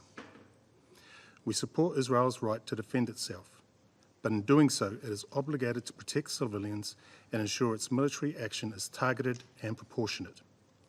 Israel also has responsibilities under the 4th Geneva Convention to ensure that the civilian population of Gaza has the necessary essentials of life. Conditions on the ground, however, are preventing the humanitarian response from keeping up with the enormous level of need. We continue to hear that nowhere is safe in Gaza. Civilians, humanitarian actors, healthcare workers, and journalists must be protected. There needs to be appropriate and reliable deconfliction systems to ensure movement for humanitarian actors and goods. Responders need unimpeded access. It is unacceptable that denials and burdensome inspection and approvals processes are delaying the delivery of vital, life-saving assistance. Multiple functional supply lines for aid are critical. Responders must be allowed to get aid into Gaza and to deliver it to wherever it is needed, including the north of Gaza. Similarly, a restoration of communications networks and other essential services are required to aid the response. We again call on Israel to facilitate safe and unimpeded access for humanitarian assistance and protection immediately, and to work constructively with the UN and other humanitarian actors. New Zealand was pleased to see the Security Council adopt Resolution 2720 last month. We welcome the appointment of Sigrid Khan as Senior Humanitarian and Reconstruction Coordinator for Gaza and offer our full support for her important work ahead. We call on the Security Council to rise above politics and point scoring to advance the cause of peace. The single best way to alleviate civilian suffering is to stop the fighting. New Zealand has supported the calls in both the Security Council and the General Assembly for humanitarian pauses or truces to allow for the delivery of humanitarian aid. New Zealand has repeatedly called for urgent efforts towards a sustainable ceasefire. We repeat these calls today. The risks of the wider region being further drawn into this conflict are alarmingly high and of deep concern. We are particularly concerned about the situation along the Blue Line. Madam President, New Zealand firmly supports the vision laid out in numerous Security Council resolutions, most recently in 2720, of a two-state solution with Israel and Palestine living side by side in peace within secure and recognised borders. We must hold on to this vision. Achieving it is not impossible, but it will require steps from all parties. Gaza must never again be a platform for terrorism. There must be no displacement of Palestinians and no reduction in Palestinian territory. Israel must ask itself whether its current efforts to protect its legitimate security interests will ultimately make its people more or less secure. The price of defeating Hamas cannot be the continuous suffering of all Palestinian civilians. That will not break the cycle of radicalisation and division. Thank you, Madam President. Je remercie le représentant de la Nouvelle-Zélande de sa déclaration et je donne maintenant la parole au représentant d'Afrique du Sud.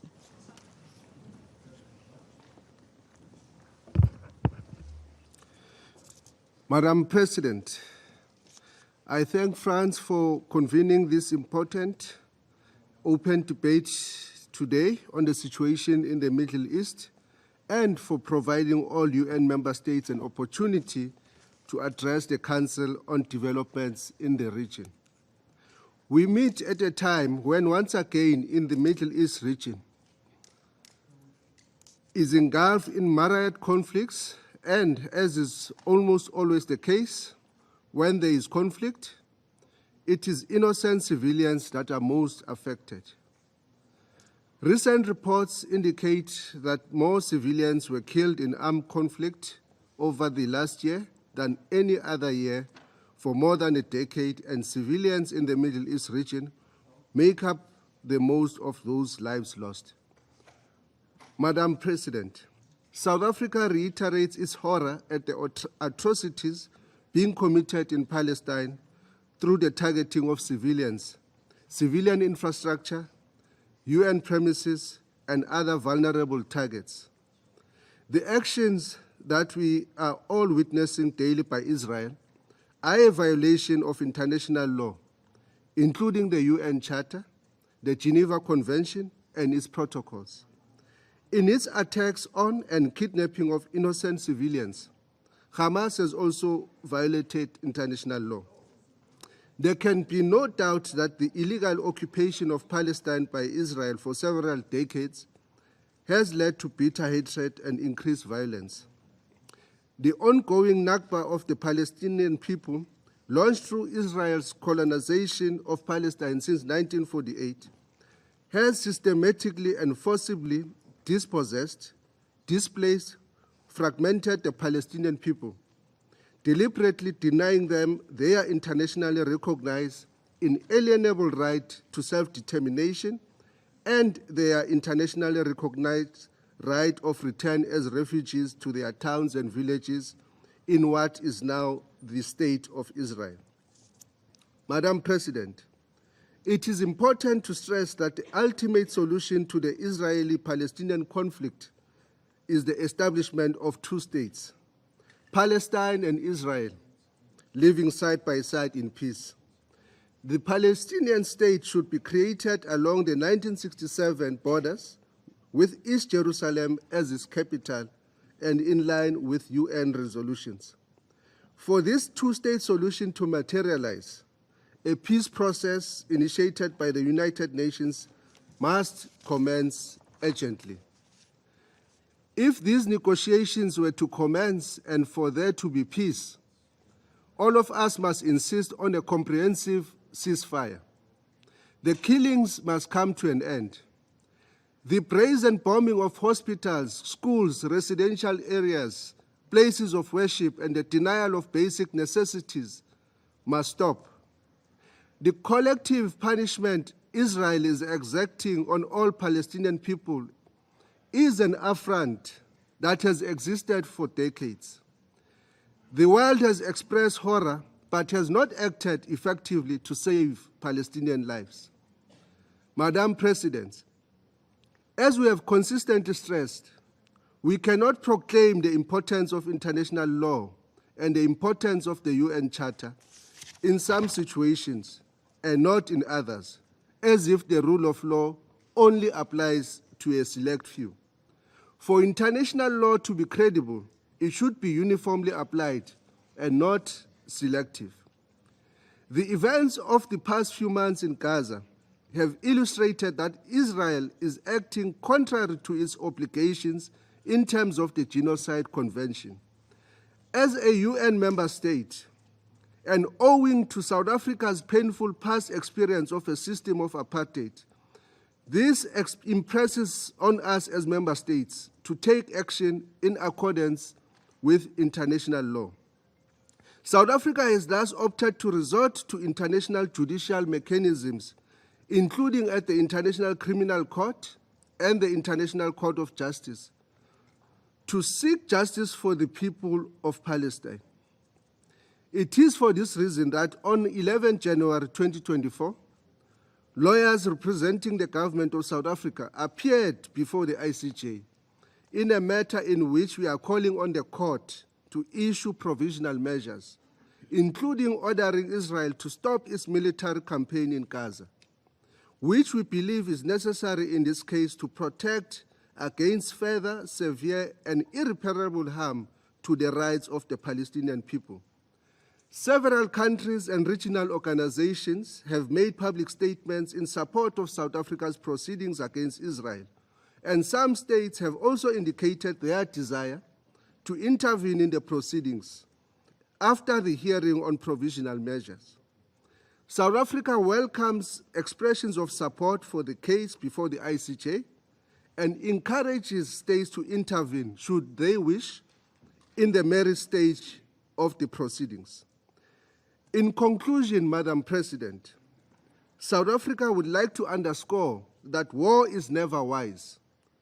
When the use of force is utilized anywhere in the world, irrespective of whether it is lawful or unlawful, the laws of war must be applied and civilians must be protected. I thank you. Je remercie le représentant de l'Afrique du Sud de sa déclaration et je donne maintenant la parole au représentant des Philippines. The Philippines would like to thank you, Madam President, and France for convening today's Security Council open debate on the Middle East, including the question of Palestine. We would like also to thank the Secretary General for his briefing this morning. The Philippines is deeply concerned about the escalation of the conflict in the Middle East and urges all parties to prioritize dialogue for a peaceful resolution. We champion diplomacy and are committed to collaborating with nations under UNSC resolutions and international law to achieve a lasting solution to the conflict. The Philippines reiterates its dedication to supporting peace and stability in the Middle East with a focused commitment to resolving the Israeli-Hamas conflict. The presence of a significant Filipino community in the Middle East and Israel underscores the direct relevance of this issue to the Philippines and highlights the importance of our profound concern about the peace process. There is a need to de-escalate the situation to avoid spilling over to other areas of the region and negatively impacting innocent people that are not otherwise involved in the conflict. The safety and security of all civilians is essential, and critical facilities, including humanitarian shelters and hospitals, need to continue to address the humanitarian needs of those affected in a sustained and resolute manner. The Philippines supports the full and immediate implementation of the UN General Assembly ESS resolution on protection of civilians and upholding legal and humanitarian obligations, and UN Security Council Resolution 2712 on urgent and extended humanitarian pauses and corridors in Gaza, and UN Security Council Resolution 2720 on scaling up and monitoring humanitarian aid going into Gaza. Indeed, the safe and unhindered delivery of humanitarian assistance in Gaza is urgently needed on a daily basis. We recognize the staggering loss of life and the suffering of all civilians affected by the conflict and condemn all forms of violence and aggression from any party. We also express deep concern to the unprecedented destruction of public and private buildings because of the ongoing conflict in Gaza. We also share the fears that the widespread damage will lead to a lost generation of young people.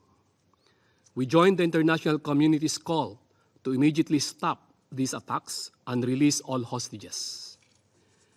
The Philippines supports the efforts of the United Nations to deliver urgent humanitarian assistance and essential supplies to Palestinian civilians trapped and helpless in the Gaza Strip.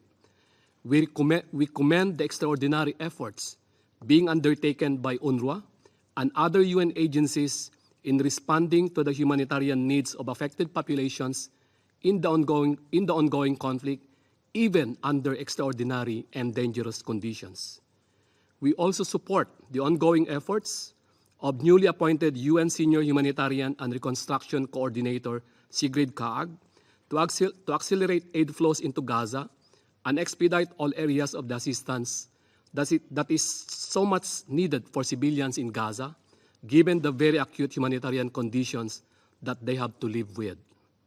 To complement the UN efforts to increase aid, we echo the Secretary General's call on the parties to respect international humanitarian law, respect and protect civilians, and ensure their essential needs are met. The Philippines reiterates its firm support for a two-state solution, in harmony with international agreements and pertinent UN resolution. We see this as a viable and sustainable pathway to resolve the Israeli-Palestinian conflict. Both Israelis and Palestinians deserve a future where their rights, aspirations, and security are recognized and upheld. All parties, therefore, must refrain from unilateral actions that undermine the prospects for a two-state solution. The Philippines recognizes that the conflict can never be resolved by violence, but through meaningful dialogues and negotiations in accordance with international law. Diplomacy must continue to be the driving force in achieving a lasting and comprehensive peace in the Middle East. We all want a comprehensive, just, and sustainable solution to the Israeli-Palestinian conflict in order to achieve peace and stability in the Middle East. Finally, we support the peaceful implementation of all UN resolutions and initiatives towards the resolution of the Middle East conflict and support all efforts to revive the Middle East peace process. Given the significant impact of the Israeli-Palestinian conflict on the region's stability, we believe that a lasting resolution can only emerge from diplomatic engagement, dialogue, and comprehensive negotiation, all rooted in international law. Thank you, Madam President. Je remercie le représentant des Philippines de sa déclaration et je donne maintenant la parole à la représentante de l'Allemagne. Thank you, Madam President, and thank you also for organizing this important debate today. Germany fully aligns itself with the statement to be delivered by the EU, and we condemn in the strongest possible terms Hamas' brutal and indiscriminate terrorist attacks across Israel on and since 7th of October 23, including horrendous acts of sexual and gender-based violence. Israel has the right to defend itself. For over 3.5 months, Hamas continues to attack Israel with rockets on a daily basis and uses Palestinian civilians as human shields. We reiterate our call for Hamas to immediately release all hostages and lay down their weapons and stop this war. At the same time, Germany is most gravely concerned about the dire humanitarian situation in Gaza. To be clear, life in Gaza is hell. The suffering of so many innocent civilians must end. We call on Israel's military to better protect civilians in Gaza. We urgently need increased and extended humanitarian pauses, improved humanitarian access, and new border openings to facilitate the distribution of aid to the people in need. We stand ready in this regard to support the efforts of the Humanitarian Reconstruction Coordinator Sigrid Kaag. The relevant resolutions of this Council, adopted by this Council, need to be implemented immediately by all parties. We must do our utmost to prevent both regional escalation and a worsening of the situation in the West Bank, as the German Foreign Minister stressed during her recent trip to the region. Madam President, our collective goal is to pave the way for a sustainable ceasefire leading to lasting peace, based on the implementation of the two-state solution. Gaza and the West Bank belong to the Palestinians, and they must not face expulsion from Gaza or displacement by settlers in the West Bank. Israelis and Palestinians will only be able to live side by side in peace, based on the two-state solution, if each side recognizes the other's suffering and if they understand that the security of one is intricately linked to the security of the other. I thank you. Je remercie la représentante de l'Allemagne de sa déclaration et je donne maintenant la parole au représentant du Maroc. السيدة الرئيسة، أود في البداية أن أهنئ بلدكم الصديق فرنسا على ترأسه لمجلس الأمن، وأن أشكركم على تنظيم هذا الاجتماع الوزاري الذي ينعقد في وضع حرج للغاية بالنسبة للقضية الفلسطينية والأمن والسلام في منطقة الشرق الأوسط برمتها. كما أتوجه بالشكر لمعالي السيد أنطونيو غوتيريس أمين العام للأمم المتحدة على إحاطته القيمة.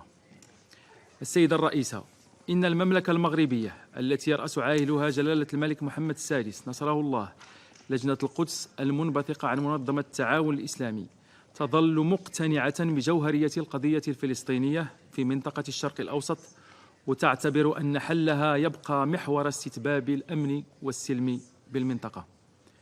إن الأحداث الدامية والمروعة التي تشهدها الأراضي الفلسطينية المحتلة عموماً وقطاع غزة على وجه الخصوص منذ أكثر من 3 أشهر تهدد للأسف الأمن والسلم الإقليميين، ولها تداعيات على العالم بأسره.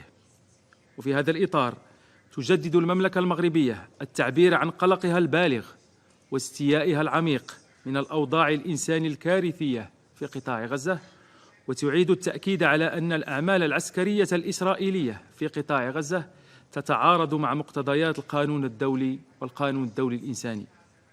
كما تطالب المملكة المغربية مرة أخرى بضرورة وقف الاعتداءات العسكرية والوقف الدائم والمراقب لإطلاق النار وضمان حماية المدنيين وعدم استهدافهم وفقا للقانون الدولي والقانون الدولي الإنساني، والسماح بإيصال المساعدات الإنسانية بانسيابية وبكميات كافية لساكنة غزة، وإطلاق سراح الأسرى والمحتجزين، وإرساء أفق سياسي للقضية الفلسطينية.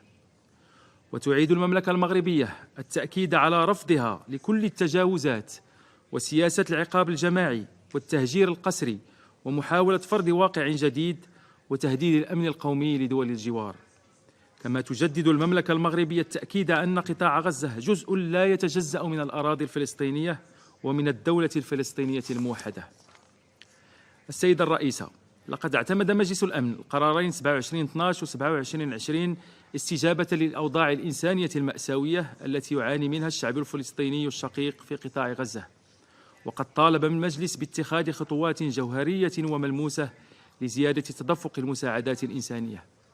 ونشكر السيد الأمين العام للأمم المتحدة للبدء المبكر في تنفيذ تدابير إنشاء الآلية المتضمنة في قرار 27/20 لتسهيل دخول ومراقبة المساعدات الإنسانية للقطاع من خلال قيامه بتعيين السيدة سيغريد كاك بصفتها كبيرة منسق الشؤون الإنسانية وإعادة الإعمار في غزة. وهنا نود تجديد الدعوة للمجتمع الدولي لتوفير المساعدات الإنسانية الكافية والمتواصلة لقطاع غزة، ولتقديم الدعم اللازم للسيدة سيغريد كاك لأداء المهمة التي كلفها بها مجلس الأمن.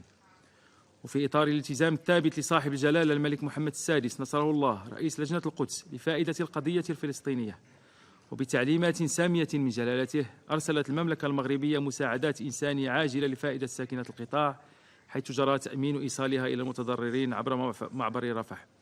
كما أرسلت وكالة بيت مال القدس الشريف الذراع التنفيذي للجنة القدس بتعليمات ملكية سامية مساهمات إنسانية للمستشفيات والمؤسسات الاجتماعية الرئيسية التي تتعامل مع الحالات الطبية والاجتماعية الطارئة الناتجة عن تطورات في قطاع غزة.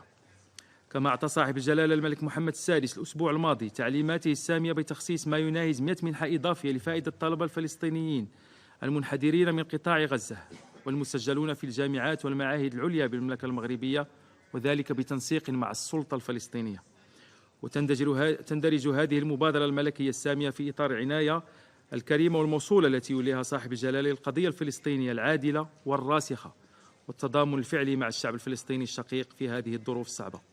السيدة الرئيسة، إن الإجراءات والاستفزازات الإسرائيلية المتكررة في الأراضي الفلسطينية المحتلة بما فيها مدينة القدس الشريف تقوض جهود التهدئة وتنسف المبادرات الدولية الهادفة لوقف مظاهر التوتر والاحتقان ودوامة العنف.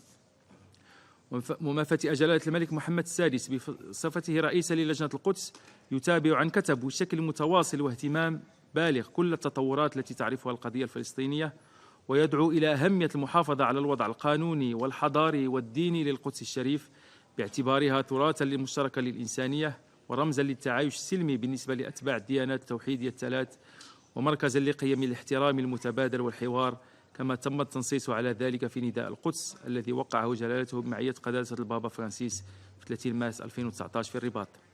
وبالموازاة مع ذلك تقوم لجنة القدس الشريف بدورها السياسي والعملي لدعم الشعب الفلسطيني عامة والمقدسيين على وجه الخصوص، وتزاوج بين المساعي السياسية التي يقوم بها صاحب الجلالة الملك محمد السادس والعمل الميداني الذي تقوم به وكالة بيت مال القدس الشريف تحت الإشراف الشخصي والفعلي لجلالته. وختاما، السيدة الرئيسة، تجدد المملكة المغربية التأكيد على تضامنها الكامل والشامل مع الحقوق المشروعة للشعب الفلسطيني الشقيق المبنية على الشرعية الدولية، وهنا أود التذكير بما جاء في خطاب جلالة الملك محمد السادس إلى المشاركين في القمة العربية الإسلامية المشتركة غير العادية يوم 11 نوفمبر 2023 بالرياض بالمملكة العربية السعودية الشقيقة وأقتبس: ينبغي التعامل مع هذه الظرفية الحاسمة من منطلق المسؤولية التاريخية التي تحتم علينا الانطلاق من بعض المسلمات البديهية. فلا بديل عن سلام حقيقي في المنطقة يضمن للفلسطينيين حقوقهم المشروعة في إطار حل الدولتين، ولا بديل عن دولة فلسطينية مستقلة وعاصمتها القدس الشرقية، ولا بديل عن تقوية السلطة الفلسطينية بقيادة أخي الرئيس محمود عباس أمو مازن، ولا بديل عن وضع آليات لأمن إقليمي مستدام قائم على احترام القانون الدولي والمرجعيات الدولية المتعارف عليها. نهاية الاقتباس، وشكرا لكم السيدة الرئيسة. Je remercie le représentant du Maroc de sa déclaration et je donne maintenant la parole au représentant du Pakistan. Thank you, Madam President. Pakistan congratulates France and you, Madam President, for a successful presidency of the Council this month and for convening this important debate on the dire situation in Palestine and the Middle East. We welcome the high-level participation in this debate, and we thank the Secretary General for his substantive briefing and his eloquent appeal for peace this morning. Over the past 3 months, the world has witnessed the most brutal slaughter of civilians in the 21st century. Over 25,000 civilians, mostly children and women, have been killed by the Israeli onslaught in Gaza.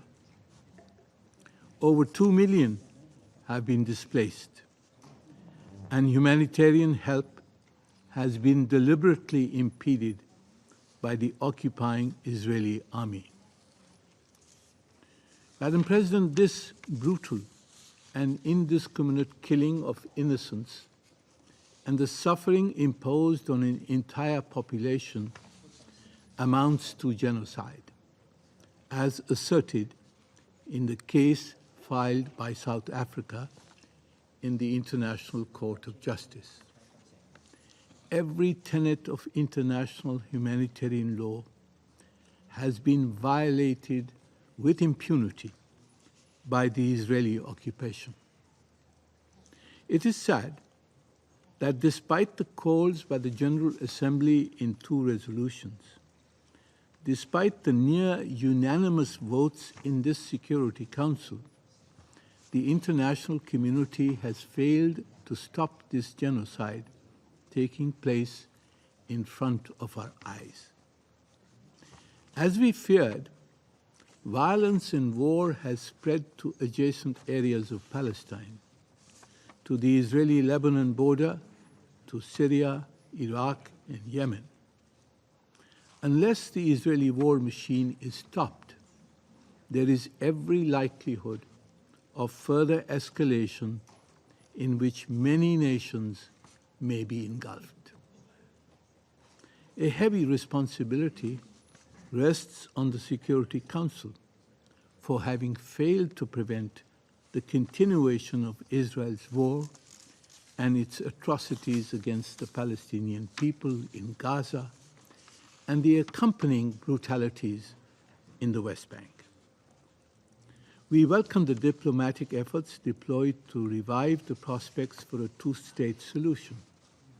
It is the only viable option for realizing a sustainable peace between Israel and the Palestinians and between Israel and the Arab and Islamic world.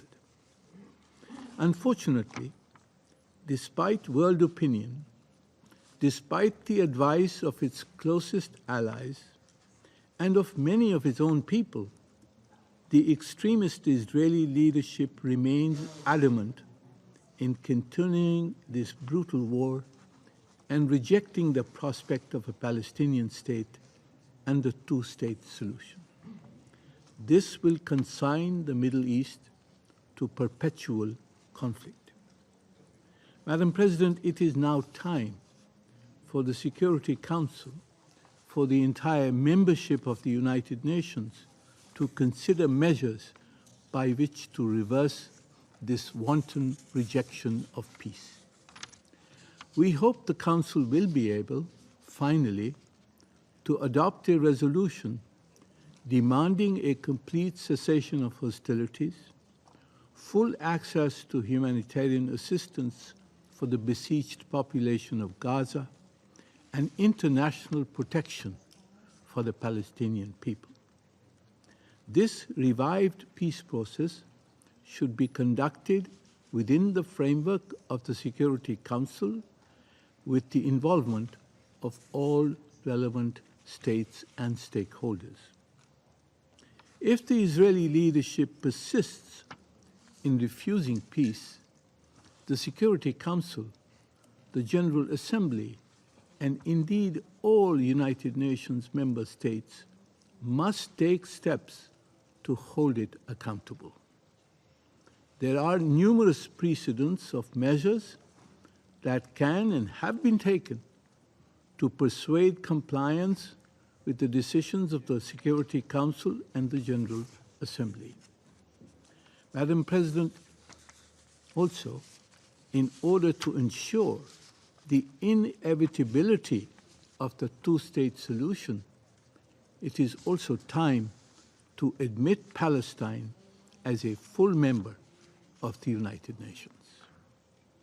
Beyond the eloquent words heard in this Council's debate, we look for concrete steps to halt the slaughter of innocents and bring peace to Palestine, to Israel, and to the Middle East.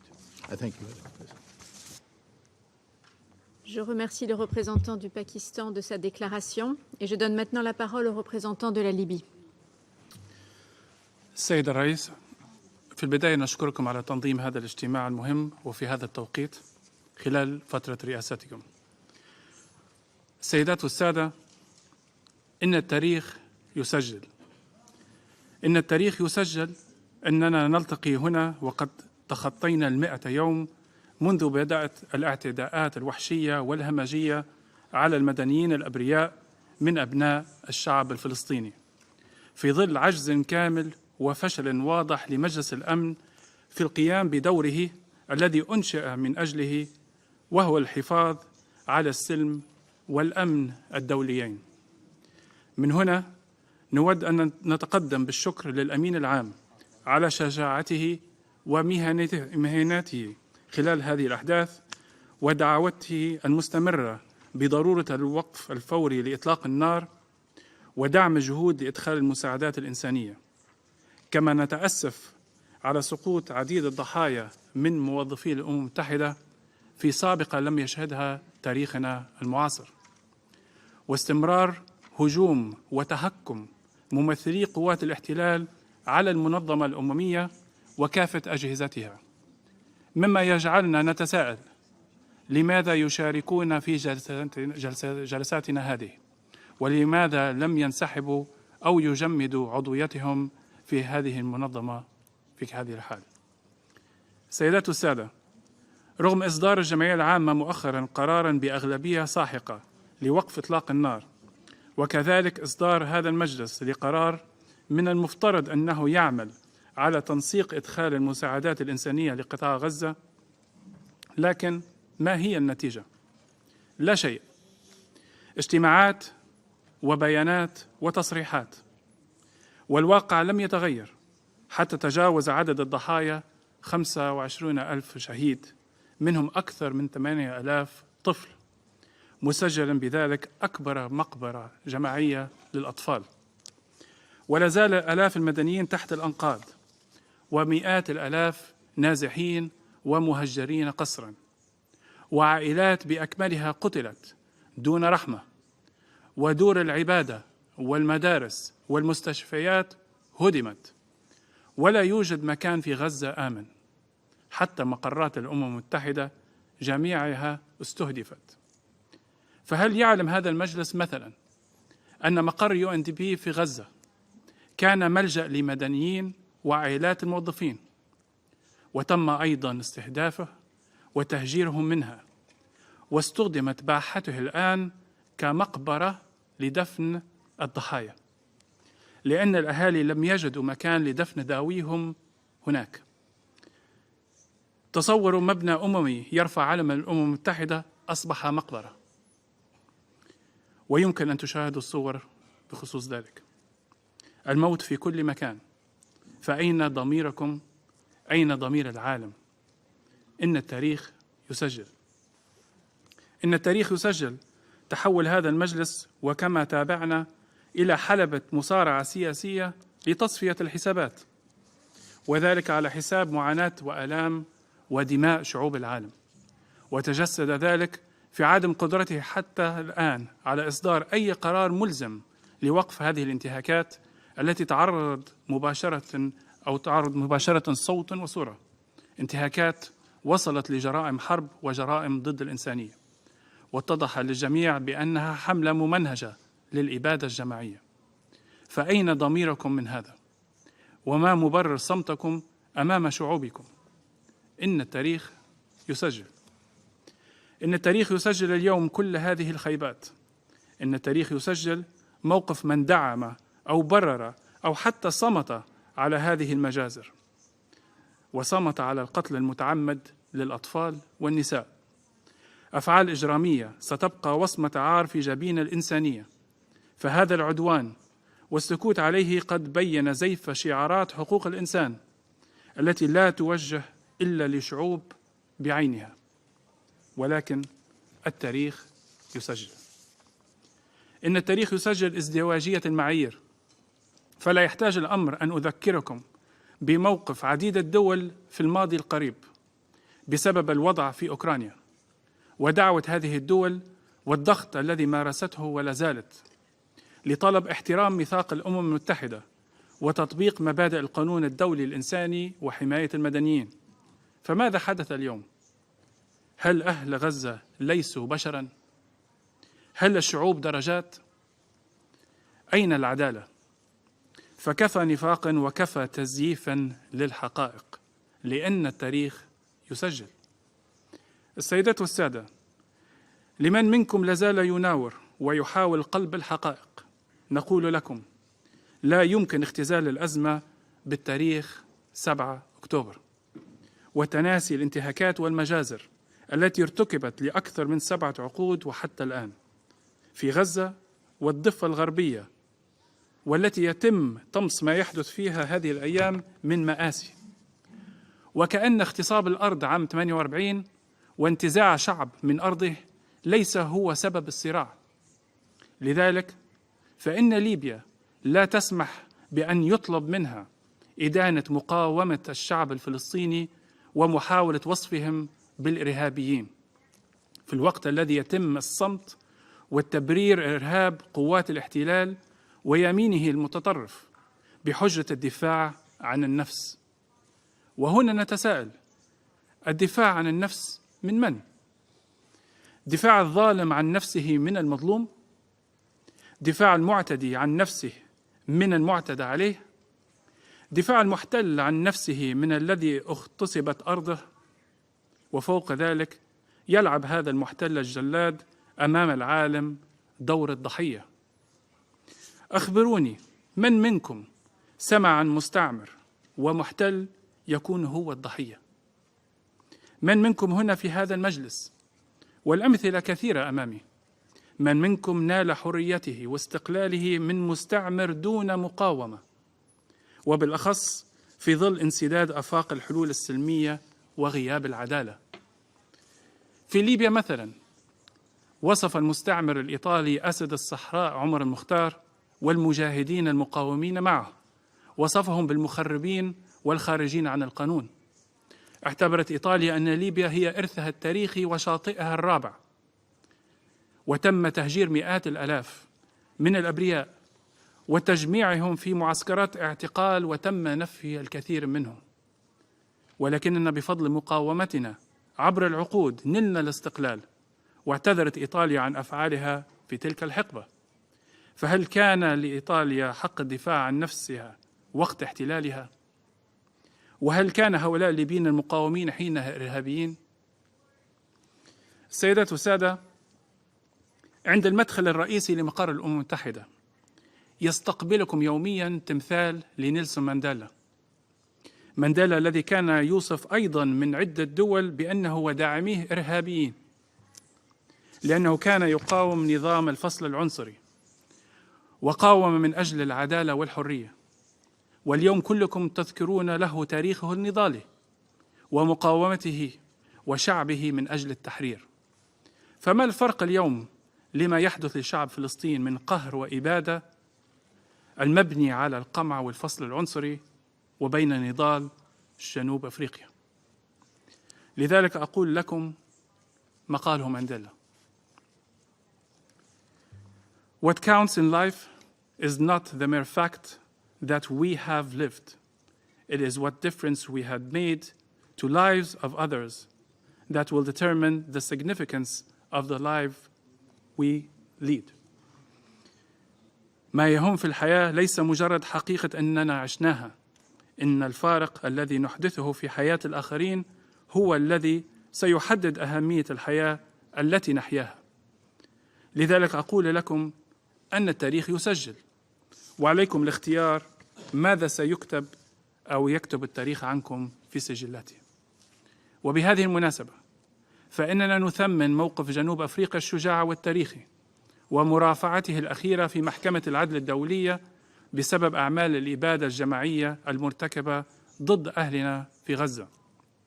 وفي هذا الصدد ورغم التحديات التي تمر بها بلادي، إلا أن ليبيا قامت أيضاً بواجبها الأخلاقي والإنساني والوطني بالإعلان عن انضمامها لجنوب أفريقيا في مرافعات هذه القضية، وكذلك القضية المرفوعة بخصوص الممارسات والانتهاكات المرتكبة ضد الشعب الفلسطيني. لذا ندعو جميع الدول أن تنضم لهذا الحراك الإنساني من أجل نصرة القضية العادلة للشعب الفلسطيني، والتاريخ يسجل. سيدات وسادة، من الغريب أن نسمع اليوم كلام عن الحلول السياسية المستقبلية، بل وعن مشاريع إعادة الإعمار في غزة، في نفس الوقت الذي يستمر فيه القصف والتدمير ونحن نتحدث الآن. ولا زال الأطفال يلفظون أنفاسهم الأخيرة تحت الأنقاض. أوقفوا العدوان أولاً ثم تحدثوا عن اليوم التالي. حددوا موقفكم من ممثلي قوات الاحتلال الذين أعلنوا رفضهم علناً قيام دولة فلسطين. كان آخرهم رئيس حكومتهم، والذي كان حمل خارطة لدولته المزعومة هنا في الأمم المتحدة وقبل أحداث 7 أكتوبر، لاغياً فيها أي مكان لأرض فلسطين. فما موقفكم من هؤلاء؟ إن المستقبل السياسي أمر يخص الفلسطينيون وحدهم، ولا أحد له الحق في تفصيل الحلول لهم. السيدات والسادة، من هذا المنبر أخاطب أهلنا في فلسطين وبالأخص أهلنا في غزة بأن ما نقوم به اليوم هو أقل ما يمكن تجاه تضحياتكم، وهي محاولة منا لإيقاظ من هم في سباتهم، لأننا مثلكم فقدنا الثقة في المجتمع الدولي بسبب ازدواجية المعايير. ولكن يجب أن تعلموا أننا في ليبيا وشعوب العالم الحرة معكم في نضالكم، ولن نتخلى عنكم، وثابتون على مبدأنا في دعم حقكم في المقاومة وتقرير المصير.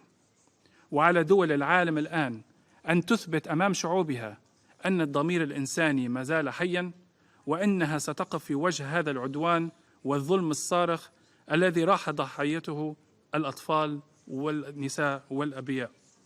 علينا العمل معاً بكل الوسائل لإيقاف هذا العدوان الغاشم ووقف إطلاق النار فوراً، وقطع الطريق أمام أعمال الإبادة والتدمير والتهجير والتشريد، لأننا لن ننتظر نكبة جديدة. لذا نكرر مجدداً موقف ليبيا الثابت بأن لن يتحقق أي سلام دون إحياء الأمل، وبالأخص للجيل الحالي. وأولى الخطوات تبدأ بمنح العضوية الكاملة لدولة فلسطين في الأمم المتحدة، وبحصول الشعب الفلسطيني على كامل حقوقه المشروعة، وعودة كل المهجرين إلى وطنهم، وقيام دولة فلسطين المستقلة وعاصمتها القدس الشريف. فلا سلام دون عدالة، وتذكروا أن التاريخ يسجل. شكرا. Je remercie le représentant de la Libye de sa déclaration et je donne maintenant la parole au représentant de Belgique. Madame la Présidente, Madame l'ambassadeur Broadhurst, je remercie la France d'avoir organisé ce débat important et je salue les efforts entrepris par la présidence française du Conseil en vue d'obtenir des résultats concrets dans les dossiers dont le Conseil est saisi, en particulier la situation au Proche-Orient. I have the honor to speak on behalf of the 3 Benelux countries, the Kingdom of the Netherlands, the Grand Duchy of Luxembourg, and my own country, the Kingdom of Belgium. Whilst aligning ourselves with the statement of the European Union, and notwithstanding our respective and well-known national positions on the conflict, the Benelux countries would like to take this opportunity to focus solely on the implementation of the mandate of the Senior Humanitarian and Reconstruction Coordinator. We welcome the expeditious appointment of Madame Sigrid Kaag as Senior Coordinator, and we fully support her in her endeavors. Madam Chair, the Benelux countries are deeply concerned by the dire humanitarian situation in the Gaza Strip and its grave impact on the civilian population, especially the disproportionate effect on children. International humanitarian law must be respected by all parties at all times. Civilians and civilian infrastructure, including schools and hospitals, should never be a target. With regards to the dire humanitarian situation, including the levels of acute food insecurity, the Benelux countries would like to stress 3 urgent points of action that require immediate operational steps by the parties involved. We hope that the appointment of Madame Kaag will be instrumental for their implementation, and we call on the members of this Council and on the entire UN membership to fully support her. The first point is access. All relevant border crossings and all other feasible options must be fully used. Humanitarian actors should have full, unimpeded and safe access to the whole of Gaza, notably via safe corridors throughout the Strip. Access arrangements should be facilitated and streamlined as much as possible. My second point, Madam Chair, is volume. Based on improved access, delivery to Gaza needs to be drastically increased in order to meet the actual needs. Clearing and monitoring procedures need to be simplified in order to enable humanitarian organizations to deliver aid effectively and efficiently. Of course, humanitarian aid will not be enough to reverse the worsening hunger amongst the population. The restoration of a functioning market, allowing for essential supplies to enter Gaza and private actors to operate, should also be a priority. The third point is trust. We are confident that through her actions, Madame Kaag will also be able to improve the level of trust between the concerned parties. We call on those parties to allow her to operate effectively, to engage with her in good faith, and to provide her with the necessary room to achieve tangible results for the civilian population in Gaza. Madam Chair, the successful implementation of the coordinator's mandate is an objective we should all commit to. As a first minimum imperative, the focus should lie on the implementation of an immediate temporary humanitarian ceasefire and on the creation of the conditions for a sustainable cessation of hostilities. Furthermore, we call for the immediate and unconditional release of all hostages. Madam Chair, under international humanitarian law, the parties have clear obligations regarding the provision of humanitarian assistance. Resolution 2712 and 2720 are unequivocal.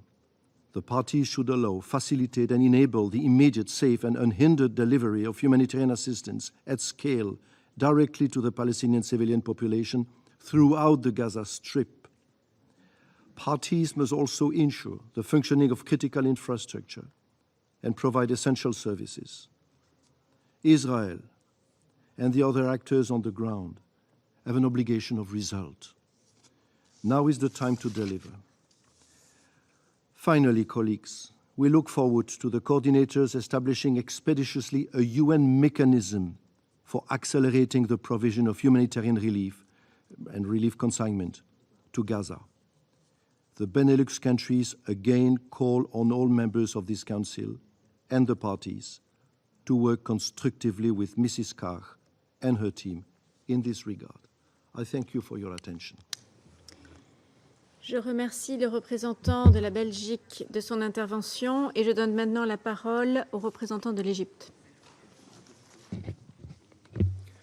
السيد الرئيس أتقدم لكم السيد الرئيس بالتهنئة على تولي الجمهورية الفرنسية الصديقة رئاسة مجلس الأمن لشهر يناير، كما أتقدم لكم بالشكر على الدعوة لعقد جلستنا اليوم في هذه المرحلة المحورية من الحرب التي تشنها إسرائيل على الأراضي الفلسطينية المحتلة، وهي الحرب التي شهدت وتشهد فظائع لم يشهدها المجتمع الدولي منذ بداية القرن، وهي الفظائع التي لم يسلم منها حتى الموتى من ضحاياها الذين نبشت قبورهم وانتهكت حرمات مثواهم الأخير.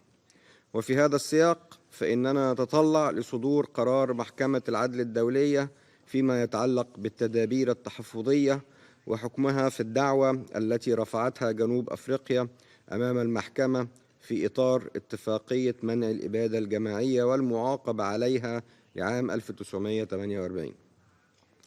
كما أود أن أتقدم بخالص الشكر للسيد سكرتير عام الأمم المتحدة للإحاطة القيمة التي استمعنا إليها وإلى مواقف سيادته الشجاعة خلال تلك الأزمة التي ناصرت الحق ولم تتوانى في الدفاع عنه. السيدة الرئيس، لقد سبقني السيد السفير مندوب مملكة البحرين الشقيقة الدائم في بيانه نيابة عن المجموعة العربية، وهو البيان الذي ينضم إليه وفد بلادي في تناول حجم وفداحة العدوان الإسرائيلي على الشعب الفلسطيني، وكذلك في تناول موقف الدول العربية المتحد من هذه التطورات المؤسفة.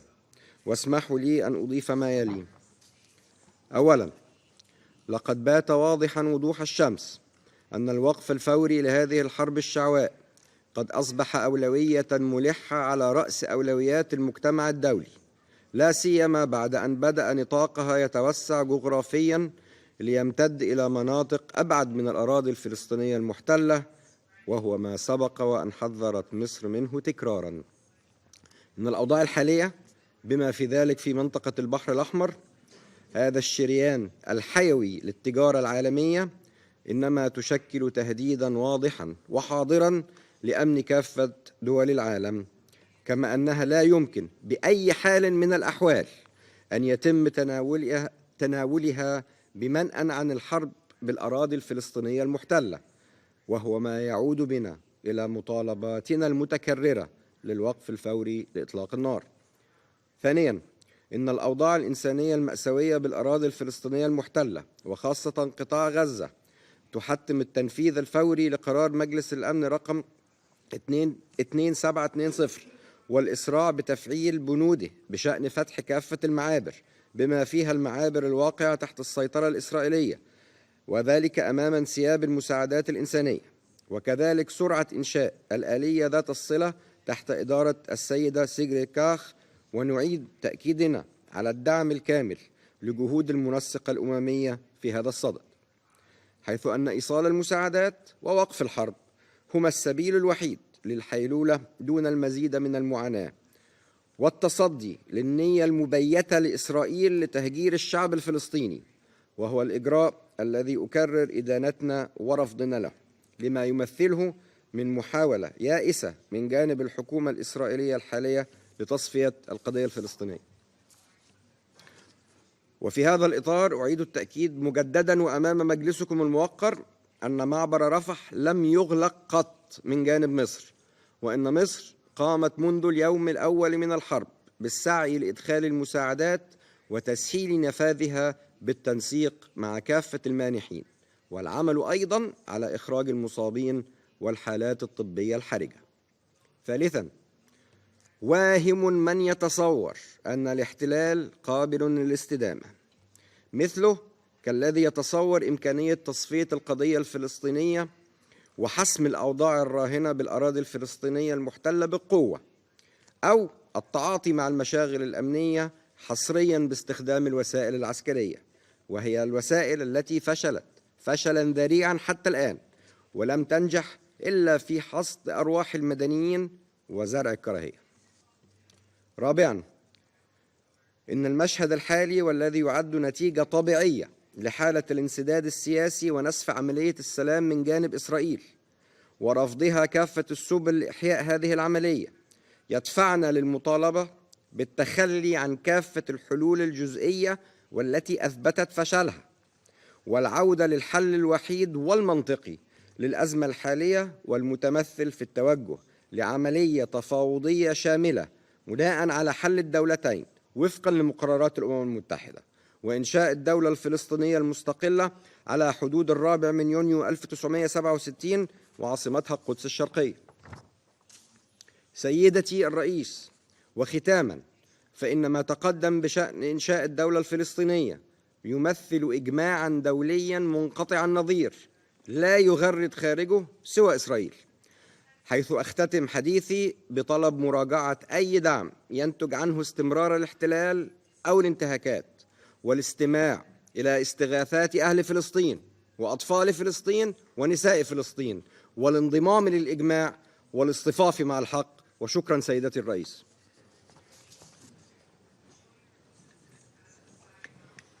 Je remercie le représentant de l'Égypte pour son intervention et je donne maintenant la parole à la représentante du Comité pour l'exercice des droits inaliénables du peuple palestinien auprès de l'Organisation des Nations Unies. Madam President, I congratulate France for the January presidency of the Security Council and thank you for elevating this meeting to ministerial level in consideration of the urgency of prioritizing the matter at hand. I also thank the Secretary General for his briefing and tireless advocacy for peace and justice, including a just solution to the question of Palestine.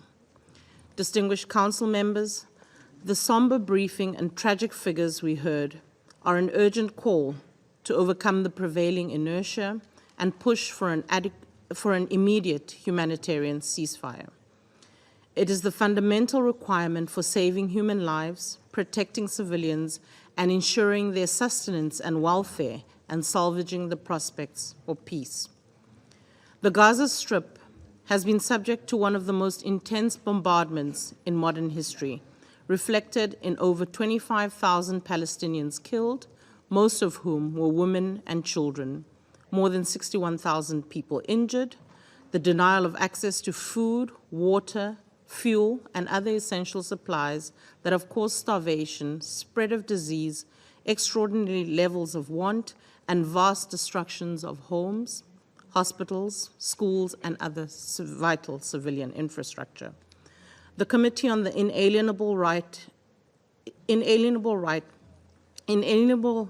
the exercise of the inalienable rights of the Palestinian people echoes the overwhelming demand of the international community for an immediate ceasefire in Gaza and for the unconditional release of all hostages and detainees. We call for the full adherence by all parties to their obligations under international law, including humanitarian and human rights law, and to all relevant resolutions, including General Assembly resolutions ES 10/21 and ES 10/22, and Security Council resolutions 2712 and 2720 of 2023. Israel's indiscriminate and disproportionate attacks have consistently breached the distinction between civilians and combatants, as well as between civilian and military objects. Israel has also consistently breached its obligations as the occupying power under the Fourth Geneva Convention. Prisoners must be provided humane and dignified treatment. However, disturbing reports and images of torture, cruel, inhumane and degrading treatment of Palestinian prisoners continue to emerge. Thousands of Palestinians, including children, have been detained in just over 3 months.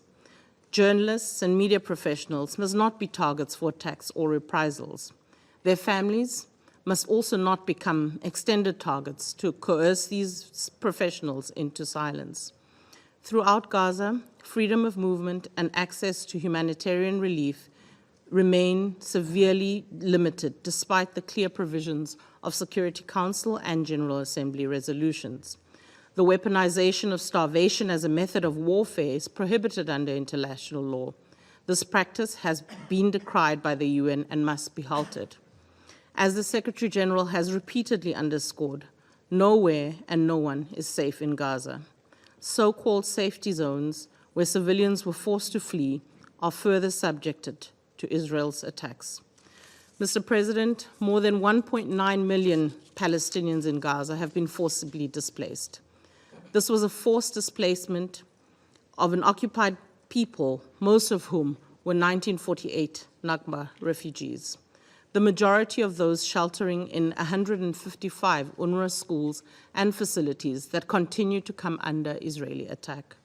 Repeated calls by Israeli ministers to forcibly transfer the Palestinian civilian population out of Gaza are abhorrent and must be prevented, as such transfer would constitute a war crime. The escalating violence by Israeli forces and settlers in the occupied West Bank is turning this year into the deadliest on record for children not only in Gaza, but in the West Bank, including East Jerusalem, with 344 Palestinian children killed since 7 October, including 88 children. Excellencies, Israel's indiscriminate attacks against civilians in Gaza are the latest episode in its 16-year blockade, 56 years of occupation and 76 years of Nakba. Israeli ministers openly discuss their wish and actions to make Gaza unlivable for Palestinians. For this reason, several members of our committee have referred the situation in Palestine to the International Criminal Court, urging accountability for the crimes being perpetuated against the Palestinian people. We commend South Africa, a proud member of our committee, on its application instituting proceedings at the International Court of Justice against Israel, asking for immediate provisional measures to prevent violations of the Genocide Convention in Gaza. Distinguished members, there is no time for semantics nor room for paralysis. We must not succumb to exceptionalism, double standards, or international omerta. The committee reiterates its call for an immediate Gaza ceasefire, prioritizing the protection of Palestinians. We emphasize the need for urgent humanitarian assistance and for immediate efforts to realize a durable and just solution in the Middle East. This involves ending occupation and respecting the inalienable rights of the Palestinian people, including self-determination and independence, and the right of return for refugees as per international law and UN resolutions. The time is now to pursue without hesitation the two-state solution on the pre-1967 borders, the long-standing international consensus for a just solution. The committee seconds the call for an international peace conference and a multilateral negotiating process aimed at resolving the question of Palestine in all its aspects. And to paraphrase Nelson Mandela, our collective pledge of leaving no one behind is incomplete without the freedom of Palestine. For this reason, the committee further demands the admission of the State of Palestine as a full member of the United Nations to allow it to take its rightful place in the international community. I thank you. Je remercie la représentante du Comité pour l'exercice des droits inaliénables du peuple palestinien de sa déclaration. Je donne maintenant la parole à son Excellence M. Stavros Lambrinidis, chef de la délégation de l'Union européenne auprès des Nations unies. Thank you, Mr. President. I speak on behalf of the European Union and its member states.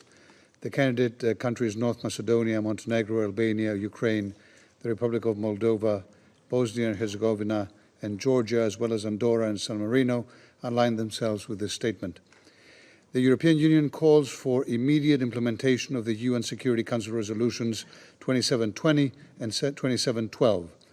The EU is gravely concerned about the deepening humanitarian crisis in Gaza, and latest reports by UN agencies alerting that Gaza is in the high risk of famine and that the health system is in a state of collapse. We welcome Israel's decision to open the Kerem Shalom border crossing point and the role Egypt and other regional partners play in providing and facilitating that humanitarian aid reaches those in need. We must continue to provide humanitarian assistance to all those in need in Gaza, including through increased capacity at border crossings and through a dedicated maritime route, ensuring that such assistance is not abused by Hamas and other terrorist organizations.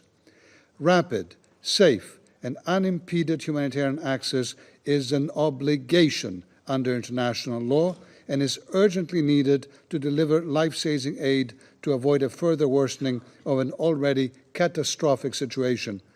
Aid needs to reach those in need through all necessary means, including humanitarian corridors and pauses for humanitarian needs or cessation of hostilities. We welcome the cooperation of regional actors aimed at opening humanitarian access to Gaza. We stand ready to support the efforts of the Senior Humanitarian and Reconstruction Coordinator, Sigrid Kaag. The European Union will continue supporting those civilians most in need in Gaza. We have already earmarked an initial €125 million for humanitarian aid in 2024. Individually, EU member states have provided financial support amounting to more than €600 million for the occupied Palestinian territories since the 7th of October. We commend the strong efforts of the UN and all humanitarian actors to deliver life-saving aid in extremely dire conditions. We deplore the deaths of an unprecedented number of UN staff members and other humanitarian workers. The EU will continue its strong support to the UN and other humanitarian actors. In particular, we commend the work of UNRWA, who play an even more crucial role in the current situation, also for stability in the region.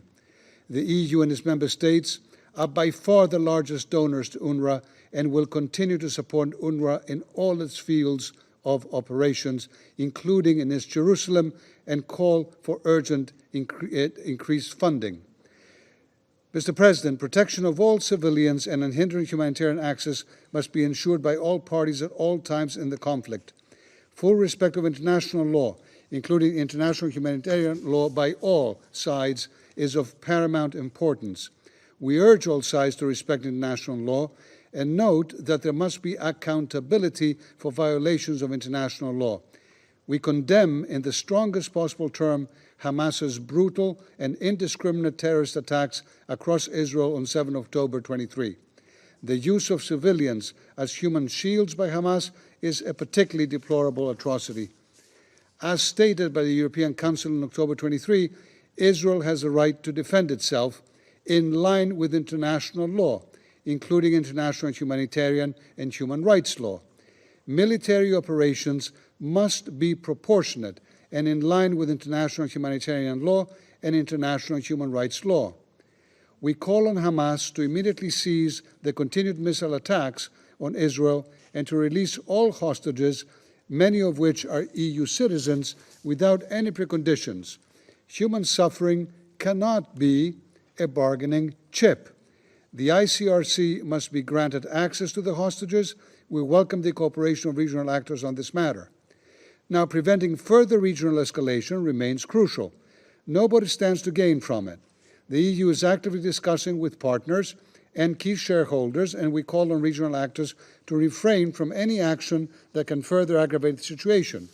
We are following with concern the situation across the blue line, and we recall the absolute necessity of respecting this Council's Resolution 1701. The EU condemns the Houthi attacks on commercial vessels in the Red Sea, which are undermining freedom of navigation. The EU calls for an immediate implementation of UN Security Council Resolution 2722. Upholding freedom of navigation in the Red Sea is vital to the free flow of global commerce and regional security. Mr. President, the EU is equally concerned for the situation in the West Bank, including East Jerusalem, where settlement expansion and settler violence have reached record numbers. Settlements are illegal under international law and constitute an obstacle to peace. Israel must stop settlement expansion and legalization, prevent settler violence, evictions, and forced transfers, and ensure that perpetrators are held accountable. We remain committed to a just and comprehensive resolution of the Israeli-Palestinian conflict with the State of Israel and an independent, democratic, contiguous, sovereign, and viable State of Palestine, living side by side in peace and security and mutual recognition with Jerusalem as the future capital of both states in accordance with the relevant resolution of the Security Council. The EU is ready to contribute to reviving a political process, including through the Peace Day effort, welcomes diplomatic peace and security initiatives, and supports the holding of a national peace conference soon. We are already engaging with our partners in the region and beyond towards revitalizing a political horizon, including at the foreign ministers' meeting yesterday in Brussels. Mr. President, allow me to turn to the situation in Syria, where in the interest of time, I restrict myself to only one comment. More than 12 years into the conflict, the international community must redouble efforts to advance a sustainable and comprehensive political solution in line with United Nations Security Council Resolution 2254, the only path to sustainable peace in Syria. The humanitarian situation continues to deteriorate in vast parts of Syria. We take positive note of the 6-month renewal of the permission to use the Bab al-Hawa crossing.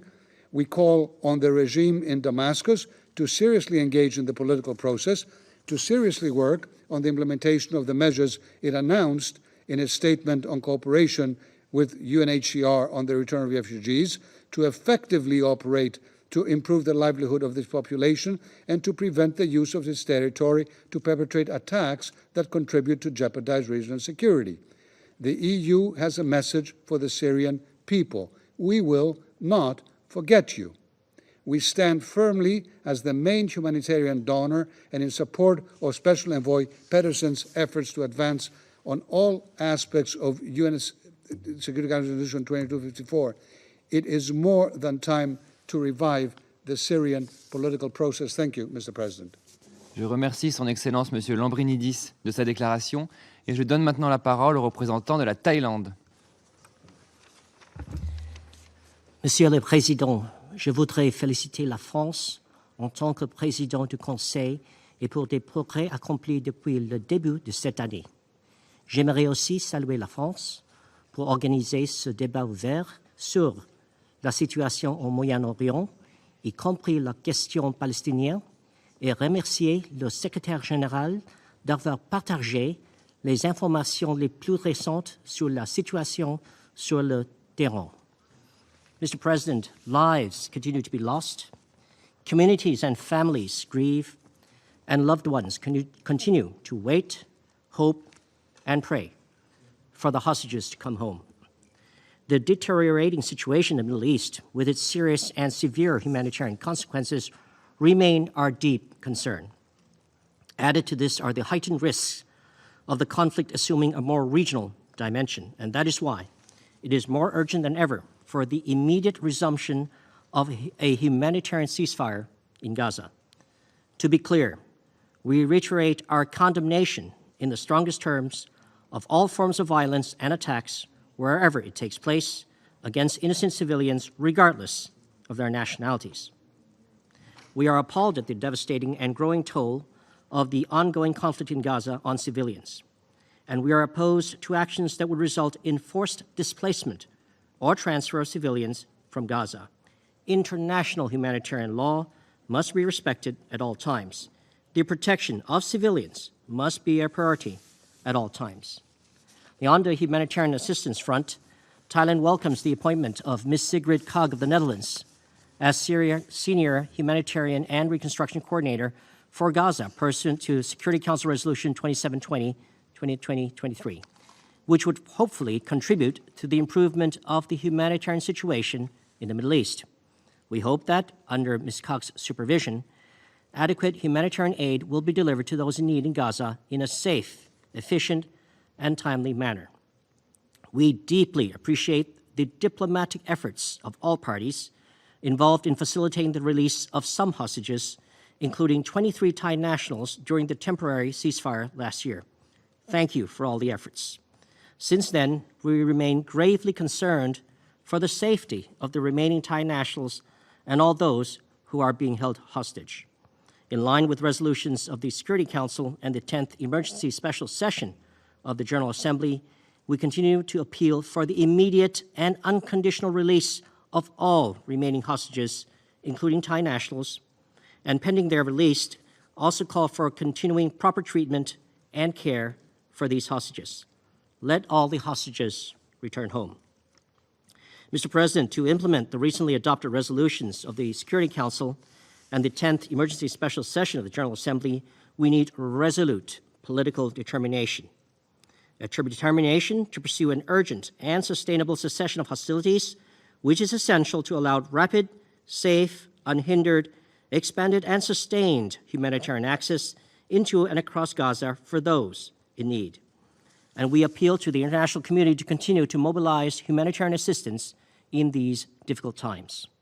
A determination to exercise utmost restraint and take immediate and necessary measures to prevent the risk of the conflict having more regional dimensions. And a determination for genuine dialogue and diplomacy with a view to finding a mutually agreed peaceful solution to the issue, in accordance with the two-state solution by which the states of Israel and Palestine live side by side in peace and security within secure and recognized borders, consistent with relevant UNSC resolutions. In closing, Thailand appeals to the Security Council to do its utmost to support peaceful efforts and to help bring about peace and security in the Middle East in accordance with the purposes and principles of the UN Charter. And indeed, we find useful the three guiding principles referred to earlier this afternoon by the Foreign Minister of France, namely humanity, justice, and responsibility. As for Thailand, we reaffirm our support for the collective efforts for diplomacy, de-escalation, and peaceful means to help end suffering and achieve an enduring peace. Indeed, an enduring peace is the best guarantee against future suffering. Thank you, Mr. President. Je remercie le représentant de la Thaïlande pour son intervention et je donne maintenant la parole à la représentante du Qatar. شكرا سيد الرئيس. أود أن أهنئ بلدكم الصديق على رئاسة المجلس وأرحب بحضور سعادة وزير الخارجية صباح اليوم، كما أشكر سعادة الأمين العام على بيانه، وأغتنم الفرصة لأهنئ الأعضاء المنتخبين الجدد في المجلس. هذا وننضم إلى البيانين باسم المجموعة العربية ومجموعة منظمة التعاون الإسلامي. السيد الرئيس، إن قطاع غزة اليوم هو موضع أكبر كارثة إنسانية يشهدها العالم، فبحسب التقارير الأممية ليس فيه مكان آمن، وتتضاءل فيه مقومات الحياة الكريمة، وأصبح تقريبا كل سكانه الذين يتجاوز عددهم 2,000,000 شخص من النازحين والمعرضين للمجاعة. وفي غضون 100 يوم باتت أعداد الضحايا تشارف على 100,000 إنسان، معظمهم من الأطفال والنساء، وذلك ما بين القتلى والمصابين بجروح وعاهات دائمة والمفقودين تحت الأنقاض، إضافة إلى ضحايا عنف المستوطنين وسلطات الاحتلال في الضفة الغربية المحتلة. وهذا هو ما جعل عدة مسؤولين دوليين يؤكدون أنهم لم يشهدوا مثيلا للوضع الراهن في غزة، ودفع الأمين العام إلى مخاطبة مجلسكم الموقر استنادا للمادة 99 من الميثاق، محذرا من خطر انهيار المنظومة الإنسانية والنظام العام، وداعيا إلى وقف إطلاق نار إنساني عاجل. ولقد كررت دولة قطر إدانتها لكل أشكال استهداف المدنيين والمرافق المدنية وممارسة العقاب الجماعي وحرمان المدنيين من الغذاء والماء والدواء وانتهاك حقوقهم ومحاولة التهجير القسري، كما تدين تصريحات المسؤولين الإسرائيليين بشأن تهجير سكان غزة التي تعد امتدادا لنهج الاحتلال وازدراء خطيرا للقوانين الدولية وتقطع الطريق أمام فرص السلام. السيد الرئيس، نرحب بالخطوات المتخذة لتنفيذ قراري المجلس 2712 و 2720 بما في ذلك تعيين السيدة سيغرد كاغ في منصب كبير منسق الشؤون الإنسانية وإعادة الإعمار، مؤكدين ضرورة التنفيذ الكامل لكل أحكام هذين القرارين، وفي الوقت نفسه نؤكد أن الحالة الإنسانية الفادحة والانتهاكات السافرة للقانون الدولي والمخاطر الجسيمة على الأمن والاستقرار في المنطقة تحتم الدعوة لوقف إطلاق نار فوري، فذلك وحده يكفي الوضع حد للمأساة وتجنيب المنطقة تصعيدا خطيرا، وأن مطلب وقف الحرب يمثل إرادة المجتمع الدولي التي أعرب عنها قرار الدورة الاستثنائية الطارئة العاشرة للجمعية العامة التي صوتت لصالح 153 دولة الشهر الماضي، وهي مسؤولية تقع على عاتق المجتمع الدولي لضمان تطبيق القانون الدولي بدون تمييز وبدون ازدواجية في المعايير. السيد الرئيس، منذ البداية بذلت دولة قطر ولا تزال تبذل جهودها الدبلوماسية على أعلى المستويات وبالتنسيق مع الشركاء الإقليميين والدوليين من أجل تحقيق الأولويات المتمثلة بإيقاف الحرب وضمان وصول الاحتياجات الإنسانية الكافية والمستمرة وإخلاء سبيل الرهائن والأسرى وتلافي مخاطر اتساع دائرة النزاع في المنطقة. وبفضل جهود الوساطة لدولة قطر بالشراكة مع الولايات المتحدة وجمهورية مصر العربية تم التوصل في نوفمبر الماضي إلى هدنة إنسانية وتمديدها، مما سمح بإيصال المزيد من المساعدة الإنسانية وإطلاق سراح المئات من النساء والأطفال المحتجزين في غزة ومن الأسرى الفلسطينيين. ومنذ ذلك الحين لم تتوقف مساعي دولة قطر، حيث أعلنت دولة قطر عن نجاح جهود الوساطة التي بذلتها بالتعاون مع الجمهورية الفرنسية في التوصل لاتفاق بين إسرائيل وحماس يشمل إدخال أدوية وشحنة مساعدات إنسانية إلى المدنيين في قطاع غزة، لا سيما في المناطق الأكثر تضرراً، وإيصال الأدوية التي يحتاج إليها المحتجزون في القطاع، على أن ترسل الأدوية والمساعدات من دولة قطر جواً عبر مطار العريش. ونتطلع إلى البناء على ما حققته مساعي دولة قطر الدبلوماسية والمضي نحو إنجاز اتفاق شامل ومستدام يوقف سفك الدماء ويقود إلى محادثات جادة وعملية سياسية تفضي إلى سلام شامل ودائم وعادل وفق قرارات الشرعية الدولية ومبادرة السلام العربية على أساس مبدأ حل الدولتين الذي يضمن إقامة الدولة الفلسطينية المستقلة على حدود عام 1967 وعاصمتها القدس الشرقية، وحصول الشعب الفلسطيني الشقيق على جميع حقوقه غير القابلة للتصرف. ونؤكد أن ذلك هو الضمان الوحيد لتحقيق السلام المستدام. كما نؤكد أن أي سياسات تخالف هذا التوجه لن تغير حقيقة أن قطاع غزة كان وسيظل أرضاً فلسطينية. سيد الرئيس، ينبغي أن لا نغفل عن التصعيد الخطير في الضفة الغربية بما فيها القدس الشرقية. إن دولة قطر تدين قرار سلطة الاحتلال مصادرة أراضي فلسطينية في القدس الشرقية الذي يضاف إلى القرارات والإجراءات الأحادية التي تنتهك القانون الدولي وتعوق التوصل إلى حل الدولتين. كما تدين السماح بمظاهرة متطرفين تحت شعار فرض السيطرة على القدس والمسجد الأقصى، فذلك يشكل استفزازاً خطيراً يساهم في زيادة الاحتقان والعنف. ونطالب المجلس مجدداً بتحمل مسؤولياته لإلزام إسرائيل بوقف إجراءاتها الهادفة لتغيير الوضع التاريخي والقانوني لمدينة القدس والمقدسات الإسلامية والمسيحية. السيد الرئيس، تواصل دولة قطر تقديم المساعدات الإنسانية العاجلة إلى قطاع غزة، فقد أرسلت حتى الآن 68 طائرة محملة بأكثر من 2000 طن من المساعدات الإنسانية. كما يتواصل تنفيذ مبادرة حضرة صاحب السمو الشيخ تميم بن حمد آل ثاني أمير دولة قطر بتقديم العلاج إلى 1500 من الجرحى من القطاع، وقد وصلت منهم 8 دفعات حتى الآن. وإضافة إلى ذلك يقدم طاقم طبي قطري المساعدة في علاج الجرحى في العريش، وذلك في إطار اهتمام دولة قطر ودعمها الكامل للشعب الفلسطيني الشقيق إلى حين تجاوز محنته. وشكرا لكم السيد الرئيس. Je remercie la représentante du Qatar pour son intervention. Je donne maintenant la parole au représentant du Vietnam. Thank you, Mr. President. I wish to express Vietnam's appreciation to France as President of the Security Council for convening this very important open debate. I also thank the Secretary General for his informative and insightful briefing. Mr. President, as we have passed the 100-day mark of the conflict in Gaza, the international community's grave concern over the ongoing humanitarian situation has only deepened. The staggering number of casualties, with over 25,000 Palestinians killed and thousands more missing, predominantly women and children, underscores the critical need for an immediate ceasefire.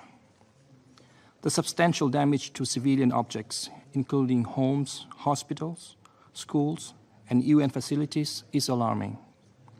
With the majority of Gaza's 2.2 million population displaced, facing acute shortages of food, water, and basic necessities, the situation is desperately dire.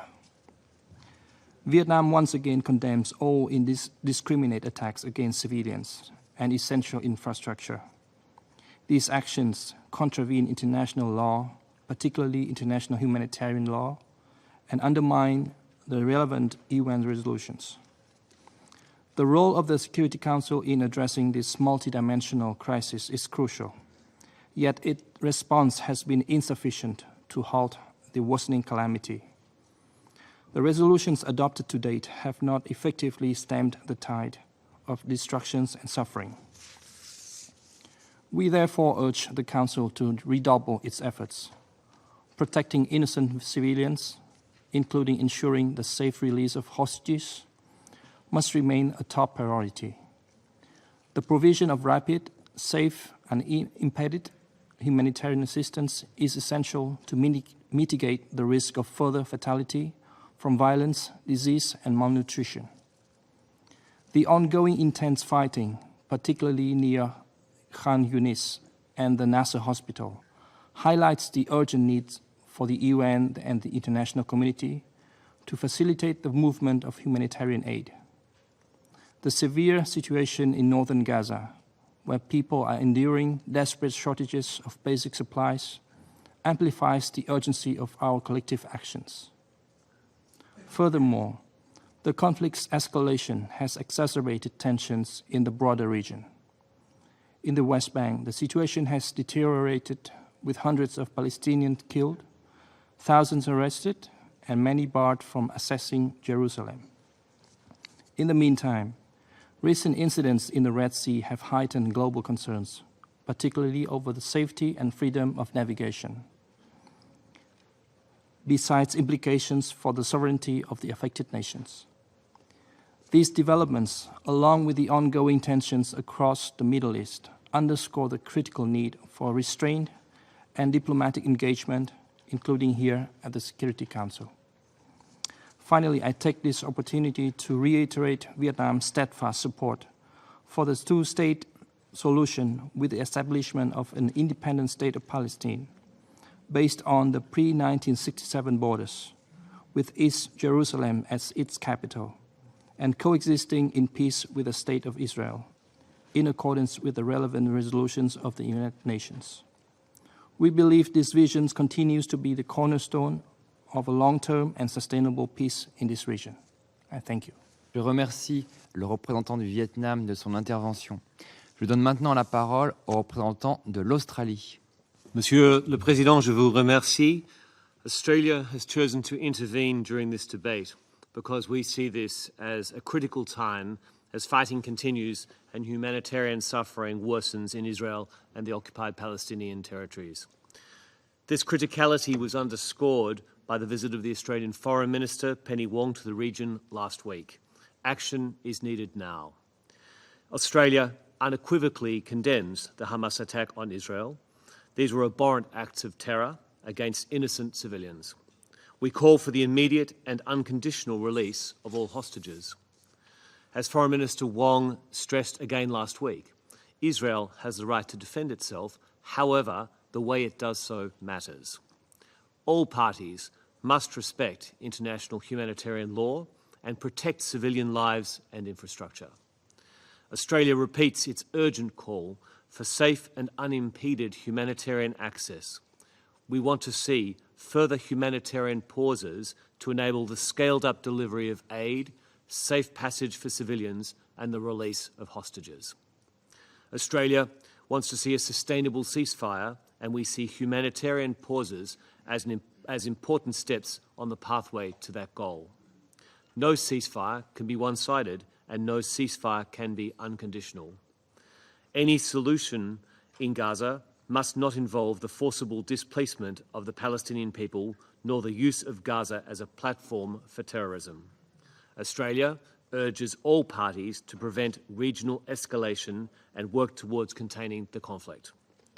We express our deep concern at the dangerous actions of regional actors seeking to take advantage of the situation. We unreservedly condemn Houthi attacks in the Red Sea. These attacks constitute a threat to navigational rights and freedoms, international commerce and maritime security. Australia remains committed to upholding the rules-based order on the high seas and the central principle of freedom of navigation. Practical steps are urgently needed to find an enduring solution to the Israeli-Palestinian conflict. It remains Australia's view that achieving long-term peace and security for Israel in its region requires the establishment of an independent Palestinian state. And we stress the importance of efforts to restart a political process which leads to a future Palestinian state. We reiterate our commitment to working towards a just and enduring peace that enables Israelis and Palestinians to live side by side in security within internationally recognized borders. Thank you. Je remercie le représentant de l'Australie pour son intervention. Il reste un certain nombre d'orateurs inscrits sur ma liste pour la présente séance. Si les membres du Conseil sont d'accord, je propose de suspendre la séance jusqu'à demain 15 h. La séance reprend donc demain à 15 h. La séance est suspendue.